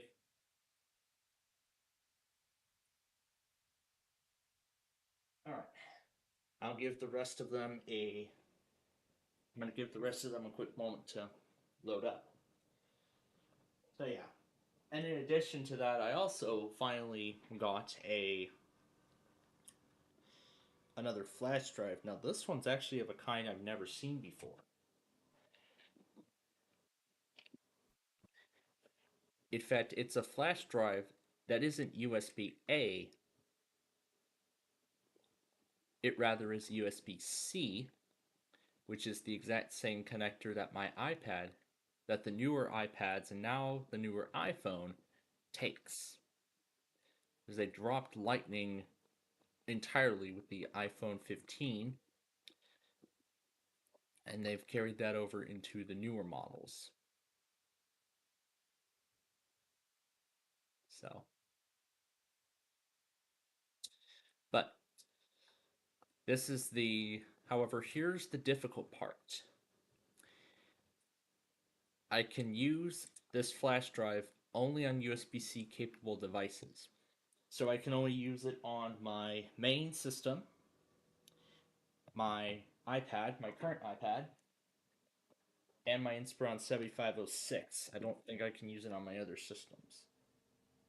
Oh, yes I can. I can use it on the HP too, because it has a Thunderbolt port.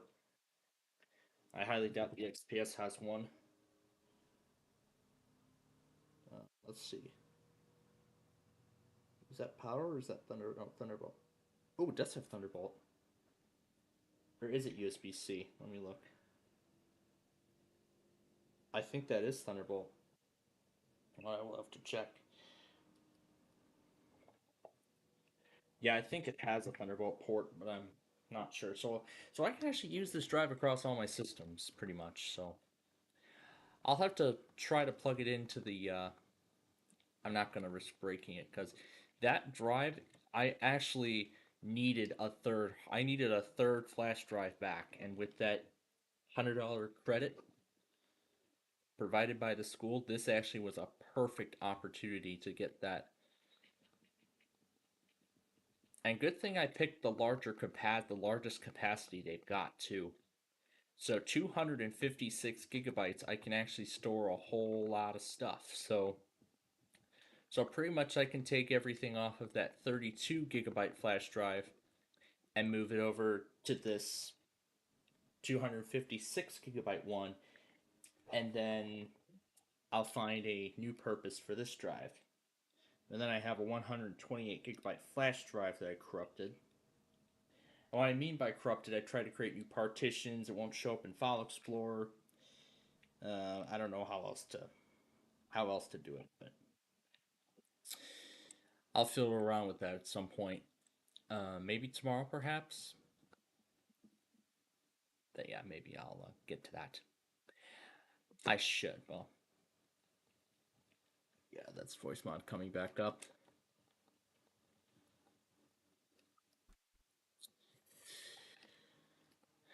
I mean, this is 24H2, so this is only the first time I've seen it crash on this new update. Because I just did the feature update yesterday, so. And also earlier, I actually found a video on explaining how 24H2 has been a very bad update. How everybody was hyped for it, and then what they got was much worse.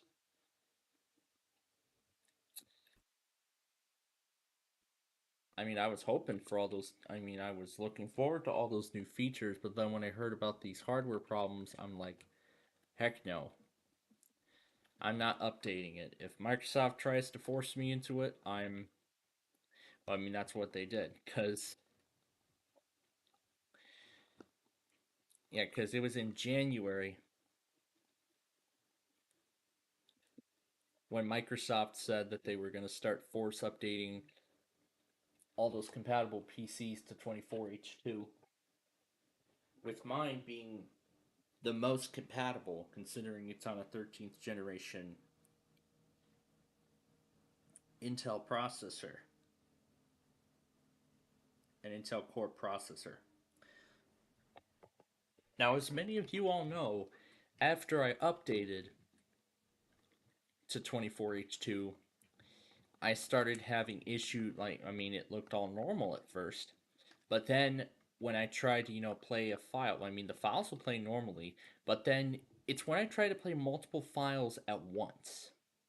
Like, for example, a video file, let's say a DVD, for example, and then I play an audio clip of Tom and Ben or something else. Let's say that as an example. The audio thing glitches out, and in fact, when it does that, VLC player is just gonna keep automatically lowering or raising the pitch. It's just gonna do that on its own. I think that's how they kind of designed it, but immediately after I had those issues, I found out, no, this is not going to work well for the uses of this machine. So I rolled it back to 23H2, and I did it at a perfect time too, because the 10 days had already elapsed, and I still had the backup of 23H2. Man, I got very lucky. I got very lucky to hit the rollback button. Because if I had gone to bed and forgot about it and then woke up the following morning, when we were just getting started and all, I would have found out that rollback button was gone. And I would have been stuck on 24H2 forever. Even if I tried to reset the system, it would reset to 22H2, but it would try to update to 24H2 again. It would do that during the setup. And pretty much there would be no escape from it now at that point then, considering that Microsoft has been starting to take away the privilege of using a local account in Windows. Are now forcing everybody to use a Microsoft account. And they even got rid of that bypass too. I mean, heck, I even managed to try it on 23H2 after I installed Windows 11 on that ThinkPad. Well, at this point, I'm going to have to find some other way to get around it, but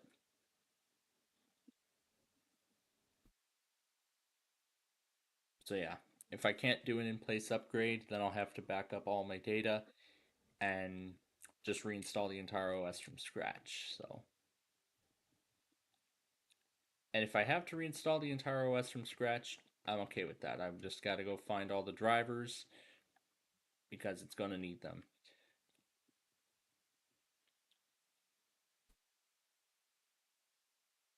Well, in fact, it actually should find all the drivers automatically because after I installed Windows 11 on that ThinkPad and then hooked it up to the internet, it automatically started searching for compatible drivers with Windows 11 because that machine was manufactured in 2012, and of course, that doesn't even come close to meeting Windows 11's requirements. Well, in terms of processor and the TPM chip, it doesn't have the TPM 2.0. It has the TPM 1.2, which again would not be compatible for Windows 11 in that regards.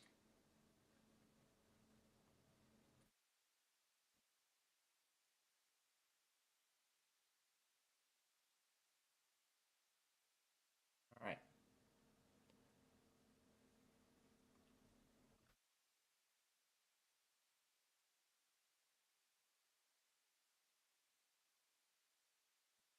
Yeah, also while I was in that same center, I saw two of the same HP laptops.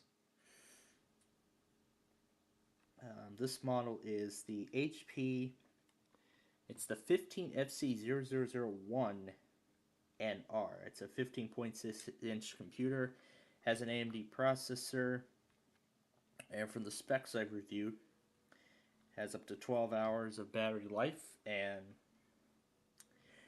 it's a newer computer, says 2025. It is a touchscreen, it looks like. I don't know if it is actually a touchscreen. It's got 256 gigabytes of storage, so similarly to my old system. And it also has 8 gigabytes of RAM, just like my HP laptop from 2020 that I have, and the Dell XPS that I'm going to put Windows 11 on soon after it loses support. Well, I'm actually kind of thinking twice about what I'm considering doing with the XPS once Windows 10 loses support in the fall. So one idea I've got right now is I'm going to stick around with Windows 10 on it for about another three months, essentially maybe for the final 2 months of 2025. So I'll probably stick around with Windows 10 through that time. And then after that, that's when I'll upgrade that machine to Windows 11. That's when I plan to make the switch on there.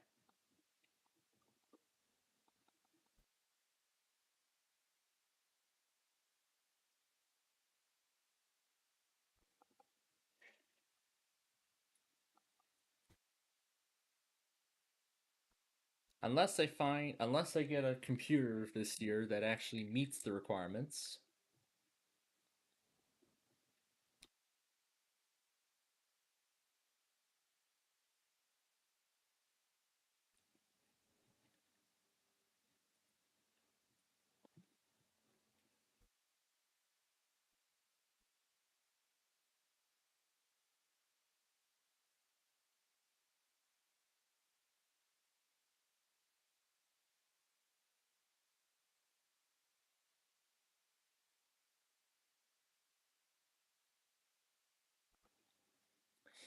So,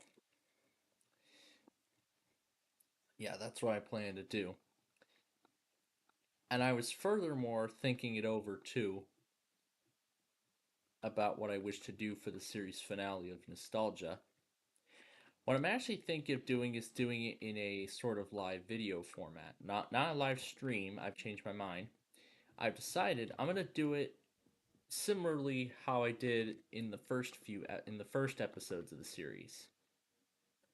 Where I reset those old computers, and especially with the XPS when I got it, along with the ProBook. So I was thinking, for the final episode, I'll just show off the new machines I got, and then install the final update on Windows 10, and then reinstall Windows 11 on the Inspiron 5520, and then take the Vostro out of service. So that's what I'm planning to do for the series finale. I was going to do a documentary format, but I might actually also do some documentary formats of such as well. So I may do a little bit of documentary talking in between. So, but with this being a unscripted episode, most likely I might go off course.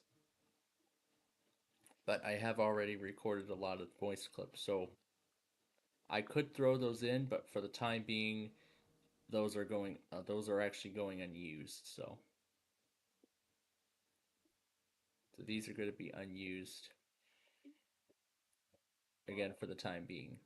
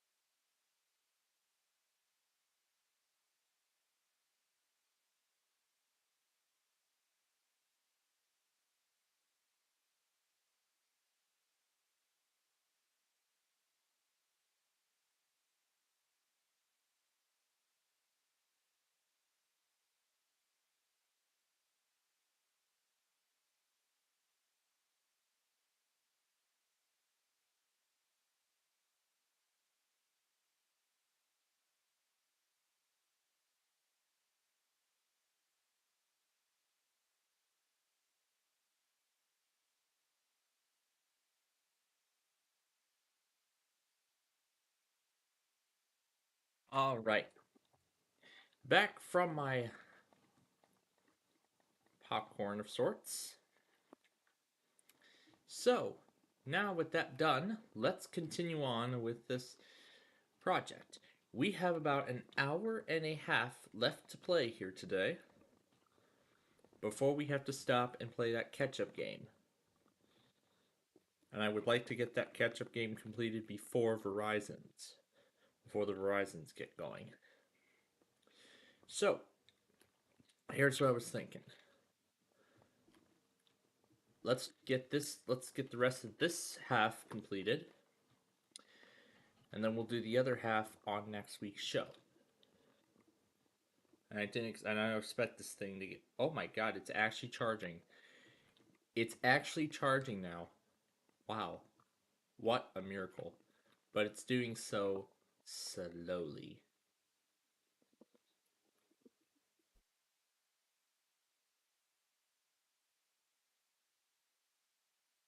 But still, I'm going to perform a hard reset when we finish. So that way I can make sure the battery levels come up correctly.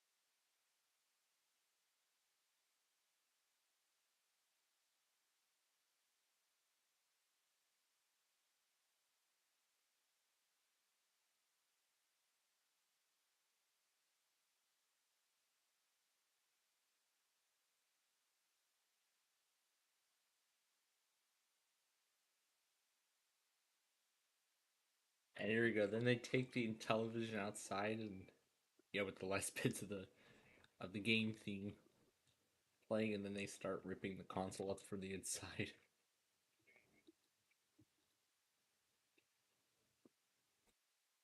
Alright, we're almost done here with this first side. We still got a second side to go.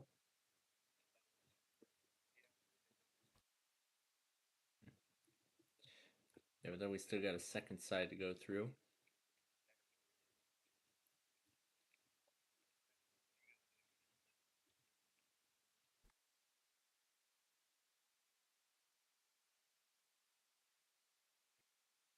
Oh no, is that thermite on a...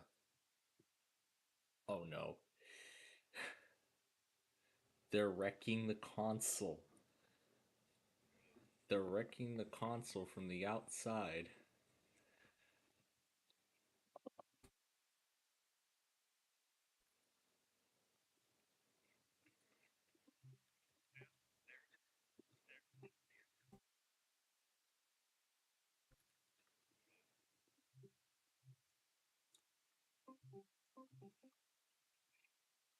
Wow, man. Well, You're just check. I suppose he's here to check on the progress of this massive project. you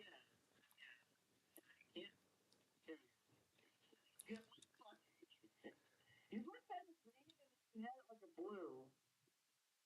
Well, I had it green for St. Patrick's Day, because today was St. Patrick's Day, so I thought I'd decorate it. I thought I'd try it with a green.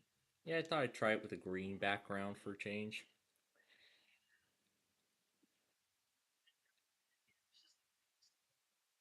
It's really being tuned to right now. Yep, on his scanner receiver.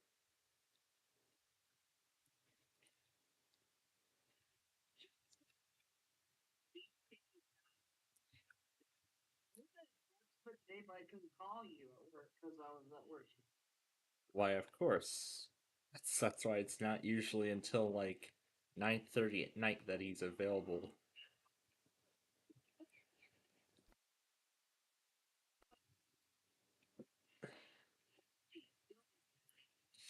As, as I said, I'm doing very well tonight because of how much progress we've made on this road. We're actually almost done now with the first section of this of the exits. Well, actually, of the exits phase.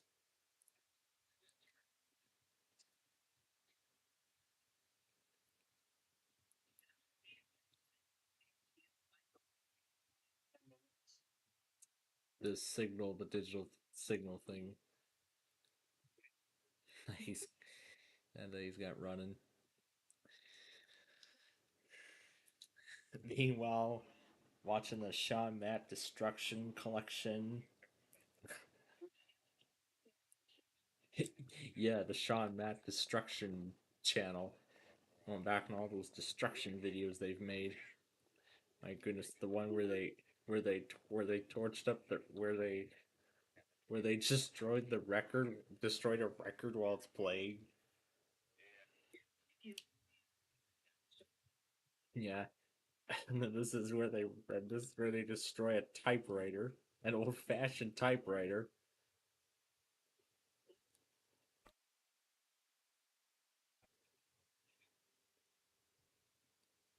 It's a montage of all that.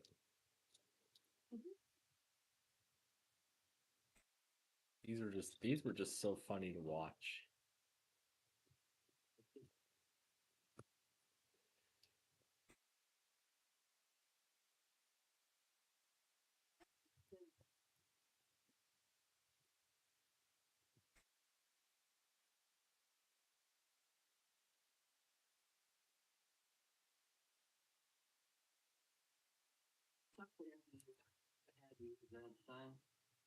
Oh yeah, a Macintosh Classic 2 from 1991. And the part where where they take out the keys and promote that it's a wireless keyboard now.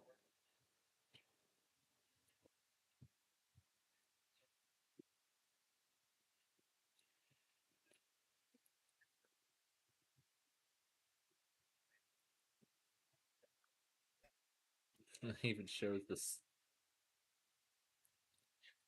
Oh my gosh.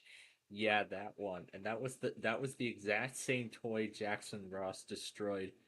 He swung a hammer at it and the head came clean off on the first hit.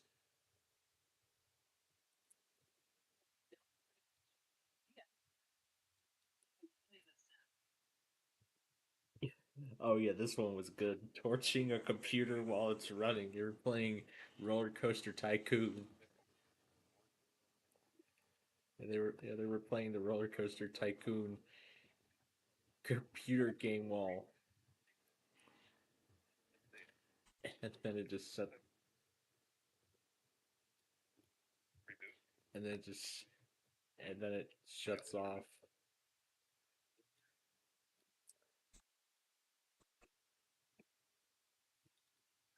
And it says previous shutdown due to thermal event. That was a thermal event, alright. It's called this, people. Strike the F1 key to continue. Press F2 to run setup utility. Very cool. And there was the XP installation as they still had it. Found new hardware. Found new hardware for some spray. Yeah, the Dell Computer Destruction 3 was fun.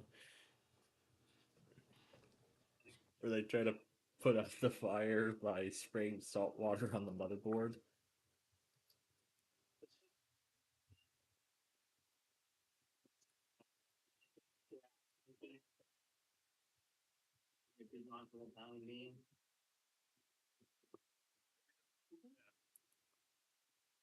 And then afterward they pour whatever that is, cleaning solution or something, in the power supply to shut it off. And then they managed to blow the fuse.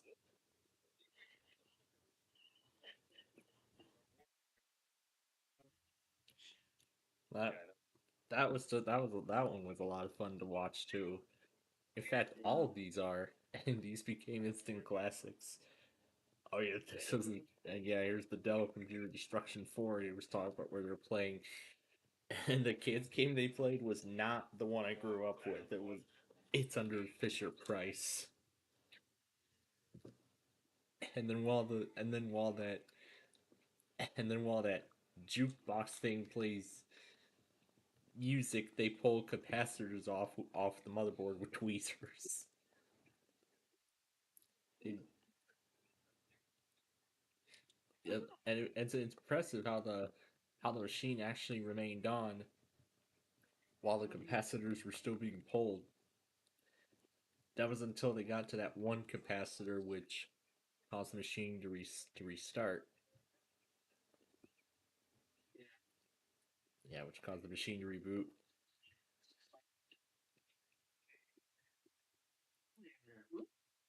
But this is an unusual trend.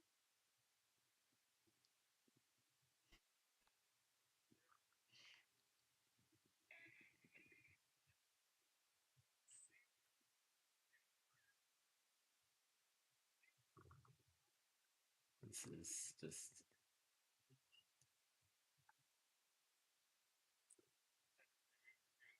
Why are they trying to enter people's homes when they're trying to sell soap? That's yeah.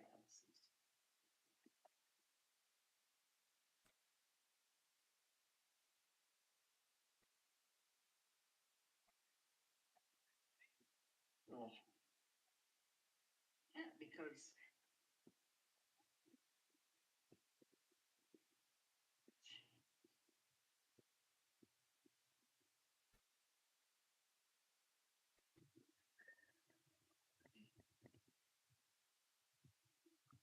I mean, yeah, last week we were just talking too much about S&M destruction and now I'm getting hooked on them again.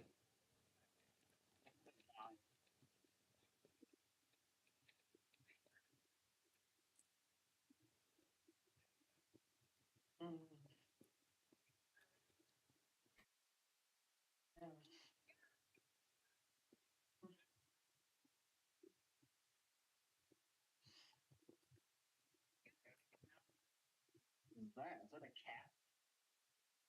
Oh wait, no, it's not. It's what is it?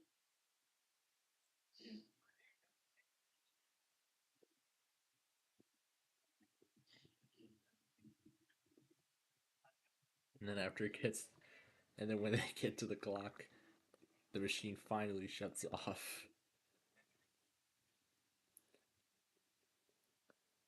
And then especially after another reboot, one capacitor they pull off, it sparks, and then after that they pull off the connector to the disk drive.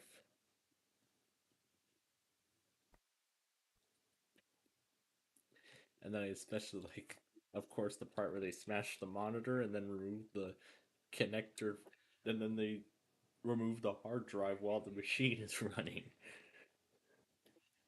Seeing Windows crash right away. And of course there isn't, and of course there isn't really, and of course there wasn't really an operating system to even boot off of anymore after that. So that just went right into Dell's diagnostics utility.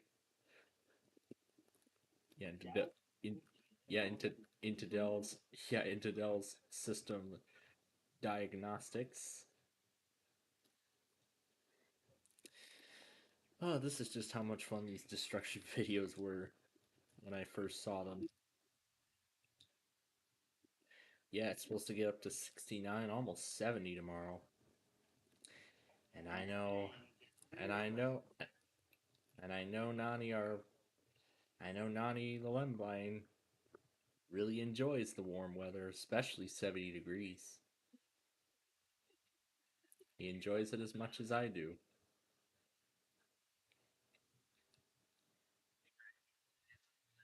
Big control.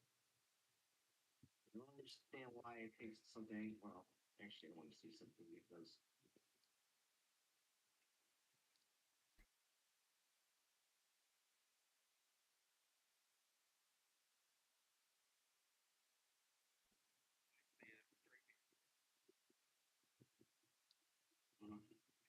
Whatever.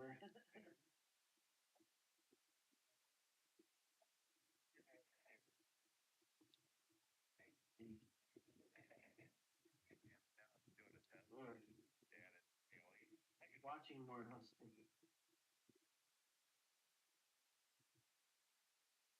I'm so glad you love your nanny. Yes. Yes, otherwise I wouldn't be using it.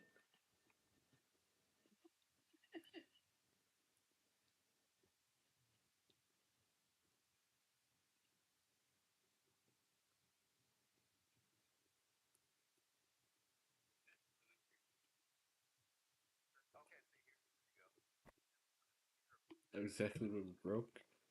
Drive 0 not found, drive 1 not found. System barrier, we did that. It says fail to, well, we don't know what it says.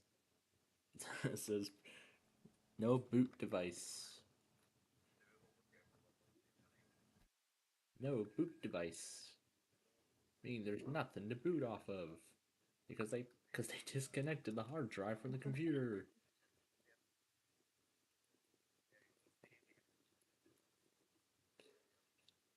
They try to press whatever keys are left on the keyboard or whatever's already been pulled off with the tweezers.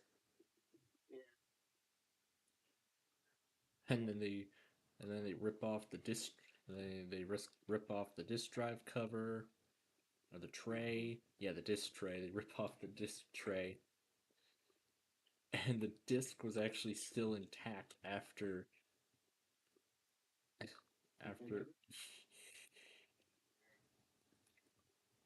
That was what made this video. That's what made Dell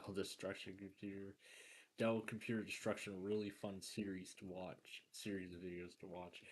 The third and final ceiling fan installment they did was awesome too, where they attached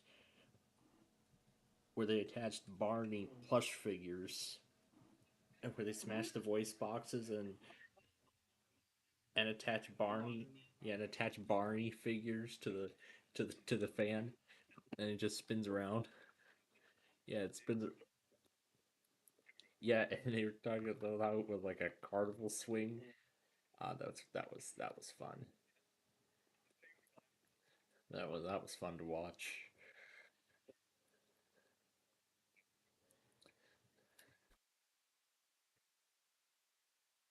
Wow, major? So fast. One US 127 starting tomorrow. Oh, that's near Lansing. Dang.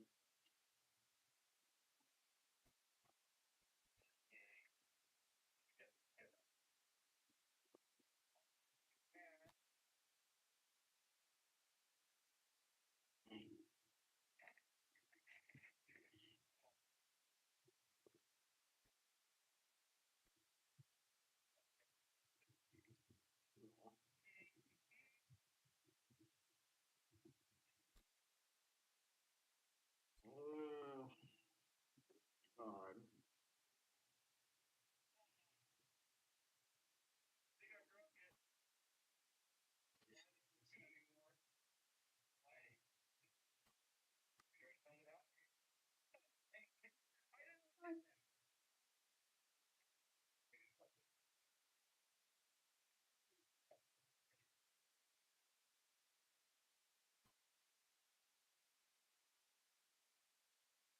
They are never gonna make those washers anymore. Those kind of washers. Oh, no. Oh, No, they just won't make. Constantly. It's it's it's complicated. I don't like the way they make household appliances anymore. I just don't. Mm.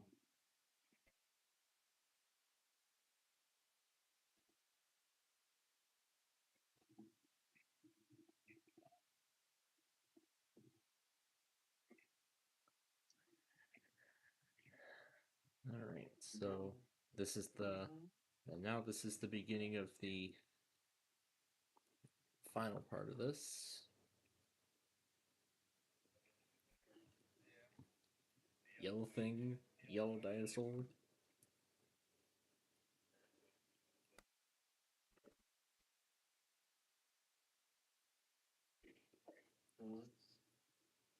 Yeah, apparently in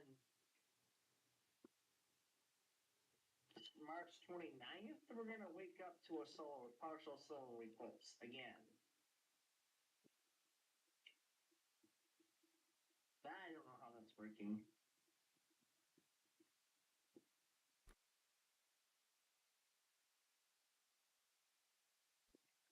Well, I guess I'll have to see if I still have my eclipse glasses from last year.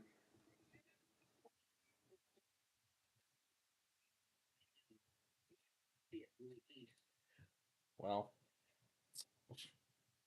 I mean, with all these houses, like all around me, I highly, I, To the east, because it always goes backwards whenever there's a solar eclipse. So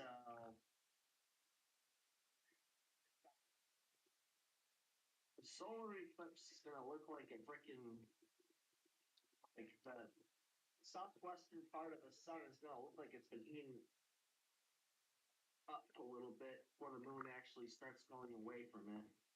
I think. yeah, that's usually what partial eclipses look like. Mm. But I mean, if you remember, for those of you watching, remember our eclipse coverage from last year. I got 90%. I was in 90%. I had 90% coverage. Yeah.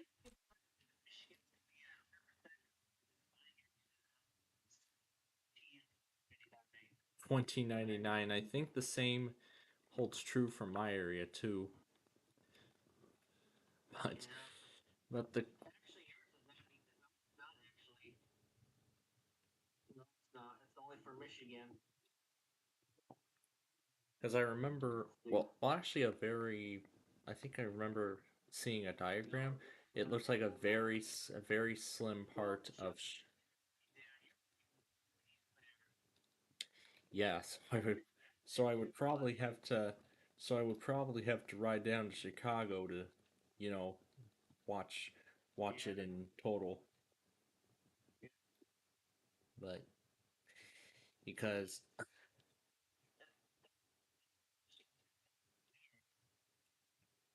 and I think this was the same way the 2017 eclipse played out. It started on the coast, and then it worked its way east, just like with an average. Yep, just like with an average severe weather event, it starts in the east, it starts in the west and ends in the east.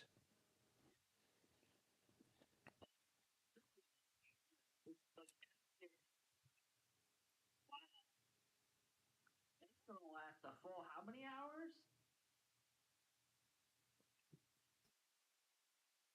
3 hours? Wow. A 3 hour eclipse, so wow, that's gonna be that's gonna be a quite a treat for those waking up in the morning.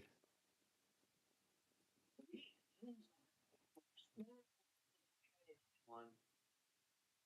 Yeah, the whole. But then, of course, totality lasts just a few short minutes. Yeah. Yep, just a.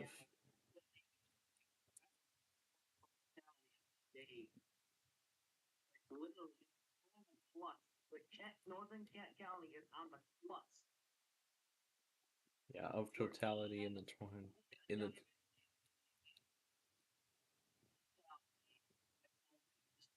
Those slivers. I don't think it'll be 100% though. It's gonna be dark out, that's for sure. For how many minutes though? No idea. I mean, totality in last year's eclipse was like 5 minutes, I believe. Yeah, I think it was like 5 minutes. Yeah, I think it was 5 minutes. So, yeah, that was quite a. I gotta say that was quite a long totality. A long totality period. So yeah, quite some exciting celestial events that that I have witnessed.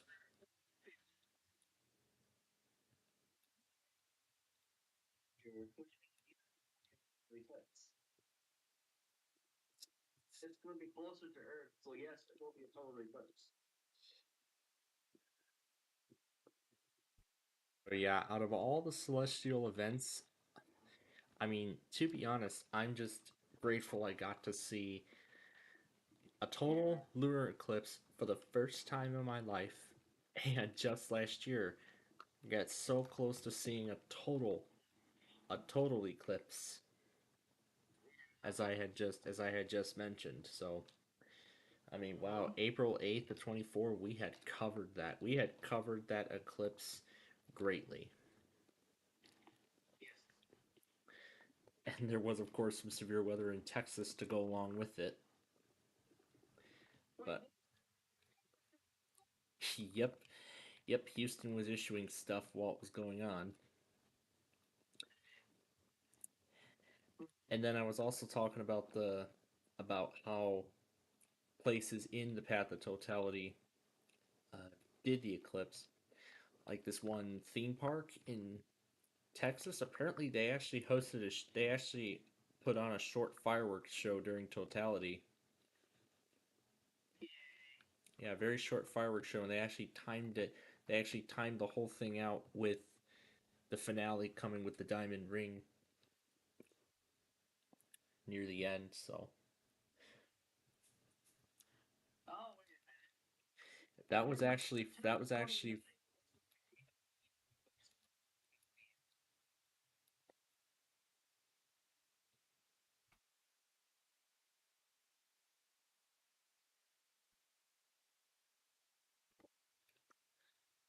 but yeah, I mean, these space eclipses, these are like once in a lifetime for well, so yeah, seeing a lunar eclipse in person since I finally got the opportunity to, unlike in 2017. Yeah, these eclipses are once in a lifetime because something, not lunar eclipses, solar eclipses, very, very rare because, of course, you never know when you when your area might see another one. But of course, Southern Illinois was so lucky to see another total solar eclipse. 2017 and 2024. But then, of course, well, no. Now, I'm in the northern portion of Illinois. I'm talking about southern Illinois. Yeah, southern Illinois.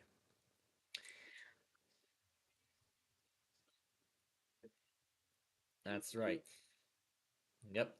So, of course we of course also did coverage of the eclipse as it happened, and we followed totality across the country. So man, we had so man, we had quite yeah, while the eclipse was going on.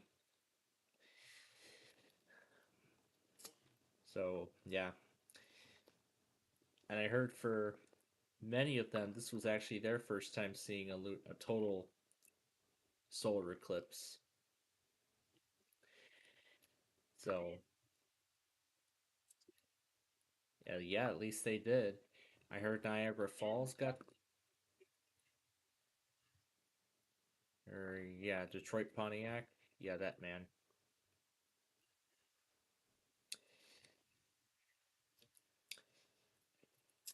Yeah, he yeah, it seems like he's doing Sparta remixes now, and that's really all I've been seeing him make. Well, for the time being, most likely because there's not going to be anything going on in Michigan, although the severe weather awareness drill for Michigan is this week. So of course the monthly EAS test, siren test, and the weather radio test will all be occurring at the same time at 12 noon sharp Central.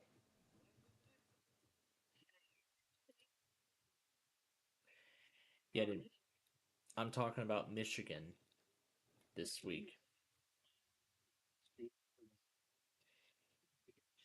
Yeah, and Illinois was on the 4th, and I was talking about how the weather alert radios and the outdoor warning sirens in my town were activated at the same time.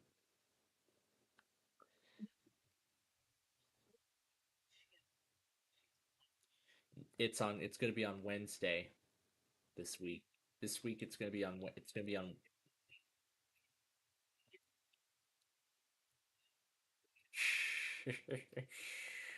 Oh, yep.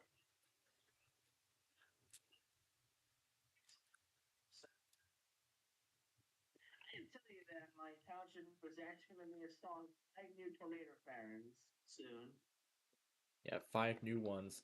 The Village of Oak Lawn actually recently just installed a new one right by the Covington School. Yeah, as I was talking about, they actually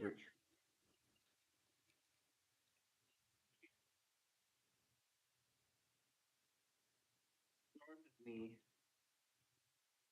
Hmm. had a elementary school that had just recently opened.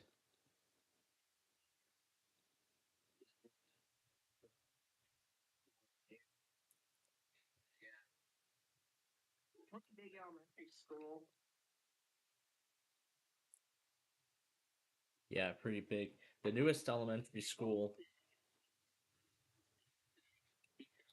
The newest elementary school that showed up in my town is actually Wayland Oaks, which is right near downtown.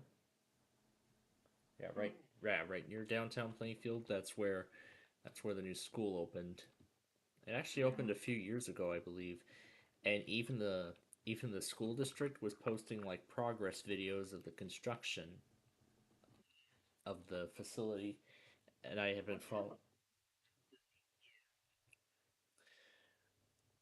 Well, from what well, because I'm sure you already know what they are. They're simplex.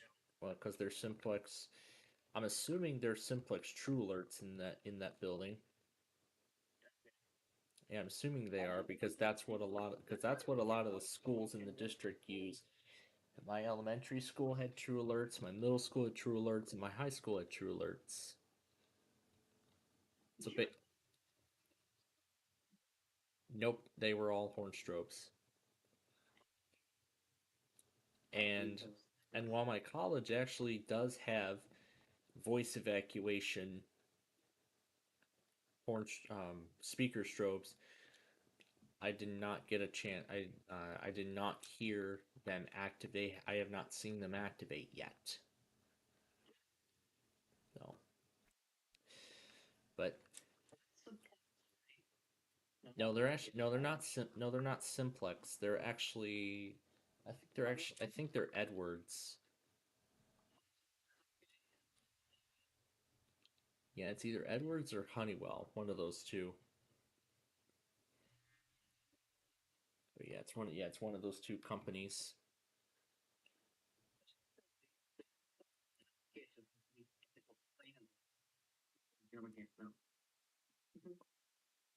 So yeah, it's either of those two brands.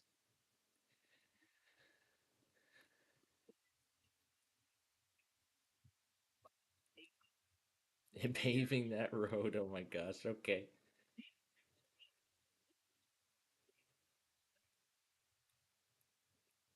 Red things in the middle. They are power lines. Yeah. 'Cause I built a massive power grid.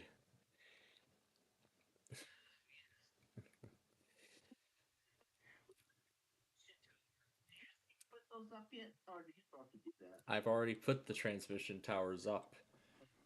We did that a couple. We did that a couple of. We did that a couple of weeks ago.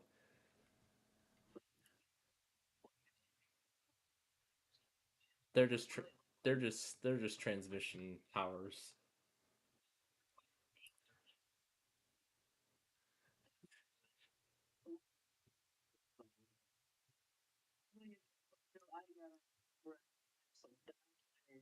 Working today. I got home at 9 o'clock p.m. today from work. Oh. Yep, and he's gonna have another long day ahead of him tomorrow. That's right. He has the day off. But yep, we'll give him the relaxation that he needs. Tomorrow it's spring break. My I already have my spring break. My Tuesday evening class starts this week.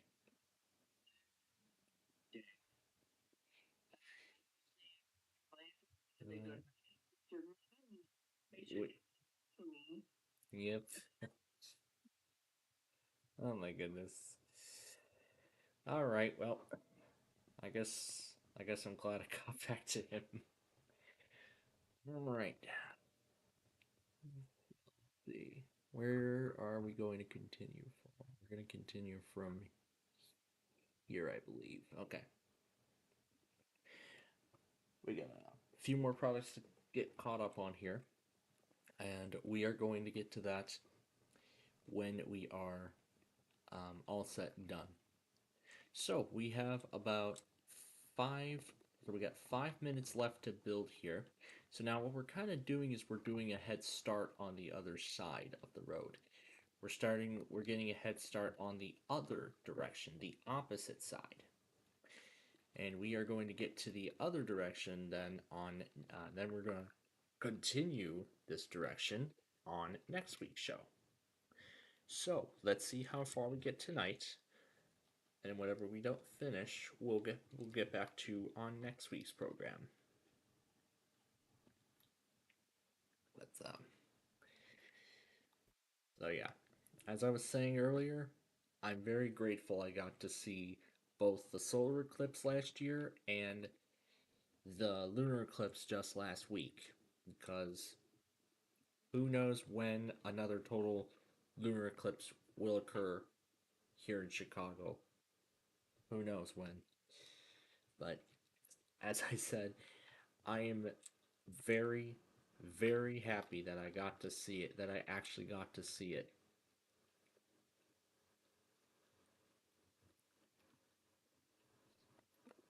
So yeah, I'm very happy I got to see it.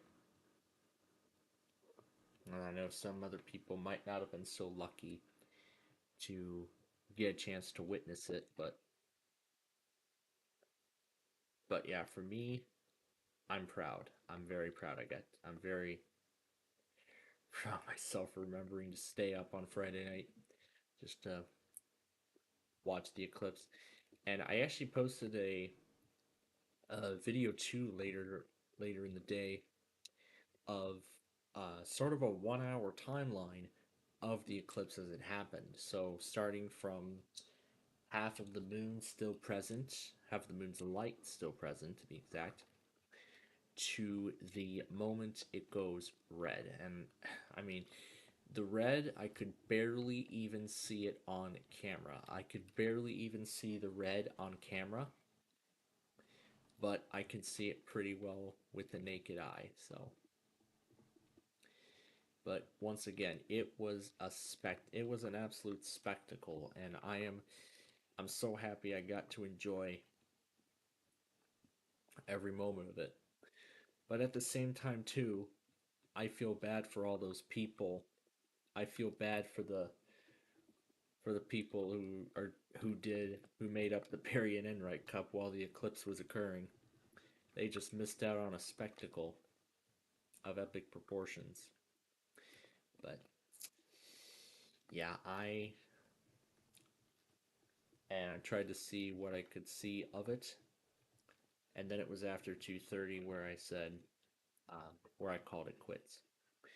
All right, so let's go up to chunk 1700 here, or we can go to 1600 and then we will stop.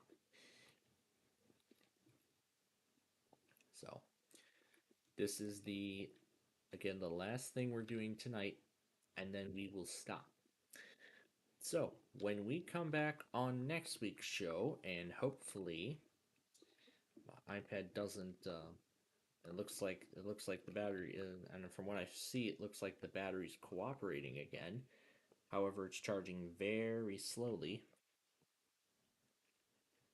I'm still gonna hard reset it. Yeah, but it's still charging very slowly, even though I have the fast charger connected.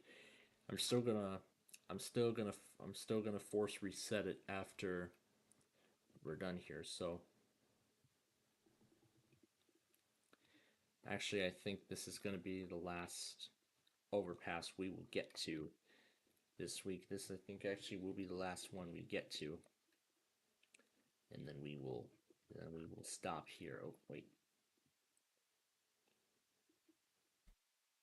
So this is going to be the last. This will be the last one we get to, and then we are stopping. Because then I got to get the station ready for tonight. I got to get caught up on all those products I missed, especially while I picked up that materials.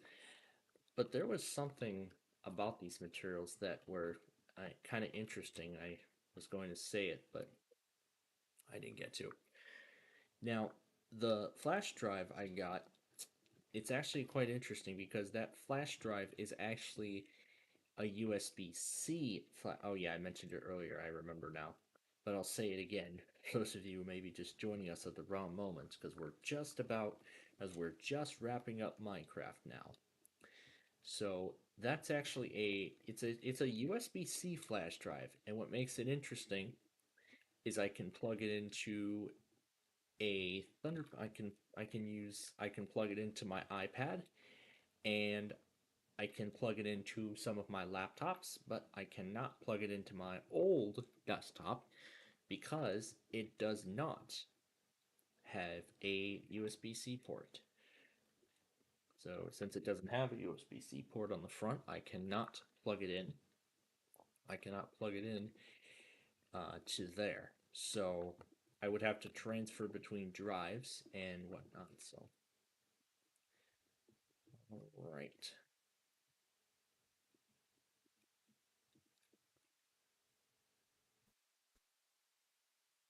Okay. So, here's what we're just gonna do.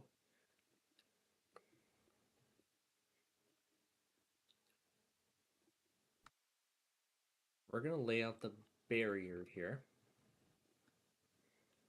We're just gonna kind of set up the foundation for the next overpass, and we will come back to it next week. So this is the last move we are doing.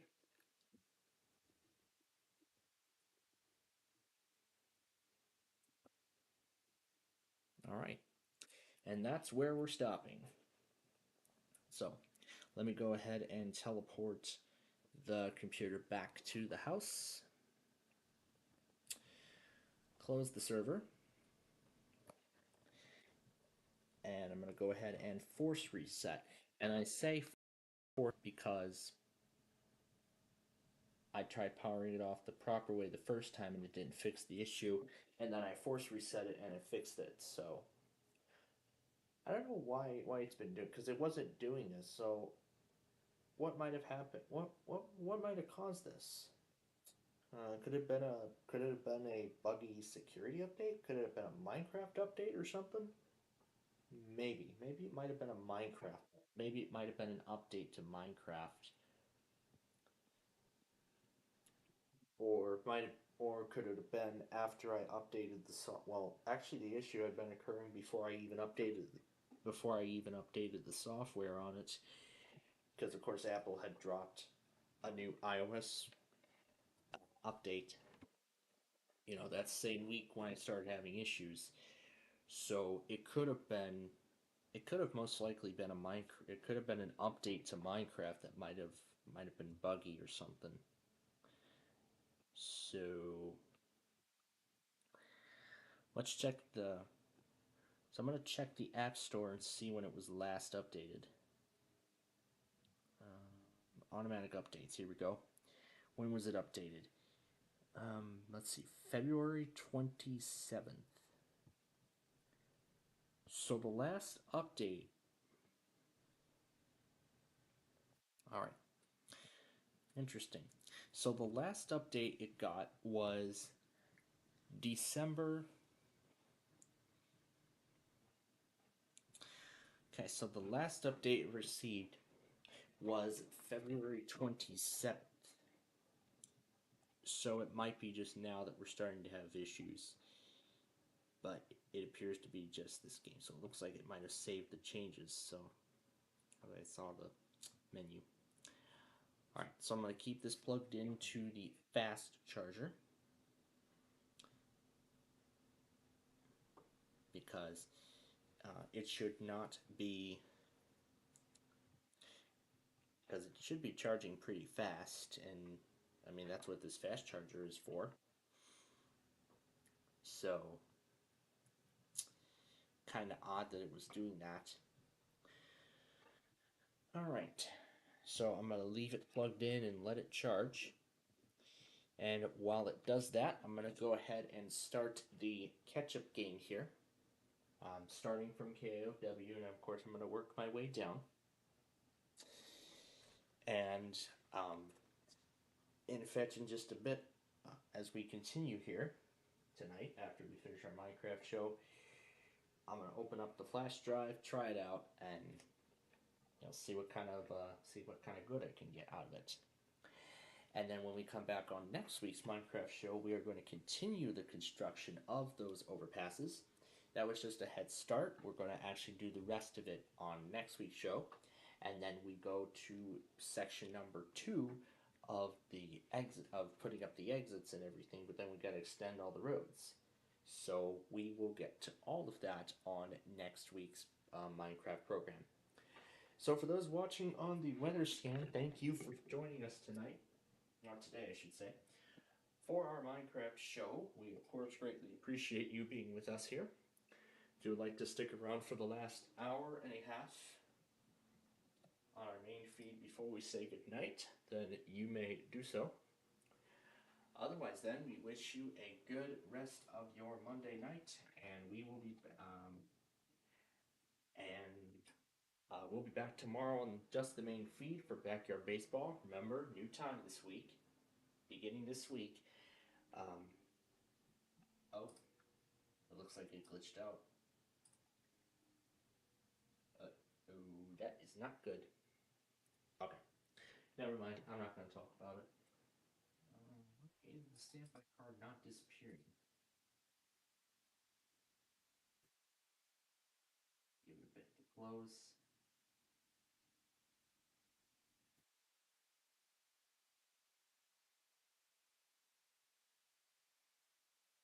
It looks like it's stuffed and it's not, and it's refusing to close.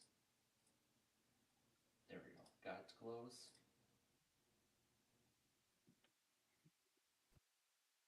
Let me run it normally now.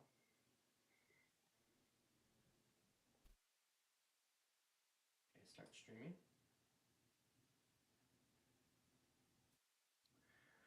All right. Now, let the catch-up begin. Okay, I'll wait for it to stop. Okay, here we go. All right, looks like it is working. Okay, we start with KOW.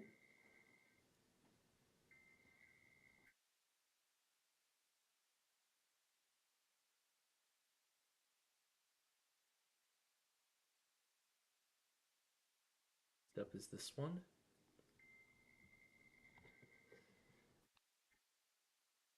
Now, let's go ahead and open up the flash drive.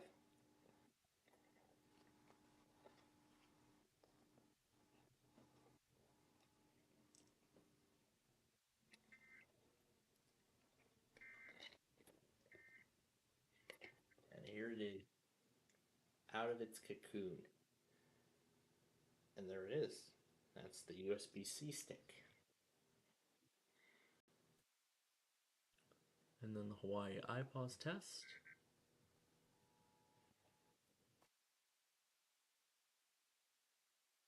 I'll keep the boxes right here for now. And let's say I got some new Expo markers. This is to especially replace this black marker that I've had for a long time. It's most likely finally giving way. I just realized they had a bunch of other boards, but I chose not to go after them.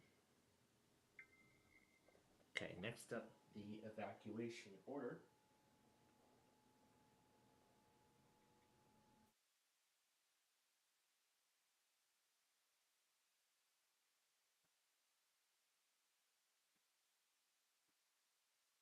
KJL, you tested already.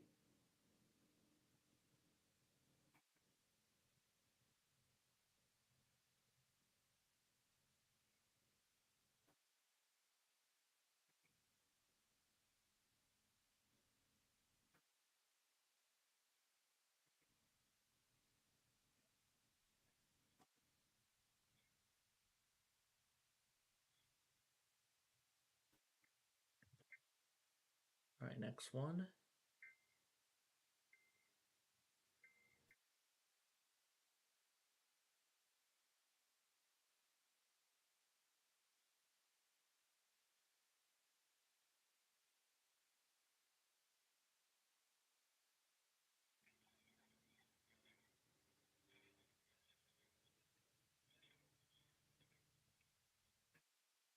KYZ. KBZ, why did you test for a second time? You already went today. I don't know why. Maybe they're stupid or something. All right. So, John picked them up. Good. If not, oh well. We'll play around with the flash drive after. Done here. Then I got some brand new dry erase markers, new colors. And these will replace my other markers when they go out. when their ink finally runs dry. All right, next one.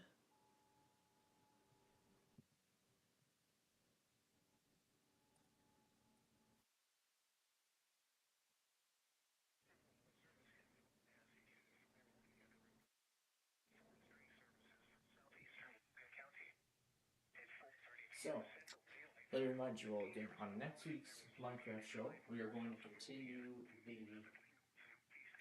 construction process.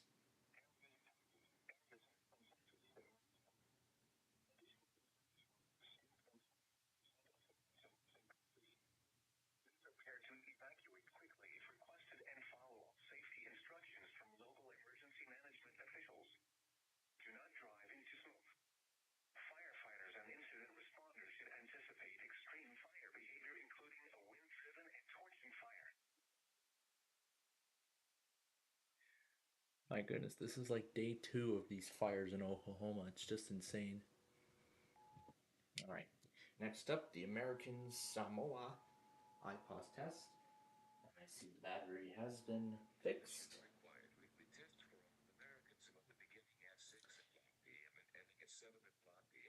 And I've also lowered the rendering distance from the 13 plus to down to just 8, which is recommended, just so I could save the battery power.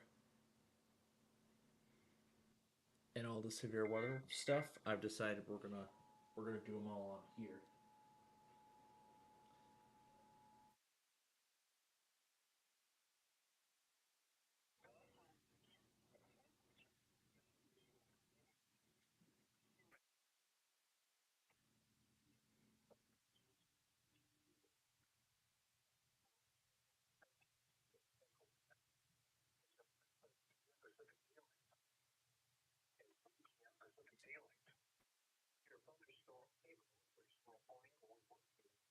Yeah, I'm surprised we see severe weather occur in California. But that risk today is general.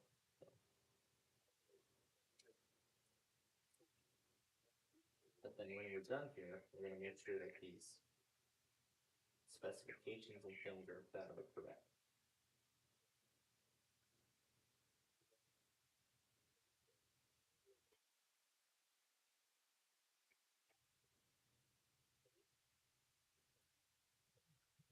Here we are. Fast speed, 200 megabytes a second.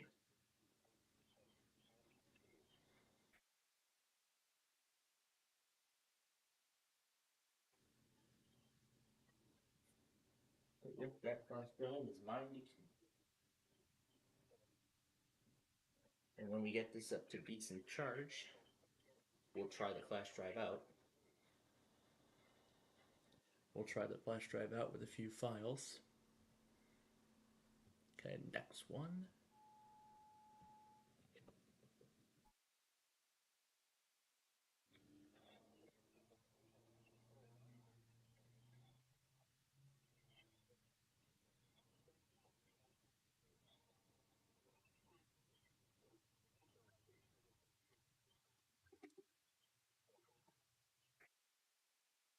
And yesterday I also made use of the planner that I was also giving out for spring break.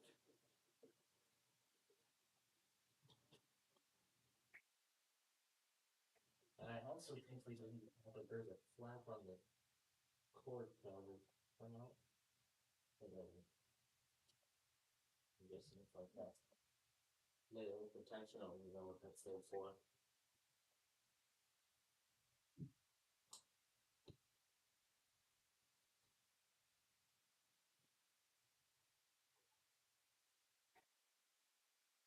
And I also saw that Rochester say to wait till today to test.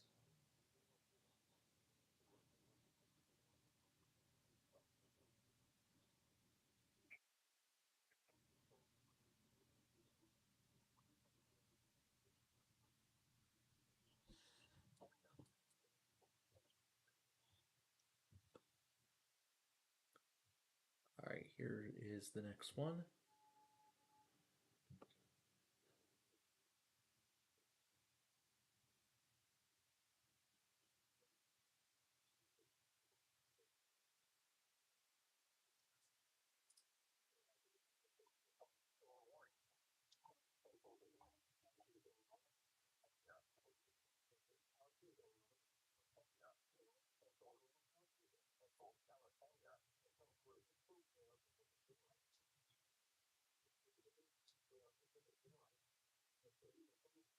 And then you're just going to go through the tests on all numbers.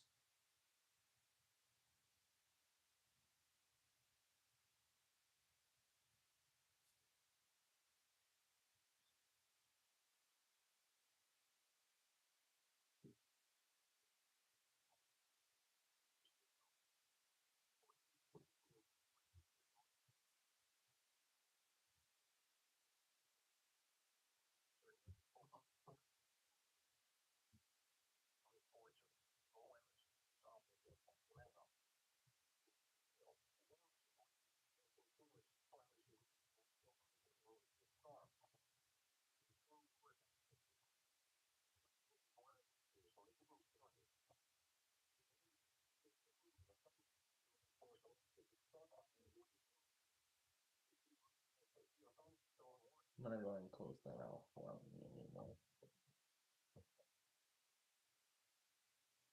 Oh wow, John did a really good job at this. Alright, next one.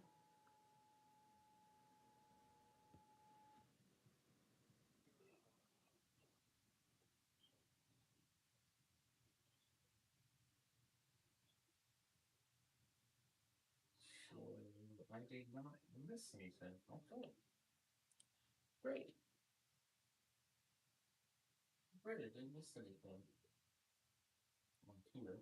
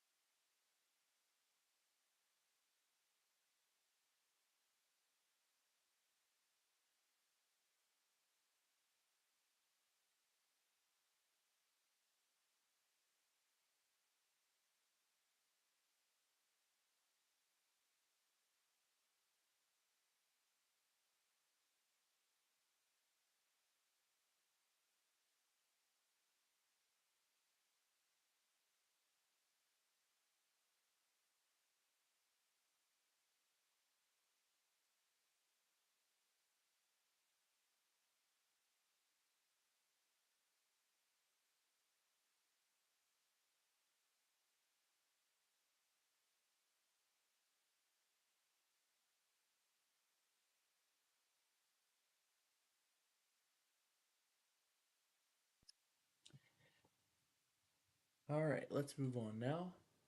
This is the next one on the list.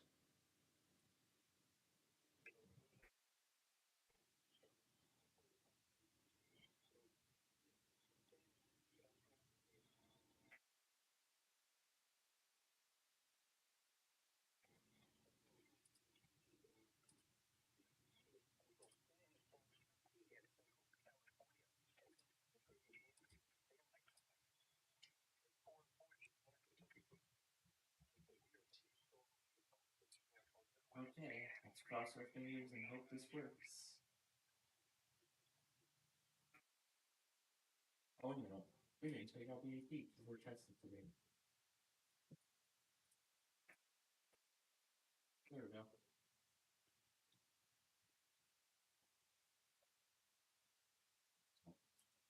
Alright, that should be fixed now.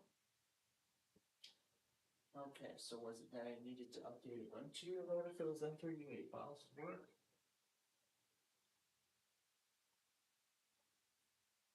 Is there even a new version of this Amara thing?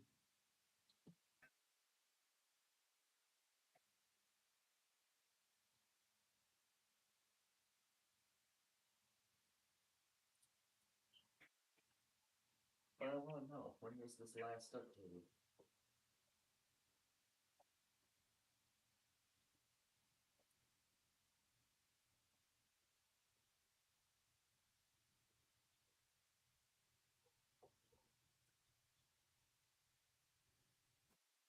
Copyright 2024.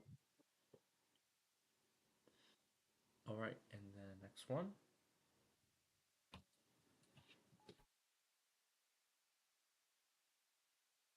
It's the version currently.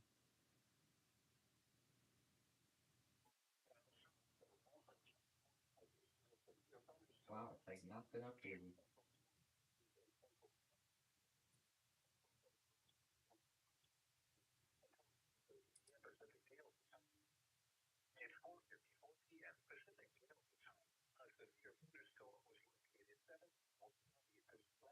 Yeah, it doesn't look like they've updated this at all. And I think that's good. Alright. So let's cross our fingers and hope this works. Hopefully we will be able. Are we on 19 already? Did I get the title wrong again? Okay, that is this week's episode. Oh, it's already taking stuff anyway. Yay! Next tested. So bad. We can cross them off the list. Alright, on to the next one.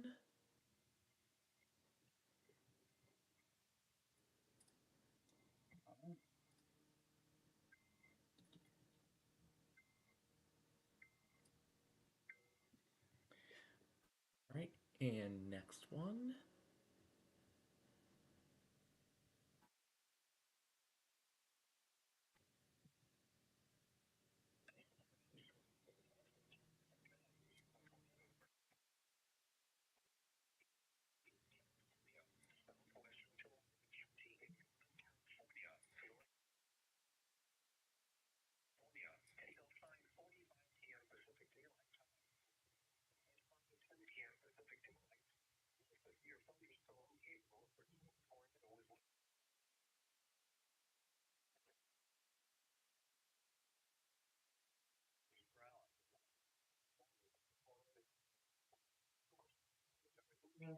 That's not pretty much extra, so I'll have those all start up at once. Looking 3 weeks after this, then I know really like to get back to monitoring Verizon on that logger again. Again, once we're all caught up with this, we'll play around with the flash drive and you'll see what we can do. Oh hey, this actually might be a new, more preferable way to transfer over files. So I can plug it into this USB-C drive, but this is only one USB-C port, so it's pretty cool. We'll have to give it a try. All right, and next one. How far are we from the end? I think we're getting there.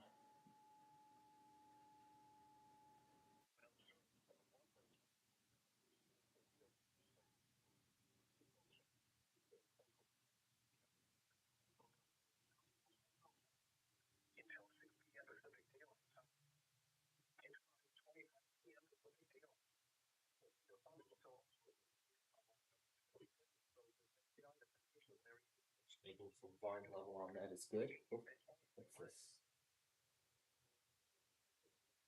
What was that? I just dropped those. Yeah, never mind. I've got all the monitors set for tomorrow, and I have everything ready for Wednesday as well. So yeah, folks, this is going to be a little different than what we normally do. Again, like I said, Roblox this week will now happen on Thursday nights instead of Tuesday for the next 8 weeks. And of course, when that's all done, and then of course, when that class is all done, then we will get to Yellowstone.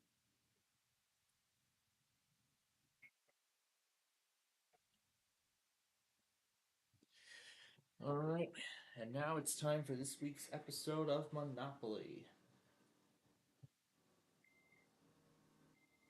Or this is going to be the first of the two. So I guess we'll stick around until that's done. Yeah, didn't see you there. I am glad to be here too.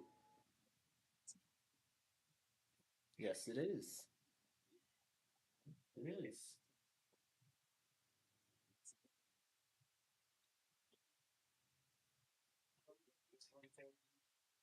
Getting close to the end of the season already. Wow. There's so much.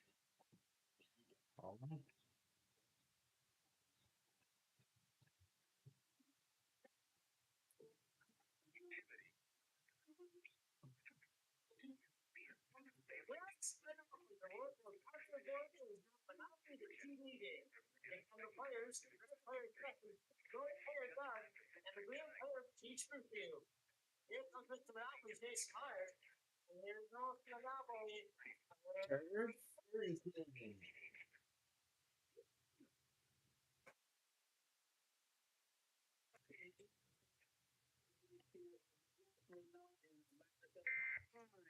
Your favorite neighborhood host, Herb Ferguson. Thank you very much there, Mr. Neil Cernitzky, for that very warm welcome.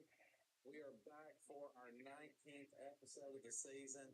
And man, do we have one for you tonight, because that record-breaking champion is back again. That's right. 6 wins under his belt, and he wants to continue to make history.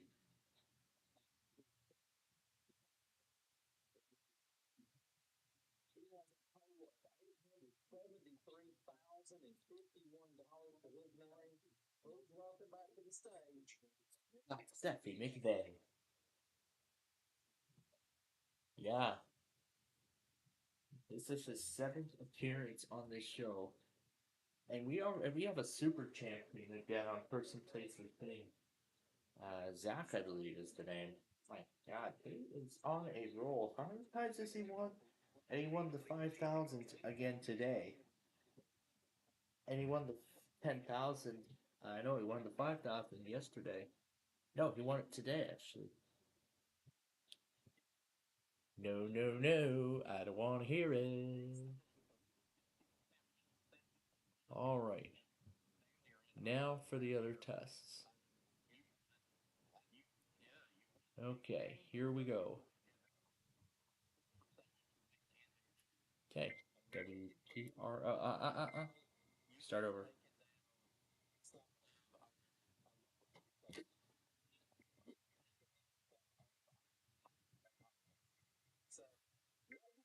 points left for you. All I can say is, Right. WCHG.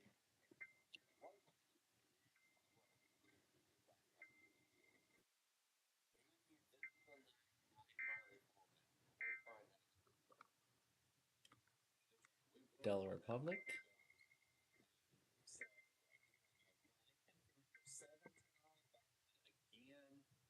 again, make another brand new record.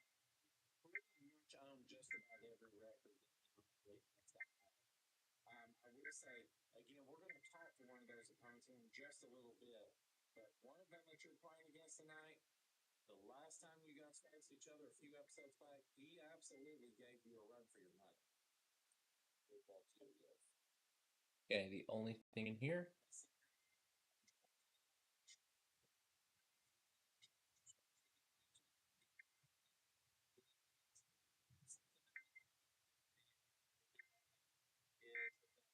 When you've got multiple people that sign up to participate in the game at night, we will do a little showdown round before we ever come on air. And we had several people that participated in that tonight. And this right here was our first person that made the 3 correct answers in a row. I know some of you may go, huh? But yeah, it was. Welcome back, Doug Tolliver.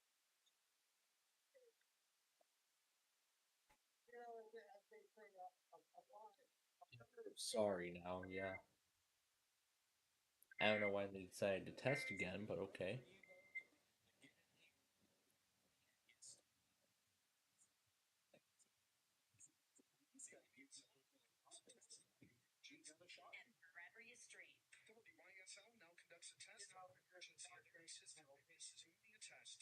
Let's have a great time. You know, when I got my buddy, that's 50 years old in the blue zone. I might be the lucky one. Well, hey, and here's the news for you right now. You're 3,185 for the season. That'll be the fourth of the season. Right now, spread. The top 9 are ninth place players. Those are the ones, of course, that are going to make it onto our tournament. Number 9 right now, you are approximately 30. Ooh, it looks like he shortened the delay now.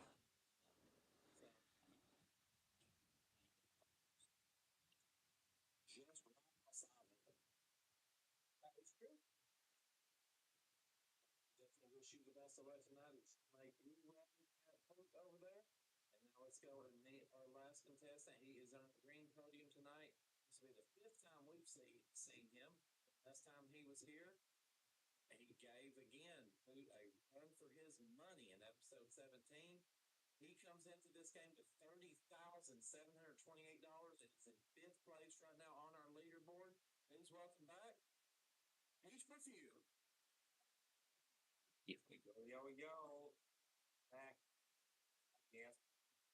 Well, hey, for those that pay a lot of close attention to our live streams here at MVG Production, they know that last night you were able to take down someone that had been running roughshod over one of the games here.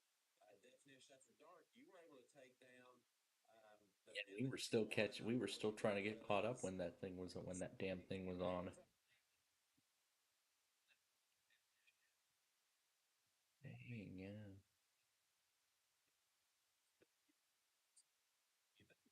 All right, I don't know if I missed 6-1. Where is it? There it is.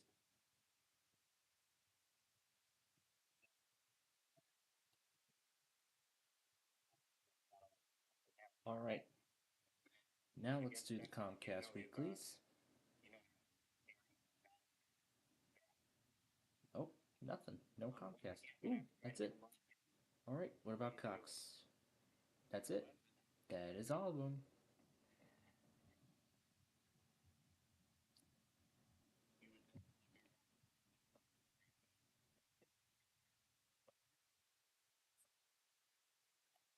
All right. Let's get this started.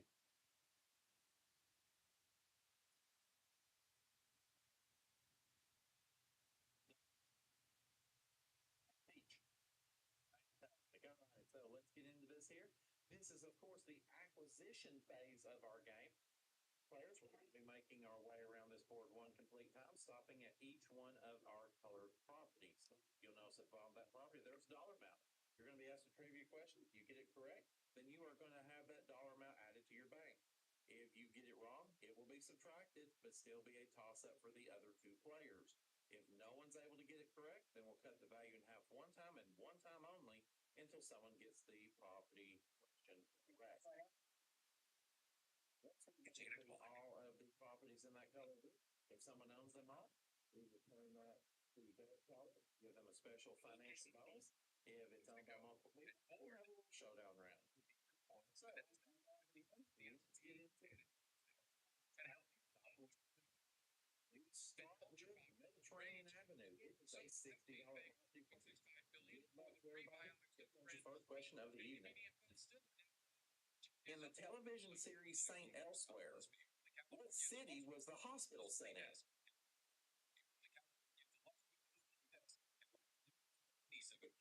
In the television series Saint Elsewhere, what city was the hospital set in? All right, so already that would be Boston. In the animal kingdom, what bug shares its name with a sport that includes bowling and wickets? Hoot. Cricket. Cricket is correct. $30 to you takes you to $30. We now go over to Baltic Avenue, which is a $60 property. Which American swimmer won 7 gold medals? And that's Peach. Michael Phelps. No, I'm sorry. It's going to cost you $60. No, I won't, Poop. Mark Spitz. Mark Spitz. Finished with that question, was won 7 gold medals at the 1972 Olympics. All right, so that means that's $60 for you for that property. You now own both of our ground properties. These buckets at the bike value of $120, which takes them up to 210. Oriental Avenue is up next, and it's for $100.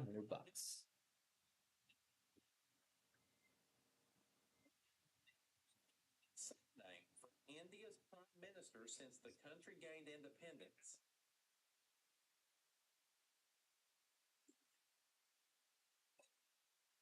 That would be Gandhi. Gandhi. We cut the property in half now, $50. Which country does the rock band U2, and that's Peach? Ireland. Ireland is correct. $50 to you has you at -10. You have 1 light blue. Next up, Vermont Avenue for 100. What incident caused the deaths? And that's Peach. Plane crash. Plane crash is correct. $100 for that one takes you to $90, and that's Peach. Plane crash. Next up, Connecticut Avenue for 120. What is the last word of the Pledge of Allegiance? Peach. All. All. All is correct, so we're going to give you $120 for that. And now you own all three. It's $20 for that value of the hit. It came up to $530. Hey, I did the math right.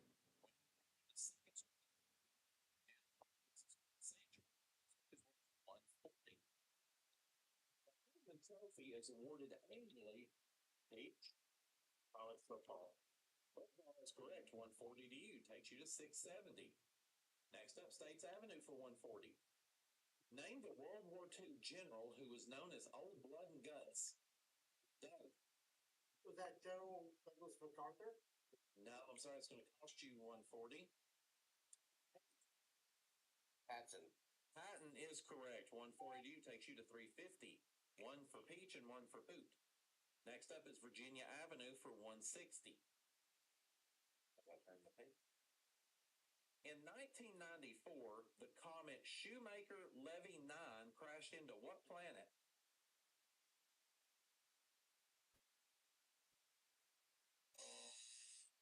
That would be Jupiter. All right, so let's cut that property down in half now to $80. In television, what was the name of Fred's boss on the Flintstones? Mr. Slate. Mr. Slate is correct. $80 to you. Takes you to 430. We are through our magentas, and we've got Poop that has 2 of them. Peach has 1. So Peach needs 2, and Scott needs 1. Only needs 1. Which tall Cy Young winning baseball pitcher was known as Peach? Randy Johnson. Randy Johnson is correct as the big unit. That's 1 for you. Cincinnati International Airport is actually located in which U.S. state? Peach? Pennsylvania? No, I'm sorry. Go ahead. Indiana. No, it's Kentucky. I have it right. Kentucky.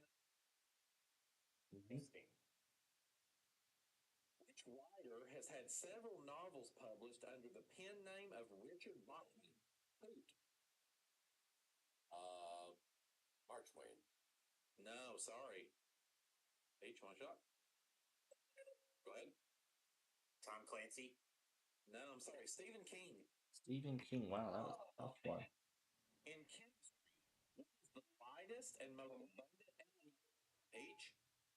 Hydrogen. Hydrogen, yes. Yep, he gets the magenta property along with 440 combined value, taking up to 1110. St. James Place is up next for 180.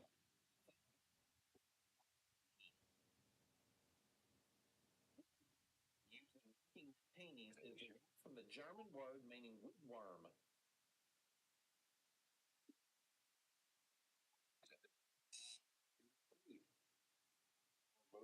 Move is correct. 180 to you takes you to 610. Next up, Tennessee Avenue for 180. The name of what U.S. state comes last alphabetically? Peach. Wyoming. Wyoming is correct. 180 to you takes you to 1290. One for Peach. Next up, New York Avenue for 200. The Nintendo character known as Mario first appeared in Donkey Kong. Donkey Kong is correct. Donkey Kong. Peach, I need 2 correct answers. Food, I need 1.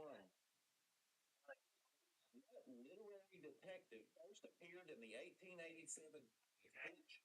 Sherlock Holmes. Sherlock Holmes is correct. That's 1 for you. What is the name of the protective metal glove used in the Middle Ages that was said to be thrown? Gauntlet is correct, and you have taken the orange properties. Best time those red. Give you $560 of combined value. They ship at $1,370. We need to turn on to Tennessee Avenue for 220 is next up on the list. That's your ass. No, that was my nose. Okay. So we're Kentucky Avenue, or it's 220? Supreme Court Chief Justice administered the presidential oath to George W. Bush.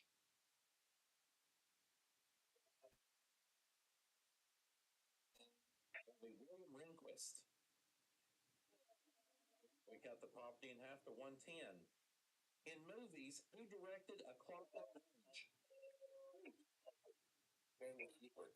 Kubrick is correct. 110 to you, takes you to 1480. Next up, Indiana Avenue for 220. Known for its blue box, which company manufactures the NFL Super Bowl trophy?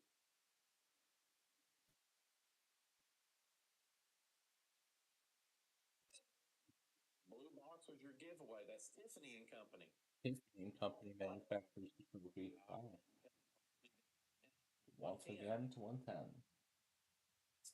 Children's Hospital. St. Jude. St. Jude is Yeah, St. Jude Hospital. We've got 1 for Poot, 1 for Doug. Next up, Illinois. 1 for 240.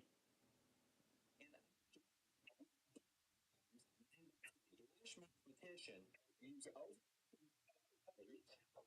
Venn diagram. Venn diagram is correct. Yep, value. Yep. Let's go down first for today. All 3 players on the property. All 3 need 2 correct answers. 2 correct answers will win the Monopoly. Total of how many consecutive strikes made Peach? 12. 12 is correct. That's 1 for you. In politics, which U.S. state has the most electoral votes? Peach. California. California is correct, and you Get threes. Combined value.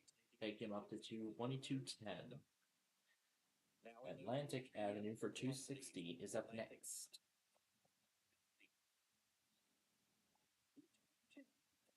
Was forced to drink hemlock in 399 BC.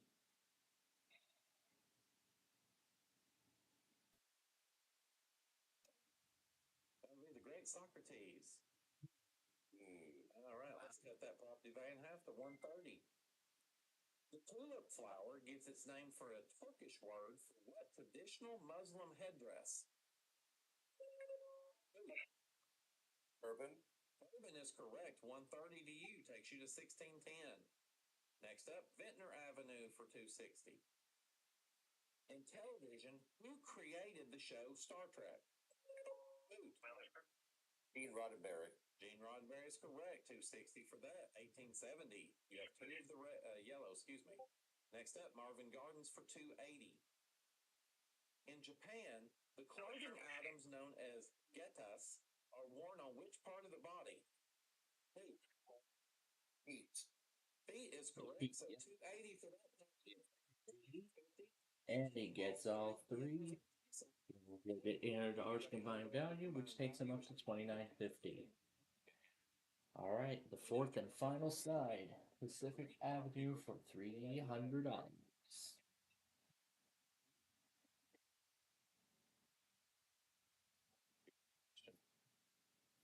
In music, which vocalist had a hit with the single "Don't Worry, Be Happy"?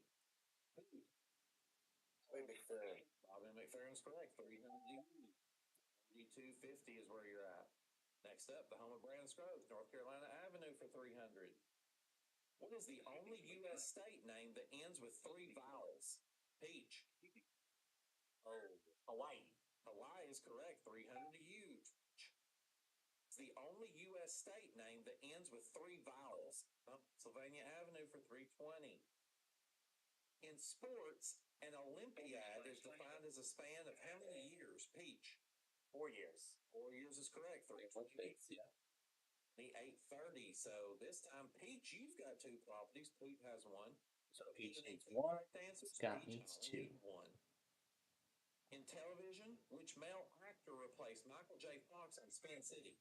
Poot. Wow. Chris. No.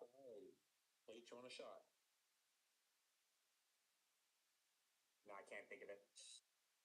The madman himself, Charlie Sheen. For this one now. As they said, you put a little cocaine on his dick and it's called a sheenus. Oh my gosh. I always like that joke.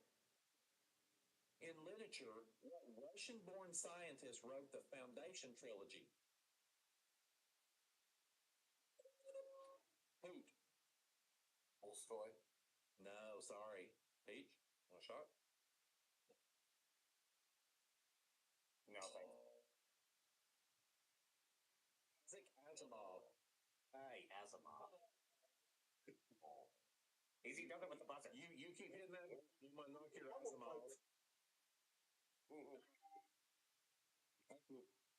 Which American city is nicknamed the Big Easy? Pete. New Orleans. New Orleans. Is correct, and you have taken the green property group.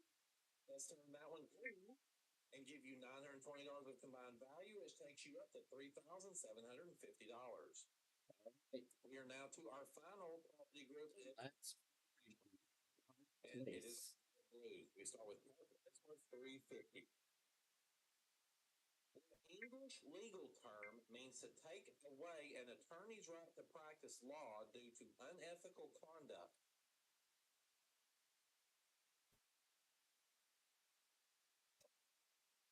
Wow, I'm surprised. That's being disbarred with disbarment. Oh. Let's cut that property in half to $175. In the U.S. Army, what do the letters in the acronym AWOL? Absent without leave. Absent without leave. You to 34.20. We're now to our final property. It is Boardwalk, worth $400. What movie rental chain was listed on the new Poot? Blockbuster. Blockbuster is correct. $400 for that takes you to $38.25, and you own both dark blues, so we're going to turn them red. Give you $750 of combined value, which takes you up to $375. Ending the acquisition phase. Let's stand right now. Right, is our goal player Doug Clevenger? He has no monopolies and negative $30. In second place is our green player, Peach Perfume. He owns 4 monopolies and has $3,750. And in first place is our current champion still, Poot McVeigh, our red player.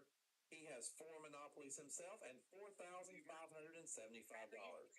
Well, this is the time we take our first commercial break. And as we do so, our players are going to be using some of that money to make upgrades to their properties, placing houses and hotels. And when we come back, we're going to play our 15-minute big money round with Mr. Monopoly to find out who's going to go on to play for up to $50,000 when we go once around the block. Right here on Monopoly Night in America.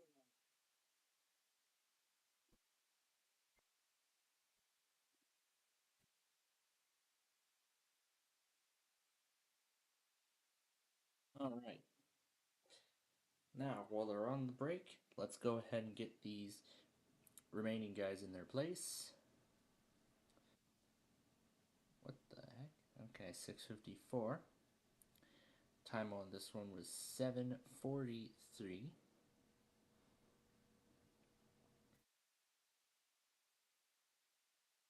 $9:31.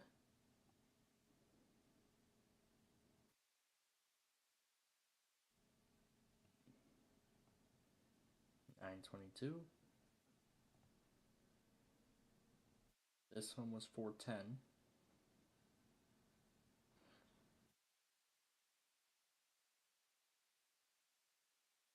I'm gonna go by when it was sent. And this one was 8:16.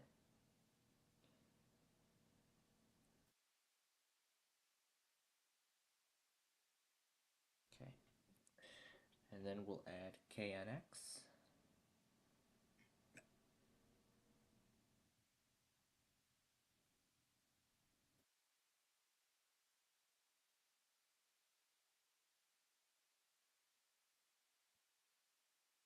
Okay. And then lastly, WETS.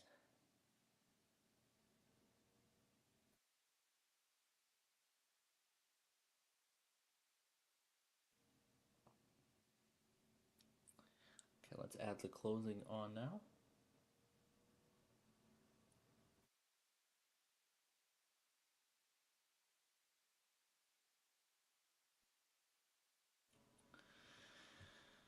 Alright, now to get the Tuesday stuff started.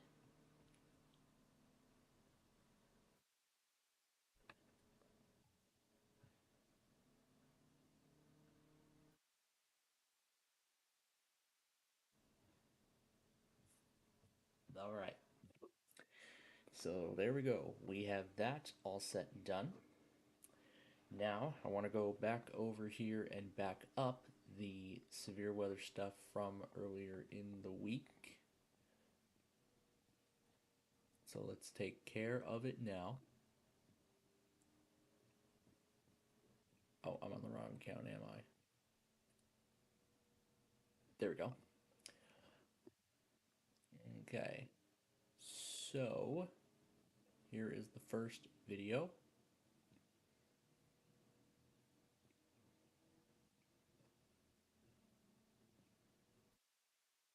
No, I'm not waiting that long. Alright, we can delete that clip now. Alright, that's one. Here is the second one. Yeah, it's kind of, this is kind of a bug in the Edge browser. I have to go to a new tab just to initially initially acknowledge the download process. Alright, that's two. Here's 2025-04. What thumbnails have we got? Let's switch it out with this one. Save the changes and download.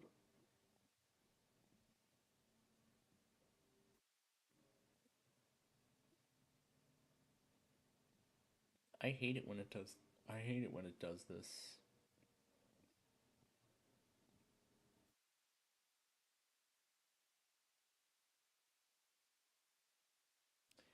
And then 2025-03.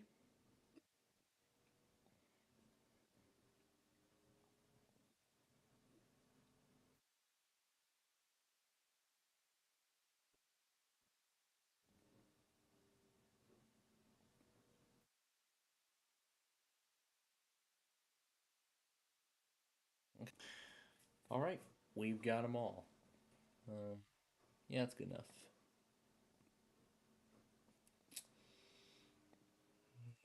What can we change this to? Let's leave that as it is. What about 03? What can we change this to? Something did not end up right. Alright, where did this show up? It was at 4 hours and 42 minutes in. Okay. So I'm going to have to go back and fix that. Because I think this was something I did not edit, that I did not correctly edit. So I think it's just this one. Actually, I have the full video. So I think it might have been an error, but I would like to watch the part again. So where does it start? 442, 4226.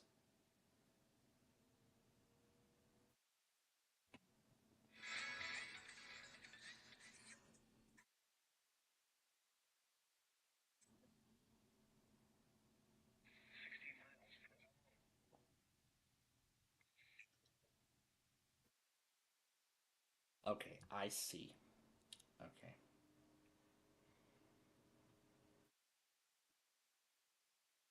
Okay.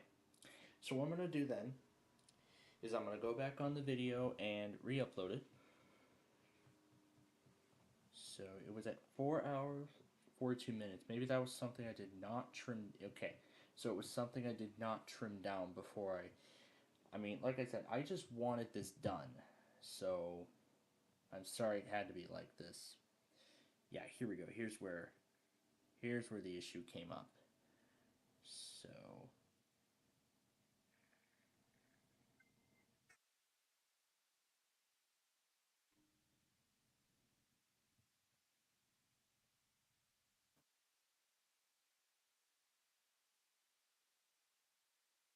okay, there we go. All right. That has now been fixed. So I'm going to leave this as it is for now because I'm about to upload a second copy. So I'm gonna redo this with the 720p high definition. I'm gonna take this off the playlist, and I think that's the only one. Yep, no restrictions here, no restrictions here, no restrictions here. Okay, so this one was the only one that needed to be fixed. Okay, so that's the only one that needs to be fixed. So I'm going to make those corrections. So I've made those corrections, and now I'm going to wait for that to finish exporting. And by the way, where is the original file? I'm going to delete it because I have an updated copy. Let me get the clock on screen now for the 15-minute big money round, which is, it's actually just about to start. Perfect timing.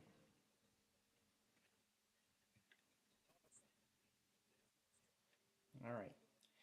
Let me pull the files up because I actually would like to try this flash drive out now.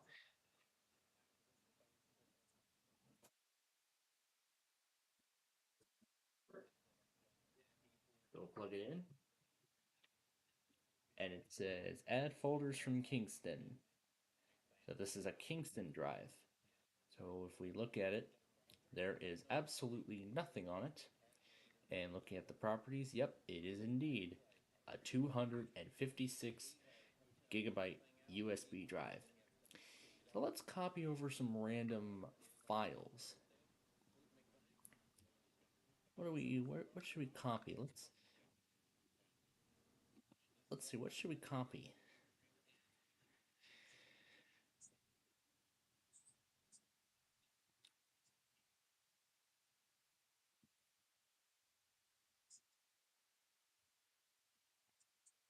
Let's copy this folder over.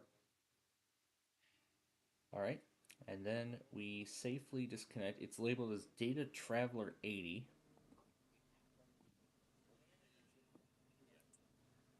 So we'll wait for it to finish whatever it's doing with the drive, and I don't see any indicator lights.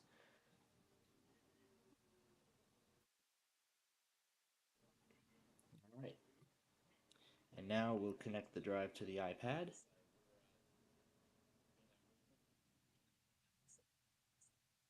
I do not even know if it's gonna. I don't think it even fits all the way. I think the only way I can get this in is if I take this thing out of the case. yeah, the only way I can really get this drive to connect is if I take the device out of the case and then plug it in. Yeah, so now it fits. Yeah, it's kind of stupid because now I have to take the thing out of the case in order for it to go through. And then there's the Kingston drive, and then there are all the files. Okay. Alright, let's... Okay, where's the camera? I gotta make sure that when I put this thing back in, I make sure I put it back in correctly.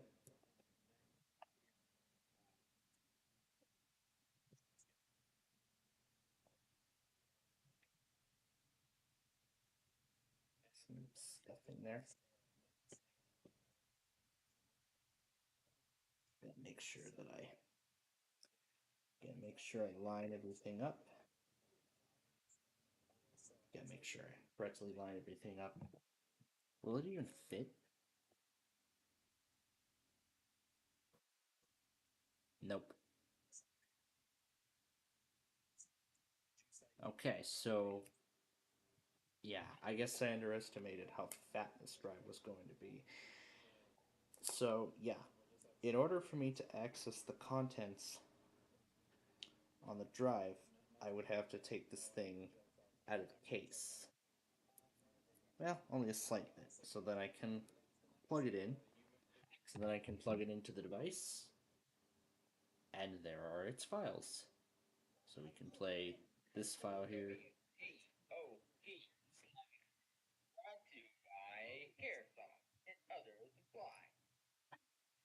Yep, I can still hear the thing. You have reached the Wheel of Fortune hotline.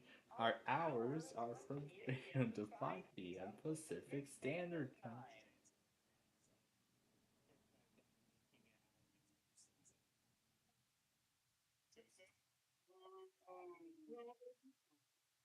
Trust me, I had hopes. I had really high hopes for it.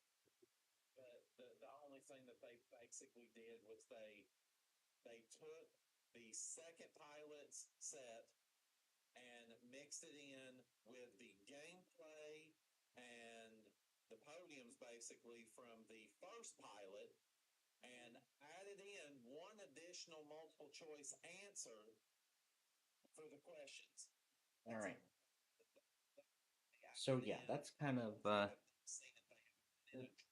so I have to take this out of the case. You know, it's kind of a bit annoying, but at the same time, I'm glad.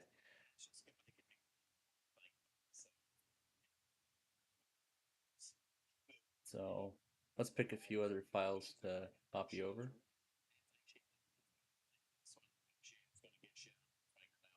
I wonder if this thing can play XM files. Why don't we check? Why don't we see if it can?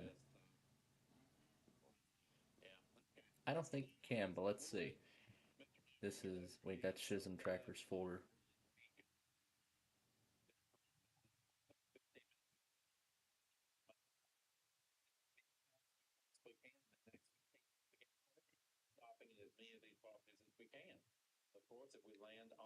Will it even play all these files? Let's find out.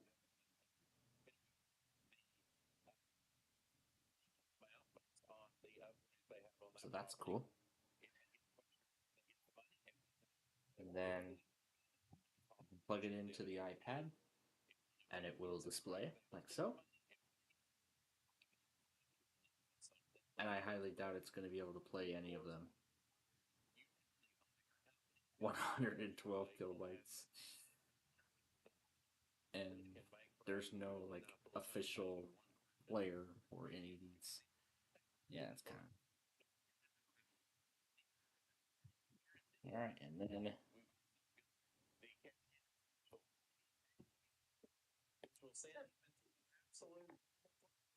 And reminding us of how he is the benevolent one.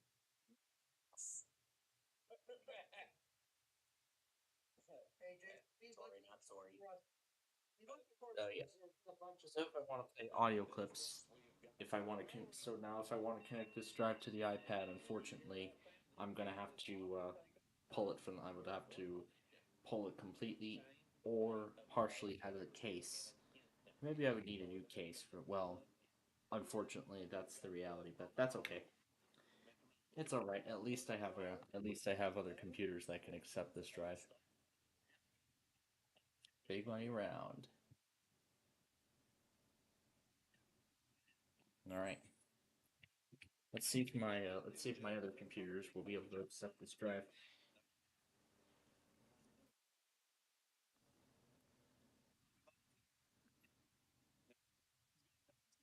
Nope. The XPS does not have USB-C support. This one does, I believe. Yep, it has USB-C support.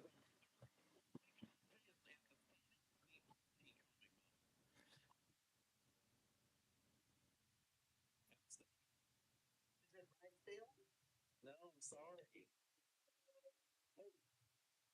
Riverdale. Riverdale is. All right, so so I can load a few audio files onto it.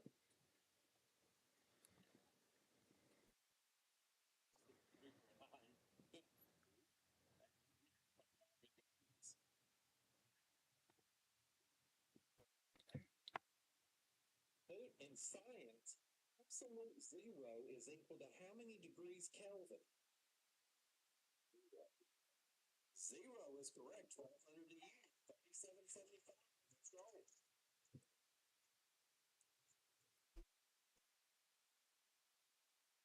Pennsylvania Avenue. Nature.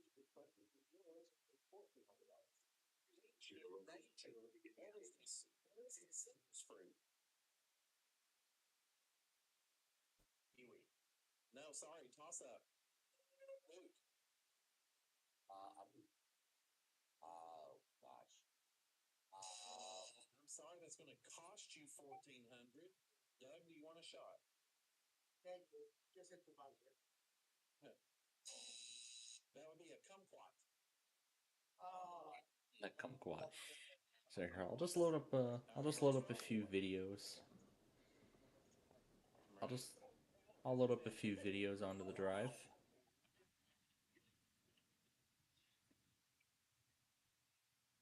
So you gotta give it back. Pay your taxes. I pay my taxes with Intuit TurboTax. Oh wow, yeah, that is a really fast drive.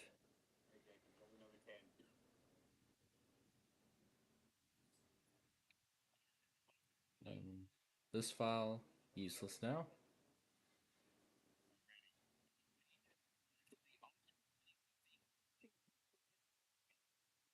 What the hell? No, I'm sorry, toss up. Angley is correct. 550 to you takes you to 2925. Next roll. I'll load up a few files. Then these are just screen recordings.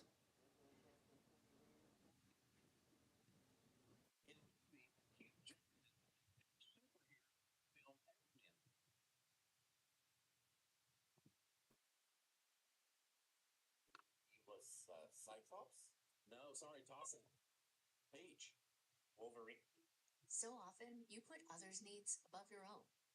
You're fueled by the spirit.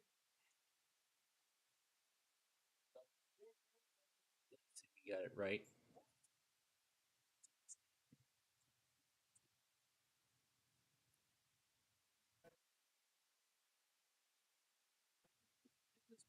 Did Judy Shepard miss it? Create by blending jazz dance and exercise. Jazzercise. Jazzercise is correct. 950 to you takes you to 3875. So I could load anything I want onto this drive. And I assume I can move audio files onto here as well.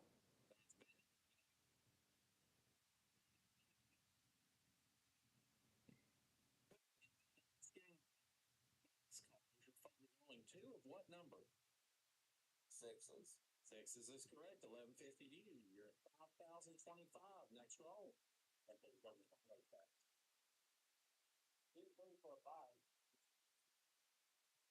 West North Carolina Avenue. So I'm really putting this new flash drive to the test.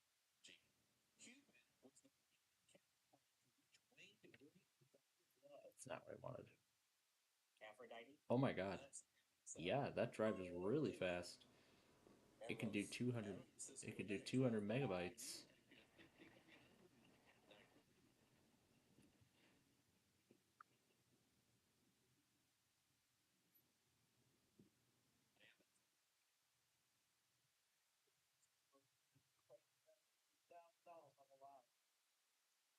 Which judicial body of military personnel are convened to try members of the U.S. Armed Forces?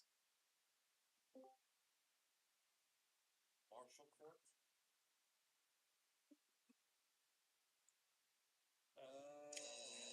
Yeah, I can give you that.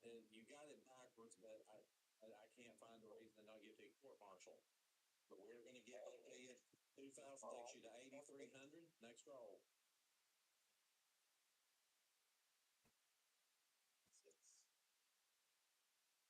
All right, so we passed go. That's 200 for the night, and we've landed on the right.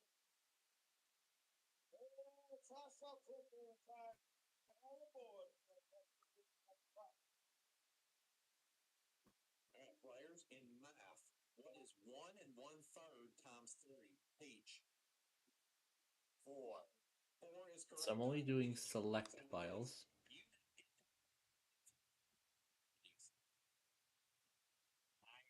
Go for the dark blue problem. The dark blue, so let's go ahead and raise screen. So you're going to need 2 correct answers. If you do so, you are going to be able to steal this monopoly away from him. $70 of combined value. But be very careful. You miss a question, then you're going to pay him the rent. So, down bad, so here we go. Worth the risk. Question number 1, 1,500 at risk. In movies, what actor played the title character in Beetlejuice? Johnny Depp. No, I'm sorry. It was Michael. So that means that is going to cost you $1,500. So let's take that away from you. We will pay that directly over to Boot. He is now up to $10,000, and that means this hostile takeover was unsuccessful. Next roll.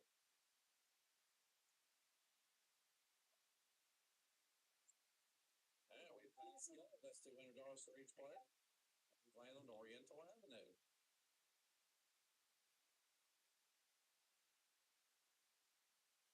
Yeah, it's kind of not responding because of. Stanley, Peter, Gene Simmons, and Ace Frehley. I'll just wait. Yes, is correct. 5 for you. 11, 15. I'll wait for the rest of them. Just this drive is really being put to the test right now.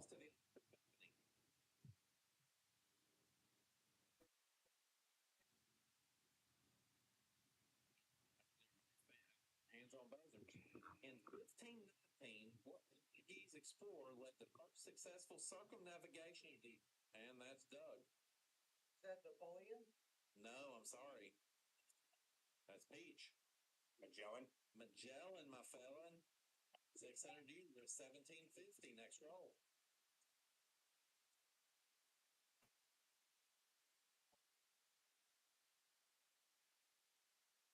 In the chest.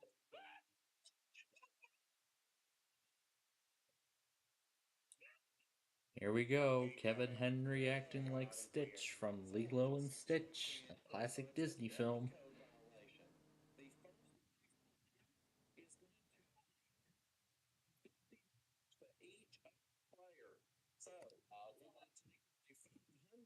So I'm doing a select. So I'm selecting certain files.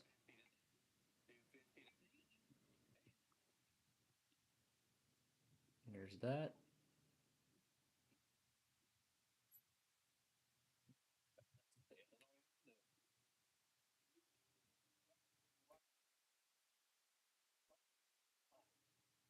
Peach, which Japanese prime minister approved the attack on Pearl Harbor? Let's go back by name.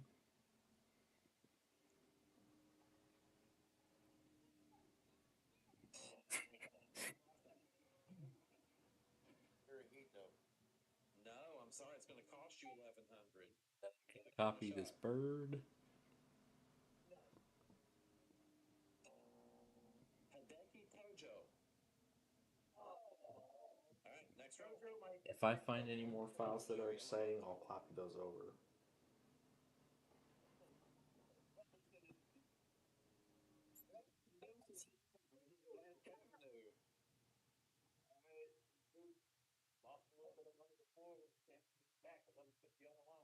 Food and television. What resident of the planet Melmac became part of the Tanner family? Alf, aka Gordon Shumway. Alf is correct. 1150 to you. Takes you 9750. Next roll.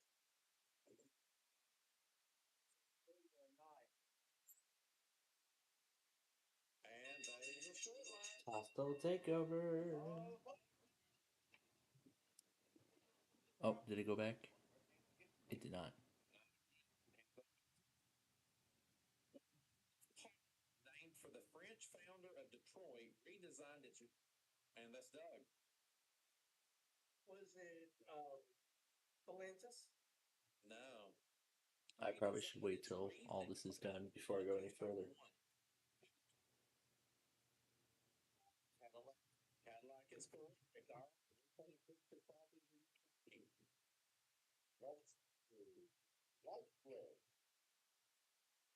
All right, going for the light blues. Yeah, going to go forward. We are not collecting for pass and go here. We do not do that on the railroads. So we are at Oriental Avenue. You've got 550. We're going to need 3 correct answers here to take the monopoly. Question 1. Which rock group recorded the song Heart of Glass with lead singer Debbie Harry? Blondie. Blondie is correct. Yeah, I think that's a start. We now move over to Vermont Avenue, 550 at risk. In history, who is credited with introducing pipe smoking to England? Sir Walter Nah, Raleigh. I'm fine with keeping them all stored on here. Raleigh is correct.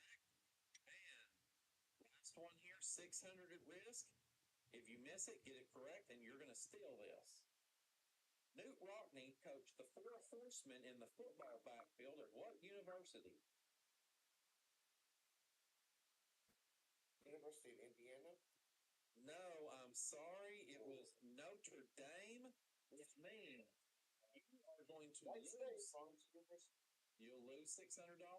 We'll pay that over to Peach, and that means this hostile takeover was unsuccessful. All right, next roll.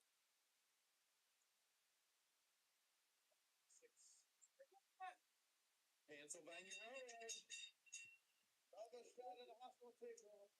Wow, this is a really fast drive.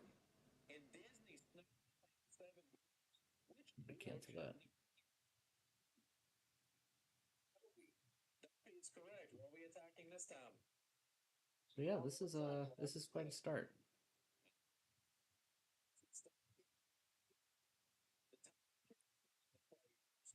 And Guildenstern are dead were first minor parts in which work by William Shakespeare? Hamlet. Hamlet is correct. Next up is Vermont Avenue. The Adelaide News and Sunday Mail were the first 2 newspapers owned by what media titan? Murdoch. Murdoch is correct. And finally, Connecticut Avenue. Meaning the Bay of Smoke. What city is the world's northernmost capital? You know? No, I'm sorry. It's Reykjavik. So that means you're going to lose 600 again. We're going to pass that over to Peach. And this hostile takeover was unsuccessful. Next roll. You're giving me heart attacks. Well, maybe I shouldn't say that. Yeah. And that's Tennessee Avenue. We should do a meal or no meal marathon tomorrow. The NBC late show tomorrow. Tomorrow? What?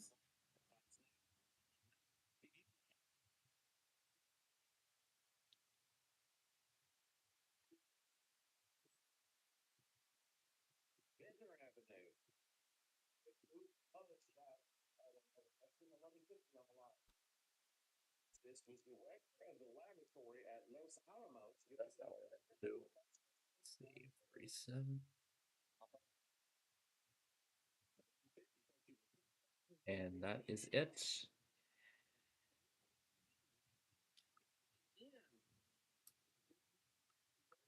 where things stand in this moment. All right, so we have got in third place is our gold player, Doug Trovinger, with $620. In second place is our green player, Peach Perfume, with $3,200. And in first place is our current champion still, the red player, Poop McVeigh, with $10,650. Well, we are going to take our final commercial break.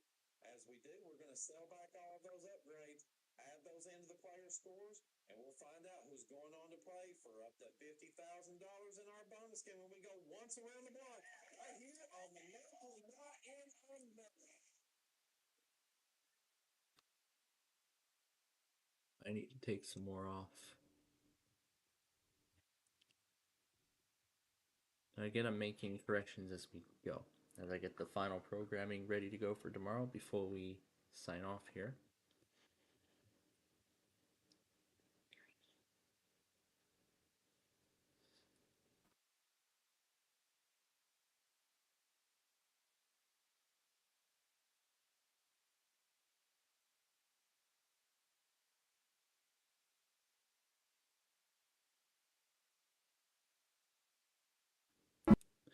Alright, that's ready for tomorrow.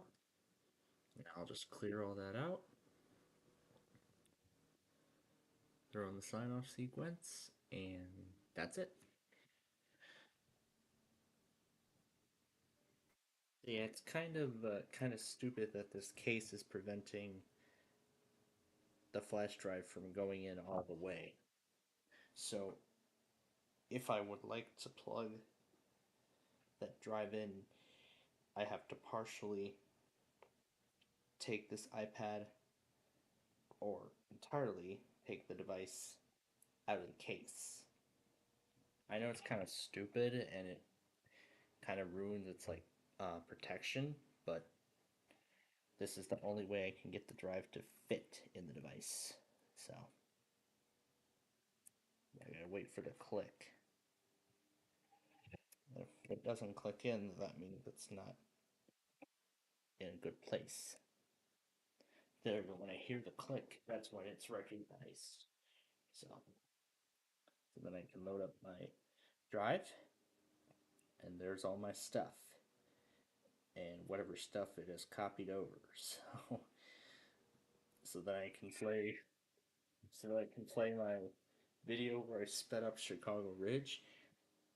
I'll actually show you this. I'll show you this a little more in detail later.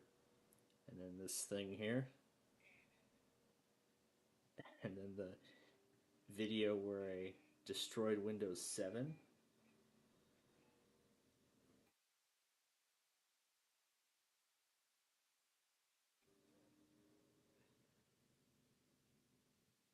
That was fun. What else have I got? Lockport. Yep. Or I sped up Lockport.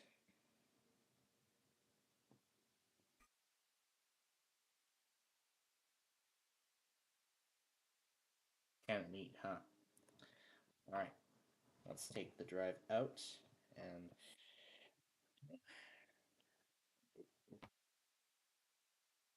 now to put to put the device. It's kind of getting scratched up from the case, but it's okay. Oh, it's back already. And now to reinstall.